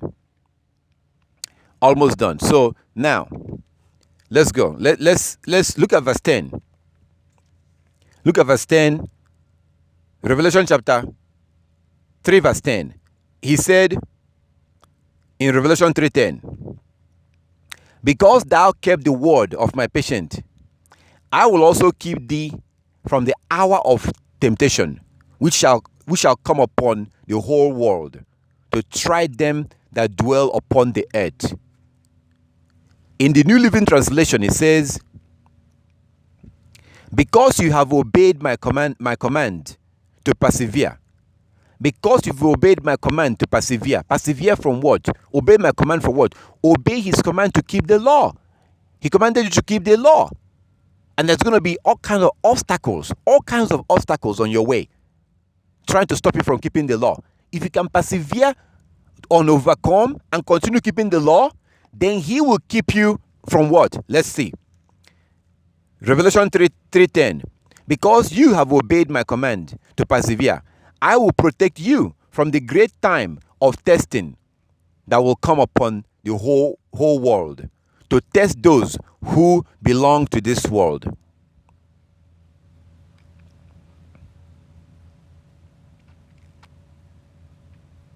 So it always keeps going back to the law. It always keeps going back to the law. That's why I say that anybody who is not keeping the law is a fool. So that will bring us to our second to the last chapter. Let's see Isaiah 24, verse 1 to 6. Look at what the Most High said. Isaiah 24, verse 1 to 6. Look, Yah is about to destroy the earth and make it a vast wasteland. He devastates the surface of the earth and scatters the people, the priests and lay people, servants and masters, maids and mistresses, buyers and sellers, lenders and borrowers, bankers and debtors. None will be spared. None will be spared. That's what Yeshua was talking about in Revelation chapter 10. None will be spared. Everyone will be accepted. Verse 3. The earth will be completely emptied and looted. Yah has spoken. Verse 4. The earth mourns and dries up. The earth mourns and dries up. And the crops waste away and withers. Even the greatest people on earth waste away. Verse 5. The earth suffers for the sins of its people, for they have twisted God's instructions, violated his laws, and broken his everlasting covenant. Verse 6. Therefore a curse consumes the earth. Its people must pay the price for their sin. They are destroyed by fire, and only a few are left alive. This is talking about nuclear destruction. That's what burns people, and few people are left. And it tells you why in verse 5. Isaiah 24 verse 5. The earth suffers the sins of its people, for they have twisted God's instructions, violated his laws, and broken his everlasting covenant. The Sabbath is the sign of that covenant. The Sabbath is the sign of the covenant. The Sabbath is the sign of the covenant. Exodus 31, 12 to 18. Exodus 31, 12 to 18. Exodus 31, 12 to 18. So that's what Yeshua will deliver you from. He will protect you from the wrath of the Most High. That's what you're saved from. I'm saved. I was saved 16 years ago. I was saved last year. I was saved 3 years ago. I was saved from what? Those who will be saved from the wrath of the Most High, his anger that he will inflict on the world because they violated the law. The Most High will cause these nations to begin to fight amongst each other with nuclear bomb. If you're keeping the commandment, then Yeshua will do what he says in Revelation chapter 3 verse 10. Revelation 3:10. If you persevere and keep on keeping the law, he will now protect you from that great time of temptation. Revelation 3:10. So it always goes back to the law. If you're going to be spared, you'll be spared because you're keeping the law.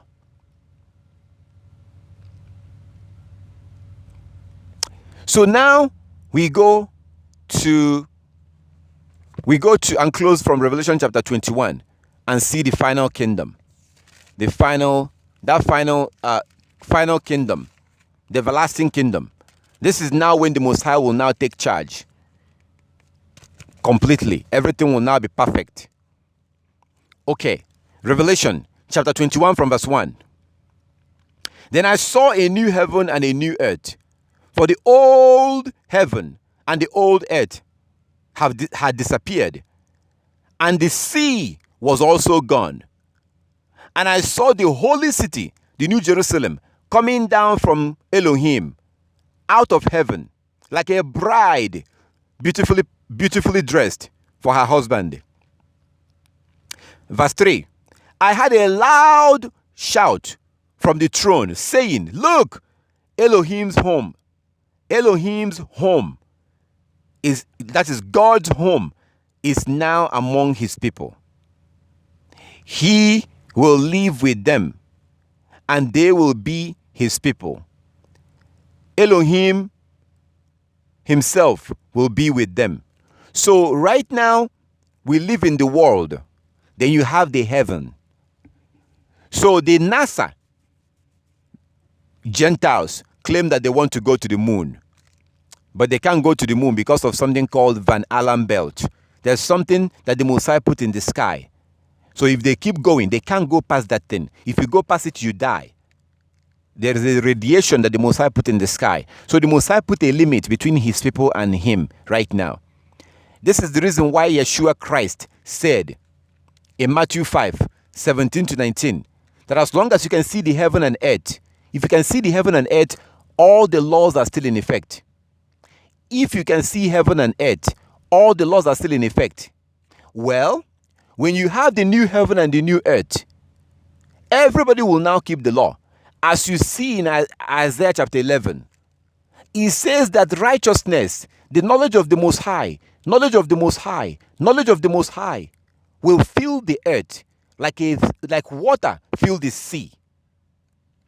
There will not be one unrighteous person walking around. There will not be one sinful person walking around. Everything will now be perfect. That's when the Messiah will now remove the old earth. The polluted earth will be gone. Heaven will be gone. Everything will now become one. Heaven and earth will now become one. That's when the Messiah will now allow man to come close. That's when the Messiah will now dwell with man. There will no longer be heaven or earth. It all becomes one. It's all gone. That's what the Messiah was referring to. Do you see how all these prophecies, different places, but they're all saying the same thing? It's all saying the same thing. Isaiah 66, verse 22 to 24. As the new heaven and the new earth that I will make will last, from one new moon to the next and one Sabbath to the next, all flesh will come and worship before me. And those that came to worship me will see the dead bodies, the carcasses of those that rebelled against me. So those that rebel against the Most High, those who rebel against the Most High will not be around in that place. There will be no unrighteousness. You can't even sin. You will not even be able to sin. You will not even know what sin is. We will not be able to know what lawlessness is. All we will know is righteousness. Just like right now, there are those, all they know is sin. All they know is unrighteousness. Right now. There are people right now, their life is all about lawlessness. They don't know righteousness. They can't even be righteous. It's difficult for them to become righteous. It's the same thing. Same thing. So everything will be turned upside down the way it's supposed to be. Everything is upside down right now. Everything will be turned the right way. So in this new heaven and earth, there will no longer be heaven. Everything will become one. And just like the angels are walking around serving the Most High, human beings, man, like Israelite and those that make it into the kingdom will now dwell like that. So it says from verse 3, Revelation chapter 21 from verse 3. Revelation 21 verse 3. I heard a loud shout from the throne saying, look, Elohim's home is now among his people. He will live with them and they will be his people. Elohim himself will be with them. He will wipe away every tears from their eyes, and there will be no more death or sorrow or crying or pain. All these things are gone forever. Again, death, sorrows, pain, suffering, it all comes out of breaking the law. Lawlessness. It all began with Adam breaking the law. Our suffering today, our suffering stems from our ancestors, the Israelites, breaking the law. That's why we're scattered in different places today. The reason why you and I are gathered here today is the Most High is the one that gathered us. This is exactly what he said, that in the later days, if we turn back to the law, if you have no interest in the law, you wouldn't be here right now. The only reason why you're here right now, the only reason why you're hearing my voice is because you're interested in keeping the law. Which was the problem with our ancestors. They were not interested. And here we are today, suffering. So the only reason why we're gathered today is because we're interested in keeping the law. And the Most High is the one that have made it possible. He's the one that have brought us together. So there will not be death or sorrow or pain, suffering in the kingdom. All these things extend out of lawlessness. So when the world no longer knows lawlessness, there will not be pain or suffering or death. It will not be there. Yah told Adam, the day you eat of that tree, you will die. Every pain and suffering we go through today is as a result of lawlessness. It all goes back to the law. It's all about the law. So when everybody knows him, these things will all pass away. So it says from verse 4, Revelation 21 verse 4, he will wipe every tears from their eyes, and there will be no more death or sorrow or crying or pain. All these things will be gone forever. Verse 5, Revelation 21 verse 5, and the one sitting on the throne said, look, I am making everything new. And then he said to me, write this down, for what I tell you is trustworthy and true. Verse 6, and he also said, it is finished. I am the Alpha and the Omega, the beginning and the end. To all who are thirsty, I give freely from the spring of the water of life. Verse 7, all who are victorious will inherit all these things, all these blessings, and I will be their Elohim, and they will be my children. All who are victorious. All who are victorious. So you don't just get these things because you are an Israelite or because you're a Christian. There's always a condition with our Heavenly Father. We have to be obedient. Verse verse 8. Revelation chapter 21 verse 8. But cowards, unbelievers, corrupt, murderers, the immoral, those who practice witchcraft, idol worshippers, and all liars, their fate is in the fury lake of burning sulfur. This is the second death. So that's basically the New Jerusalem, the everlasting life. That's when we get to that point. Verse 9, Revelation chapter 21 verse 9. Then one of the seven angels who held the seven bowls containing the seven last plagues came and said to me, come with me. I will show you the bride, the wife of the Lamb. Verse 10. So he took me in the spirit to a great high mountain, and he showed me the holy city, Jerusalem, descending out of heaven from Elohim. Verse 11. It shone with the glory of Elohim, sparkled like a precious stone, like jasper as crystal, like jasper as clear as crystal.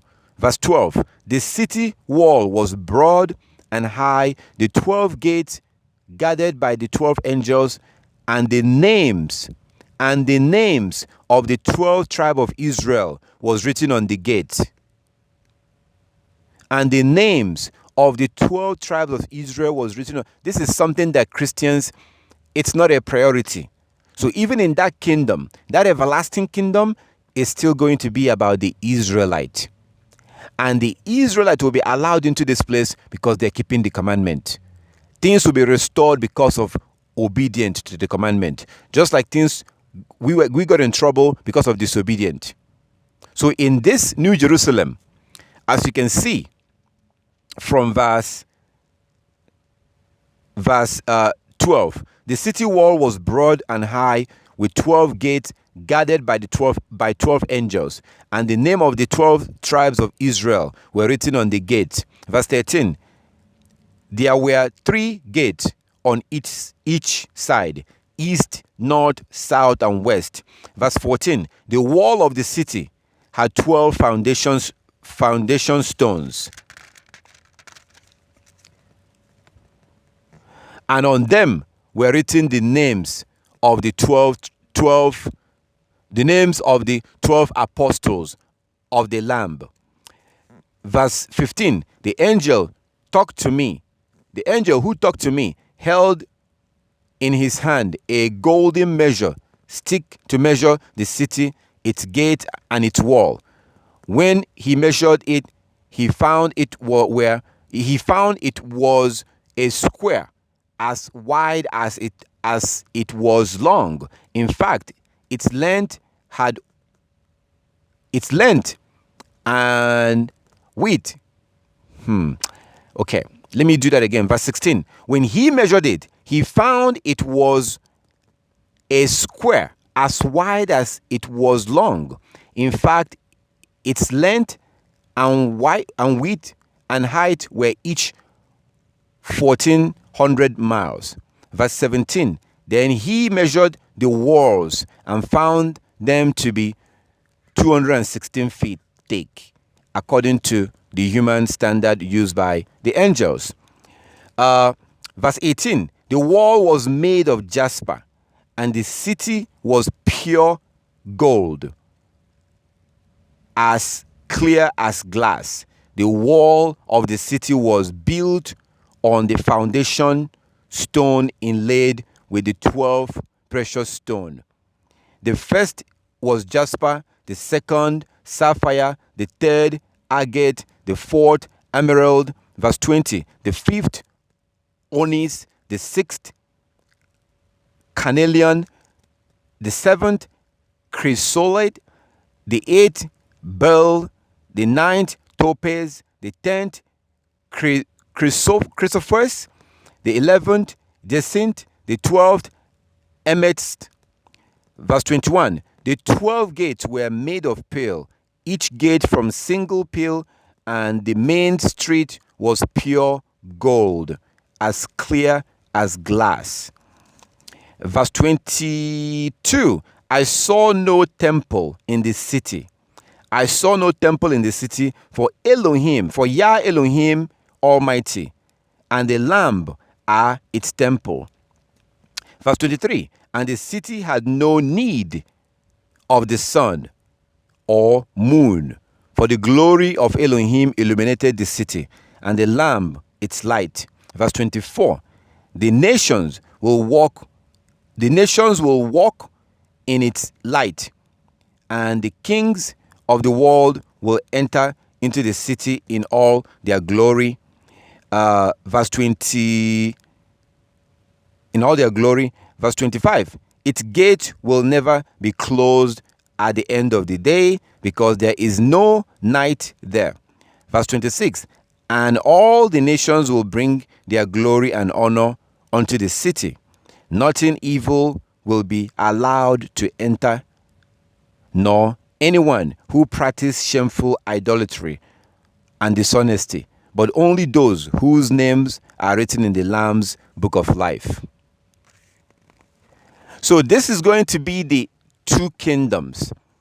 So first, the one that will happen here, and I believe that a lot of people are going to have heart attacks when these things are beginning to happen. People will say it's alien. It's alien. Aliens are coming. Aliens are coming. It's aliens, and that's going to be the very first belief that this has to be aliens. That will be the first belief. Then eventually they realize what is happening. So you're going to have Chinese, Indians, Latinos. All these nations will be around when this is happening. Now, most Israelites will be shocked. They'll be in shock. The only people that will actually understand what's happening are those who are keeping the law. They are the only one that will understand what's happening. And they will be happy. Just like it says in the scriptures. It says in the Malachi. They will be happy. They will be celebrating. Those who are keeping the law, they know what's happening. They know exactly what's happening. They will be celebrating. But there will not be that many. Most Israelites will not know. Most Israelites will not know what's happening. They will not understand what they're watching. So these things are going to happen. It will happen physically. Some of us here will be alive to witness it. Some of us will not. But it doesn't really matter. Because what matters is if we're keeping the law. If I'm keeping the law and you're keeping the law, then death doesn't matter. We will see you reunite. So it doesn't really matter whether, like, once our name is in the Lamb's book of life, once the Most High put our name in that book, it doesn't matter. That Moses died doesn't mean anything. He's still coming back. So actually, when you do die, you're still going to go be in other places where other people are. Go in the place where people are reserved. So the most important thing in this whole thing is to keep the law. That is the best thing to do. So whether I am alive right now or I'm dead at that time, it doesn't matter, because according to the scriptures, if I'm keeping the law, then I will be restored on that first resurrection. The Most High will make sure that all righteous Israelites will participate in this. All righteous Israelites, it doesn't matter when they died, all righteous Israel will participate in this. They will come back to life. That's what it says in the scriptures. We read it. Revelation chapter 20. Even though they're dead, they will be restored back. All righteous Israel will come back to this. So it doesn't matter whether you're dead or alive. It means nothing. That's why I say that if I die today, if I'm righteous and I'm keeping the law and I'm doing the right thing in the sight of the Most High, keeping the law, if I die today and Yeshua comes back tomorrow, I'm coming back tomorrow. I am coming back right tomorrow. Right back tomorrow. If I am keeping the law. So it's important to understand these things so that you can understand what you're doing. You know, the commandments you're keeping, why you're keeping it. And don't think that these things are impossible or that they're not going to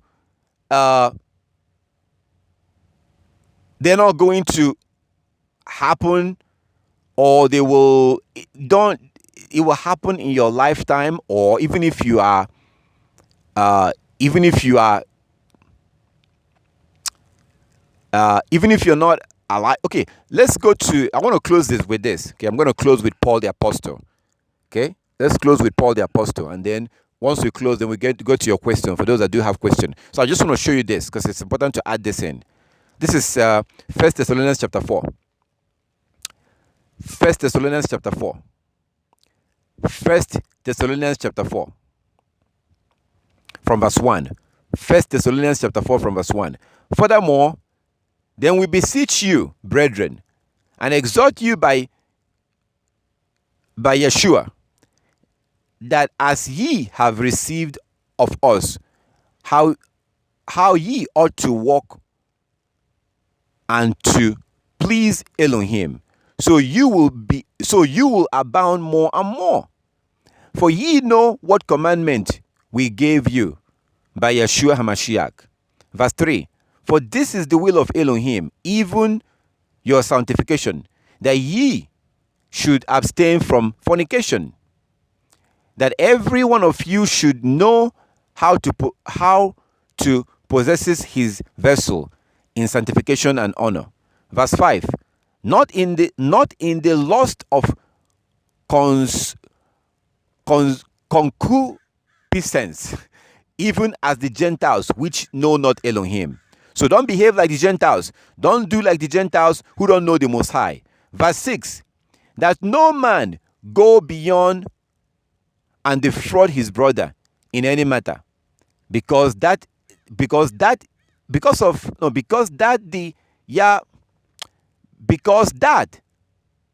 think they want to say because of that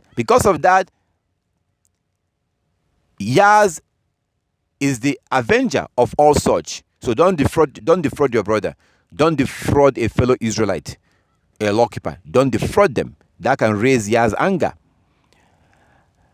As we also have forewarned you and testified. Verse 7. For Elohim had not called us unto uncleanness, but unto holiness. 1 Thessalonians chapter 4, verse 7. For Elohim had not called us unto uncleanness, but unto holiness, to be set apart. Verse 8.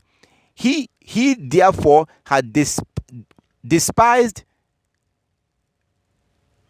not man, but Elohim, who had also given unto us his Holy Spirit. Verse 9. But as touching the brotherly love, ye need not that I write unto you, for ye yourself are taught of Elohim to love one another. Verse 10. And indeed ye do it towards all the brethren which are in all Macedonia. But we beseech you, brethren, that ye increase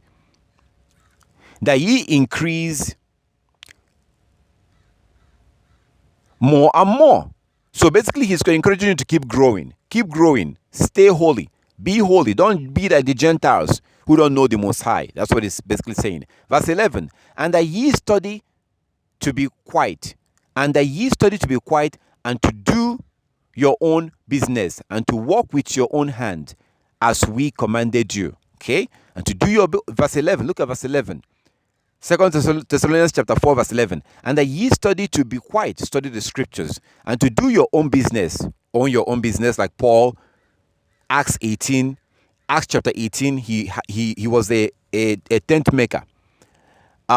Ye own your own business, to walk with your hands, as we commanded you, because when you work for other people, you are in their mercy. Verse 12. 1 Thessalonians chapter 12. I'm sorry. 1 Thessalonians chapter 4, verse 12. That ye walk honestly towards them that are without, and that ye may have lack of nothing. So help those who are in need. Verse 13. But I will not have you be ignorant, brethren, concerning them which are asleep, that ye sorrow not, even as others which have no hope. So about those who are already dead, don't worry about them. Don't be crying and be sorrowful like those who have no hope. Verse 13. But I will not have you be ignorant, brethren, concerning those who are asleep, meaning those who are dead. Don't worry about them. Okay, verse 14. For if we believe that Yeshua died and rose again, even so, them also which sleepeth in Yeshua, Elohim will bring him. That's basically what we went through today. Just like Yeshua came back to life, those who are dead right now, who are keeping the law, will come back. That's what Paul is saying. So it says, verse 14. Verse 14. 1 Thessalonians chapter 4:14. This is pretty much what I said earlier. This is basically telling you that he's going to come with these people. So your brothers, your sisters, any relative, anybody that died keeping the law, they are coming right back. And Paul is telling you here, don't be crying about them. Don't worry about them. It's like they traveled. They will come right back. They will come right back. If they are keeping the law, they're not going anywhere. It's just a temporary journey. That's what Paul is encouraging us here. 1 Thessalonians chapter 4, verse 14. For if we believe that Yeshua died and rose again, even so them also which sleep in Yeshua will Elohim bring with him. Elohim will bring with him. So those people they are coming with Yeshua. They're coming right back, as we saw. They are coming right back with Yeshua. We saw in Revelation chapter 20. They're coming right back. And remember, Paul did not have the book of Revelation. The book of Revelation was written after Paul. Revelation was written in 90 AD. So Paul never saw the book of Revelation. But what he's saying here is what you see in Revelation. So verse 15. For this we say unto you by the word of Yah, that we which are alive and remain unto the coming of Yeshua shall not prevent them which are asleep. So those of us who are alive, who are keeping the law, if we're keeping the law, we can't stop those who are dead. They are coming right back. Like as I said in the beginning, this whole thing changes your understanding of death. I don't know about you, my brothers and sisters, I believe this. I believe this. I believe this. I'm not scared of death the way I used to. And this explains a lot of things.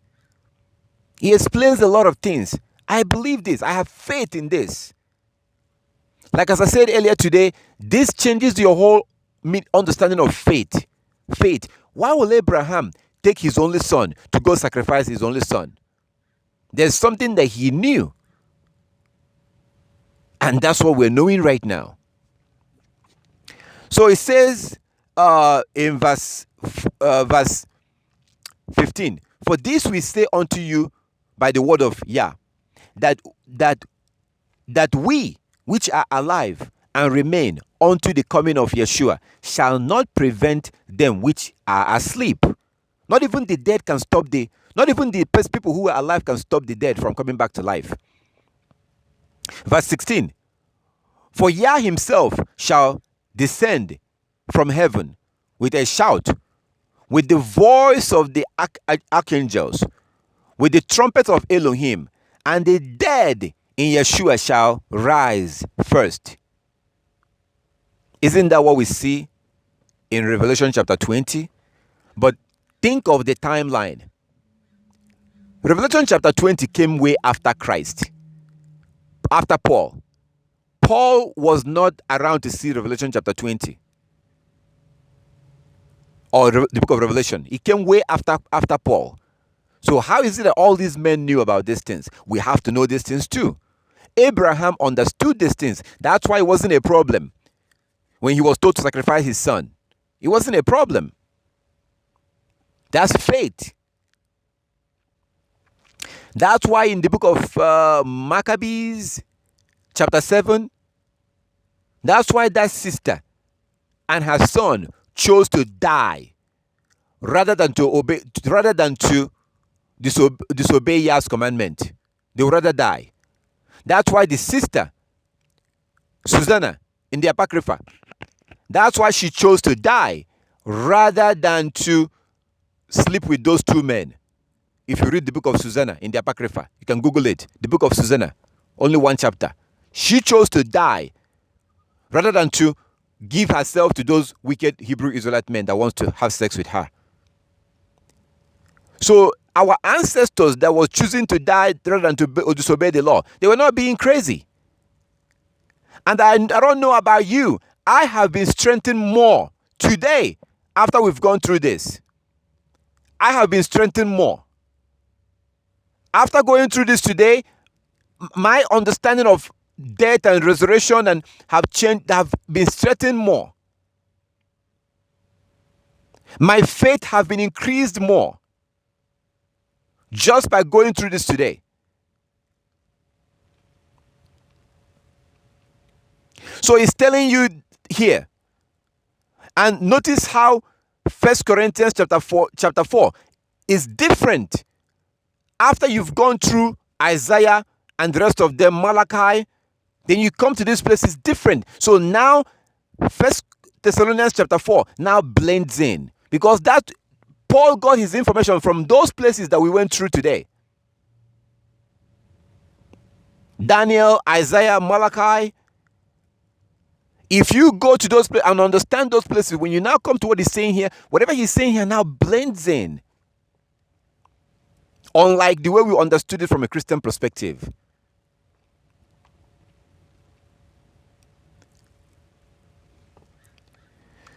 So it says in verse 16, 1 Thessalonians chapter 4, 16. For Yah himself, for Yeshua himself shall descend from heaven with a shout, with the voice of the archangels, and with him the trumpet of Elohim. And the dead in Yeshua or in Hamashiach shall arise first. We know what he's talking about. He's talking about those that keep the commandment. What does that mean? The dead in Christ. What does the dead in Christ mean? Those who are keeping the law. Christ told you to keep the law.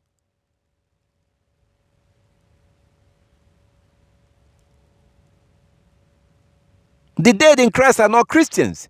It's those that are keeping the law. Those that keep the commandment are those that listen to Christ. He told you to keep the commandment. He says in Matthew 9:13, that he came to bring us back to the law. He came to bring us back to law.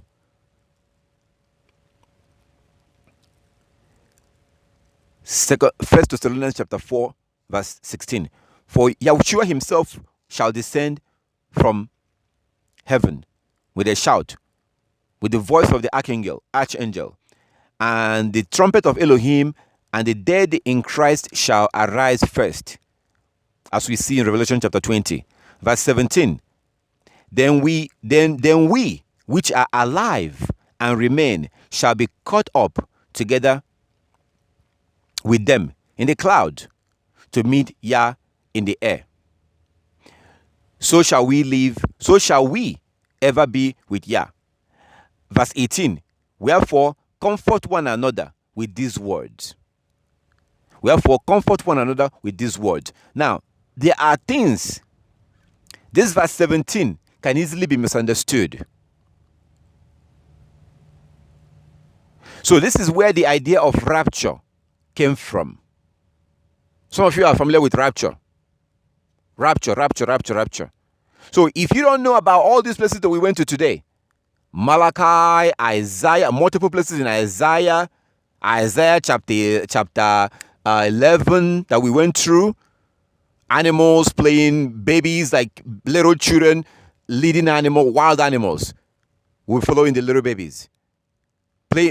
Like all those things we saw today, you saw all of those things, Isaiah 11, Isaiah chapter 14, chapter 2, chapter 66, Malachi, Amos, Revelation. If you don't know about those places, then if you come to 1 Thessalonians chapter 4, that's where you get the idea of that rapture. Rapture.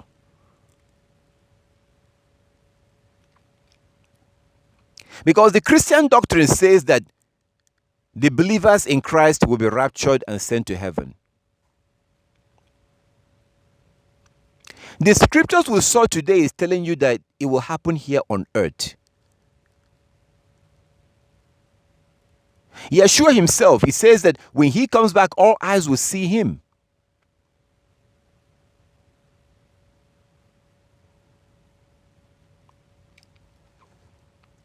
So what they are misunderstanding is verse 17.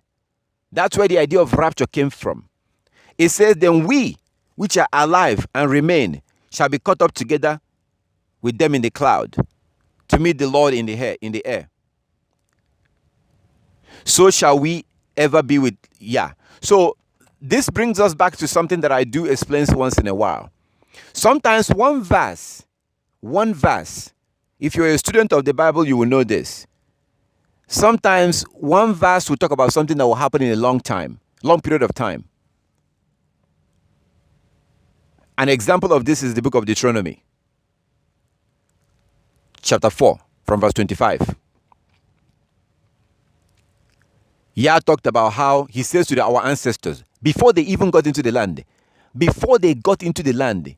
he says, if you go into the land and you go there and you start making idols, basically, if you start breaking my commandment, I will kick you out of that land. I will kick you out of the land. I will scatter you among the nations. In the last days, in later days, if you turn back to my commandment, I will gather you and bring you back. That's just Deuteronomy chapter 4, from verse 25 to about 31. So less than 10 verses tells you something that will happen within thousands of years in less than 10 verses. So what you see in the book of 1 Thessalonians chapter 4, in verse 17, summarizes something, and Christians misunderstand it to mean that Christ will come, believers will be gathered, and sent to heaven. The Bible never says you're going to go to heaven. Did we not read the book of Revelation chapter 21 that tells you that New Jerusalem will come down here on earth? Down here. Multiple times it tells you that. The Most High kept telling you in different places that he will establish his mountain. Isaiah chapter 2. Other nations will go to his mountain in his land. The Israelites will be gathered from the four corners of the earth and put back in their land, not in heaven, their land here in this world.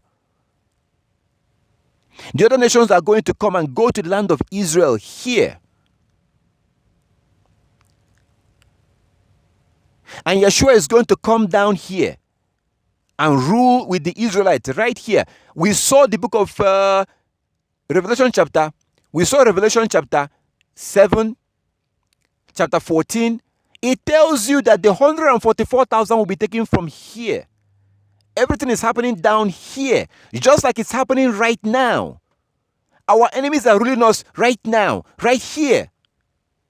We will rule over them right here. You're not going anywhere.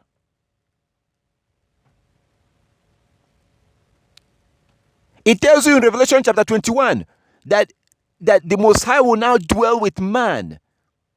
So this world will now be renewed. Brand new world. What did he say in the book of Isaiah? Chapter 66, from verse 22. As the new heaven and the new earth that I will create will last, the Most High will destroy and clear out all the lawless people. They will be wiped out of the earth. And lawlessness and the knowledge of the Most High will fill the earth as the water fills the sea. And all Israel will know the Most High. It's all happening down here.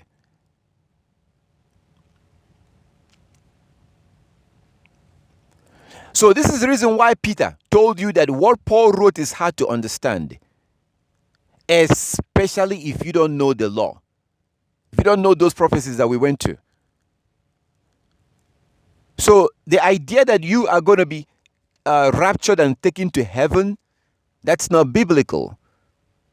It contradicts Revelation chapter 20, 21, Isaiah 66, Isaiah 14 verse 1 and 2, Isaiah chapter 2 verse 2, Isaiah chapter 11. So when it says that animals are going to be playing with each other, and little kids will play with animals and nothing will happen, is that in heaven? It's down here on earth. So what the Most High is going to do is that he's going to remove the demarcation. The sky will now be removed. Heaven and earth becomes one. New heaven and new earth becomes one, brand new. Lawlessness is gone. Sorrows are gone. Tears are gone. Pain are gone. Death is gone. Even if you want to sin, you can't even sin. You wouldn't even know what a sin is. You can't even break the law because you become all the law. Like you are all about the law. The law is all you know. The law becomes all you know. It will be impossible for you to sin. That is the process that has started right now. That's why we're learning the law. We're beginning to keep the law. Let me ask you a question. Would you ever eat pork right now? I don't think so. Would you ever eat shrimp? I don't think so. And just like that, every other point, every other law, eventually you're going to become perfect in all of these laws.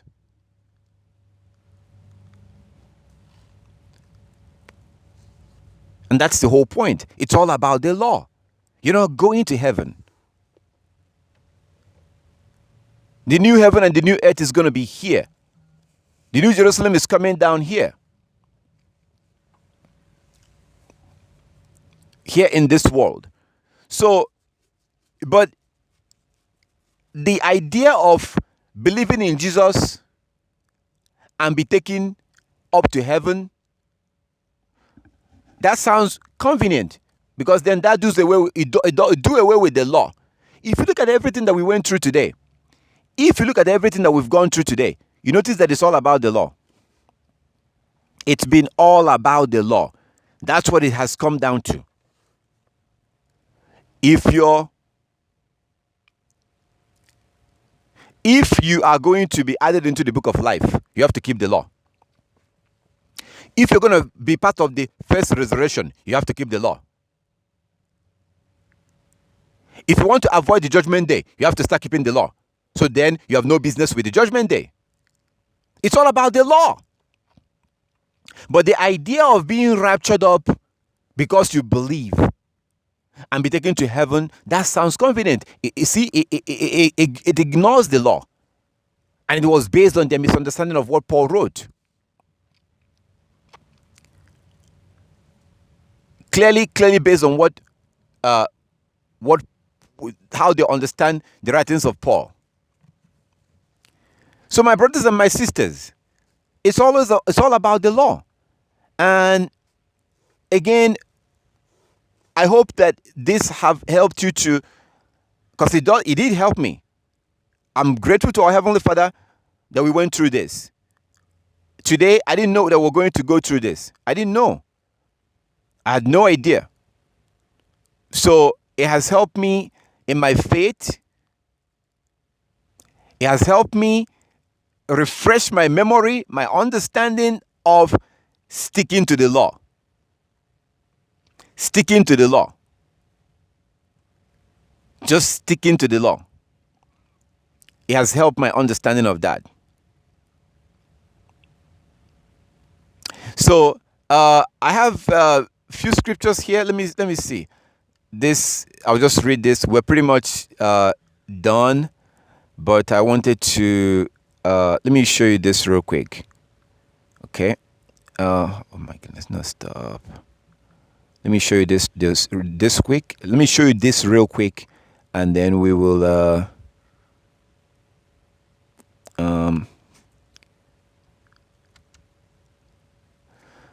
okay. So I have let's see.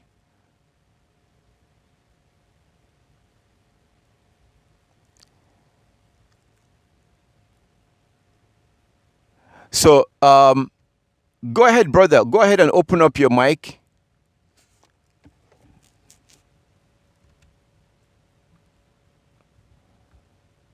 So we're going to pretty much come to an end. We will now go towards.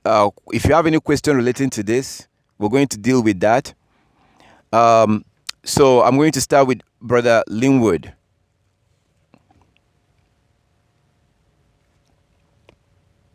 Yeah, the text that the two texts that I was sharing with you was when Christ hands the kingdom over to the Father. Okay. Okay, so the first one is 1 Corinthians 15.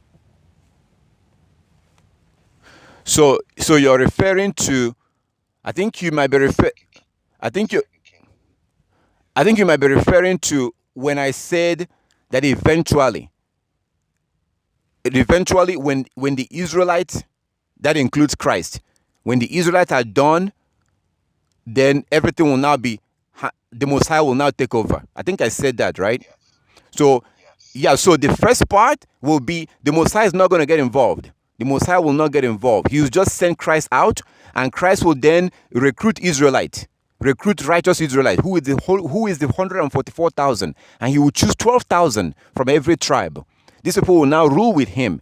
And then the rest of the Israelites, like Moses or all those that are dead, will now come back to life again, so that the Israel will rule over the nations. But then after this, that everlasting kingdom, when there's going to be new heaven and the new earth, that's why Christ said that until the heaven and earth is gone, all the laws are still in effect. Because think about it, when the heaven and earth is gone, at that point, then you can break the law. But you can't break the law at that point. If you live up to that point, just like right now, you can't eat pork right now. Even if you're not going to want to eat pork. So at that point, the heaven and earth is gone. From that point, eventually, everything will now be, the Most High will now take charge. But he will let his children, and you are part of that, his children. He will now let his children, including Yeshua, to rule the world. But then after that, everything, the Most High will now rule over, everything will now be handed over to him. Like that's what the brother is saying. So go ahead and read that if you have it. Okay. It's 1 Corinthians 15, verse 24 and following says, "Then cometh the end, when he shall have delivered up the kingdom to God, even the Father, when he shall have put down all rule and all authority and power.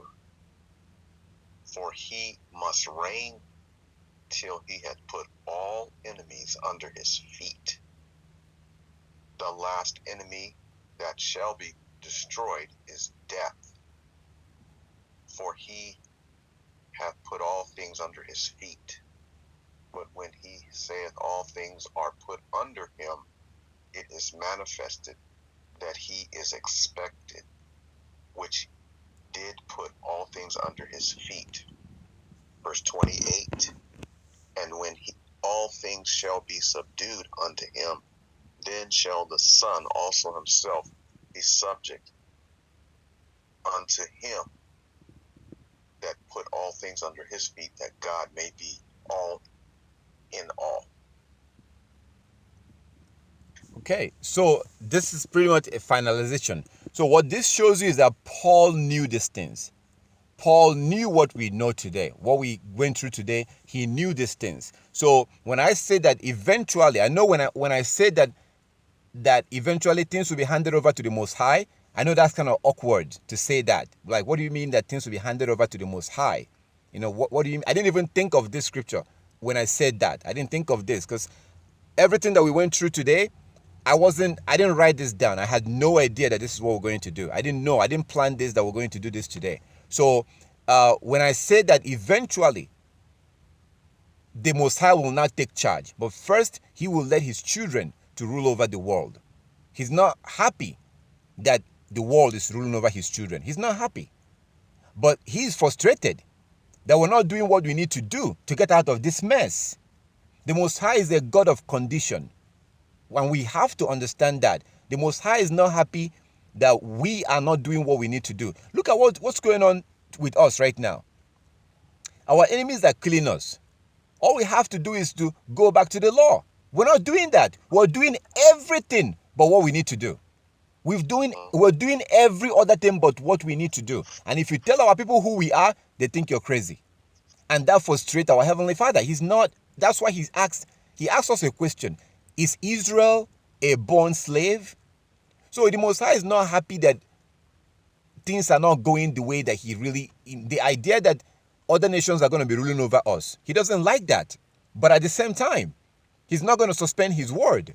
We have to do certain things to be able to be in that position, So eventually, that will happen. So when he has enough people in the four corners of the earth, enough people in Jamaica, Belize, Chicago, West Africa, he's not going to wait for all Israel to repent. He told you in Amos chapter 9, verse 9 and 10. He's going to destroy the rest of the Israelites who don't want to keep the law. And he will go on to work with those and he has enough people already. Look at all the people that has been keeping the law and dying. They will all be restored back. So the Most High doesn't care about number. And if it comes down to number, he has enough number. If it comes down to that. Because all those people that have lived and died, to you, they are dead. To me, they are dead, but they're going to come back. They'll be coming back. So this here shows you that eventually, this confirms what I was telling you, that eventually the kingdom will be, like it says from verse 24. From verse 24, he says, then cometh the end, when he shall deliver up the kingdom to Elohim, even the Father, when he shall have put down all rules and all authority and power. So when he says all rules and all authority and power, he's talking about the Gentiles right now. The Gentiles. So for example, go find out who controls the United Nations. United Nations. It's America, Britain, Germany, China, I think France. They are the Security Council. They rule the world. They control the world. So these things will have to be put down.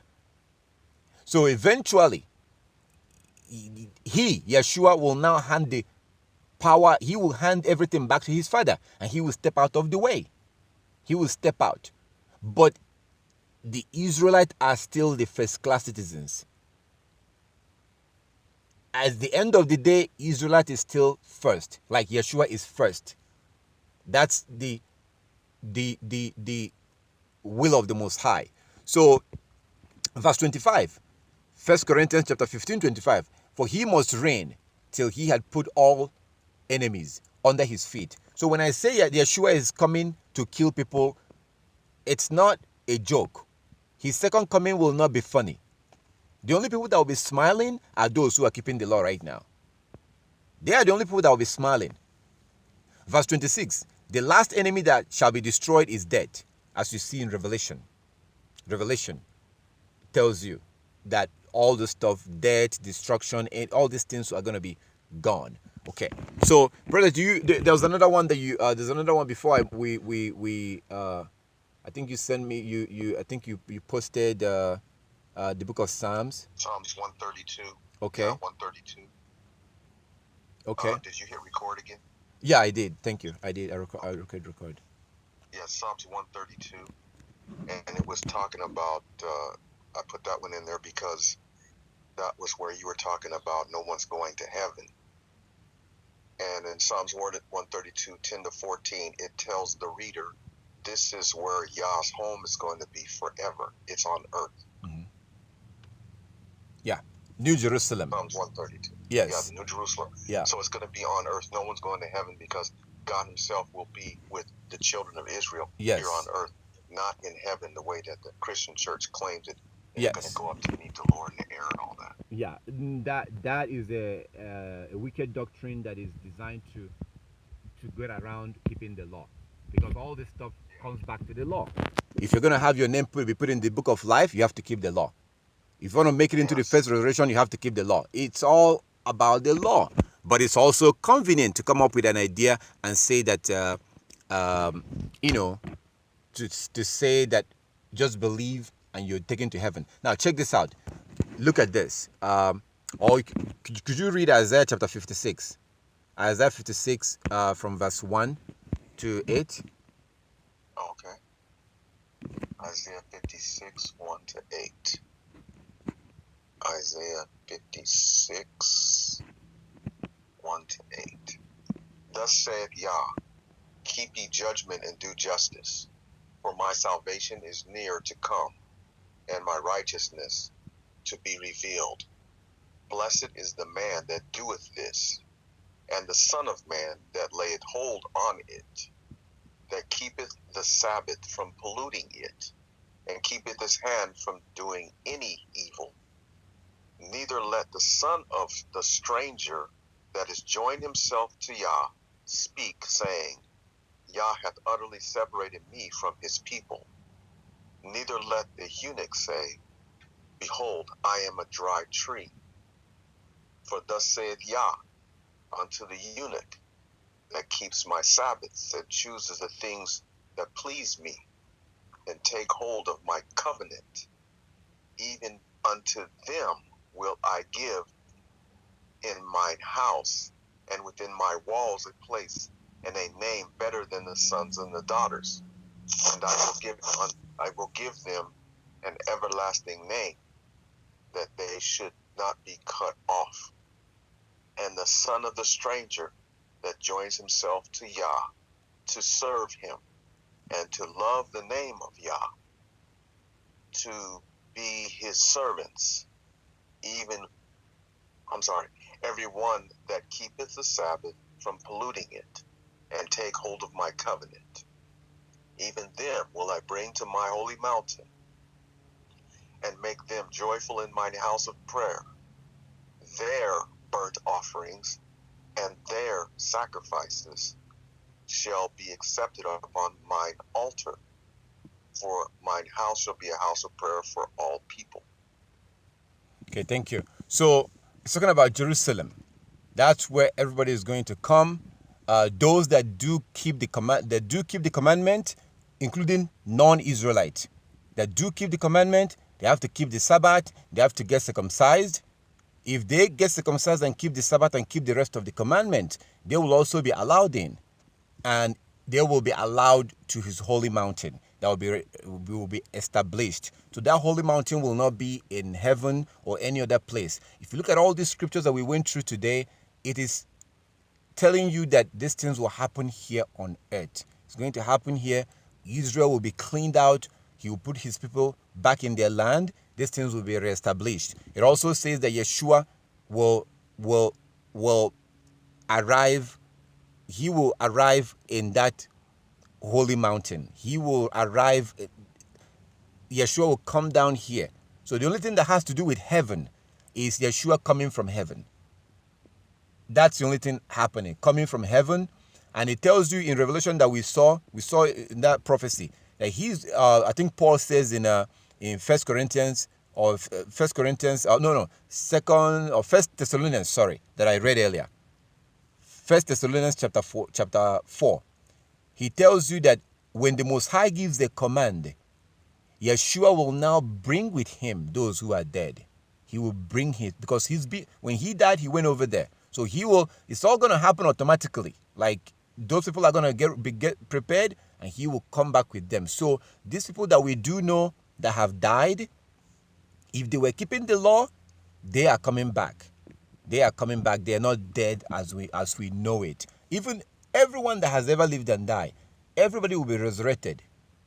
Finally, in the second resurrection. The first resurrection will be for the purpose of Israelite ruling the world. That's going to be the first resurrection. So the second one will be for everybody to face judgment. But like it says in Revelation chapter 20, those who do make it in the first resurrection, they are at this point, they are qualified. They will not have to go through the judgment because they are keeping the law already. So you always come back to the law. Both judgment day, resurrection is it has nothing to do with you just believing in Christ. It has nothing to do with that. It doesn't mean anything. It always points back to the law. So all praises to our Heavenly Father. I thank our Heavenly Father for his love and his kindness, for opening our eyes and allowing us to understand these things. I'm very, very grateful to our Heavenly Father. And I did, like as I said, this has renewed my faith, renewed my understanding, renewed my you know my reason for keeping the law, because that is the solution. And I pray and I hope that it did the same thing for you. All praises to the Most High for everything. I thank you for everything, and I encourage everyone and everybody anywhere, whoever you are, keep the law, keep the commandment. That is going to be your key, your password, your ticket into that kingdom. And we have to be keeping the law right now to be found worthy to make it into that first resurrection and be able to rule along with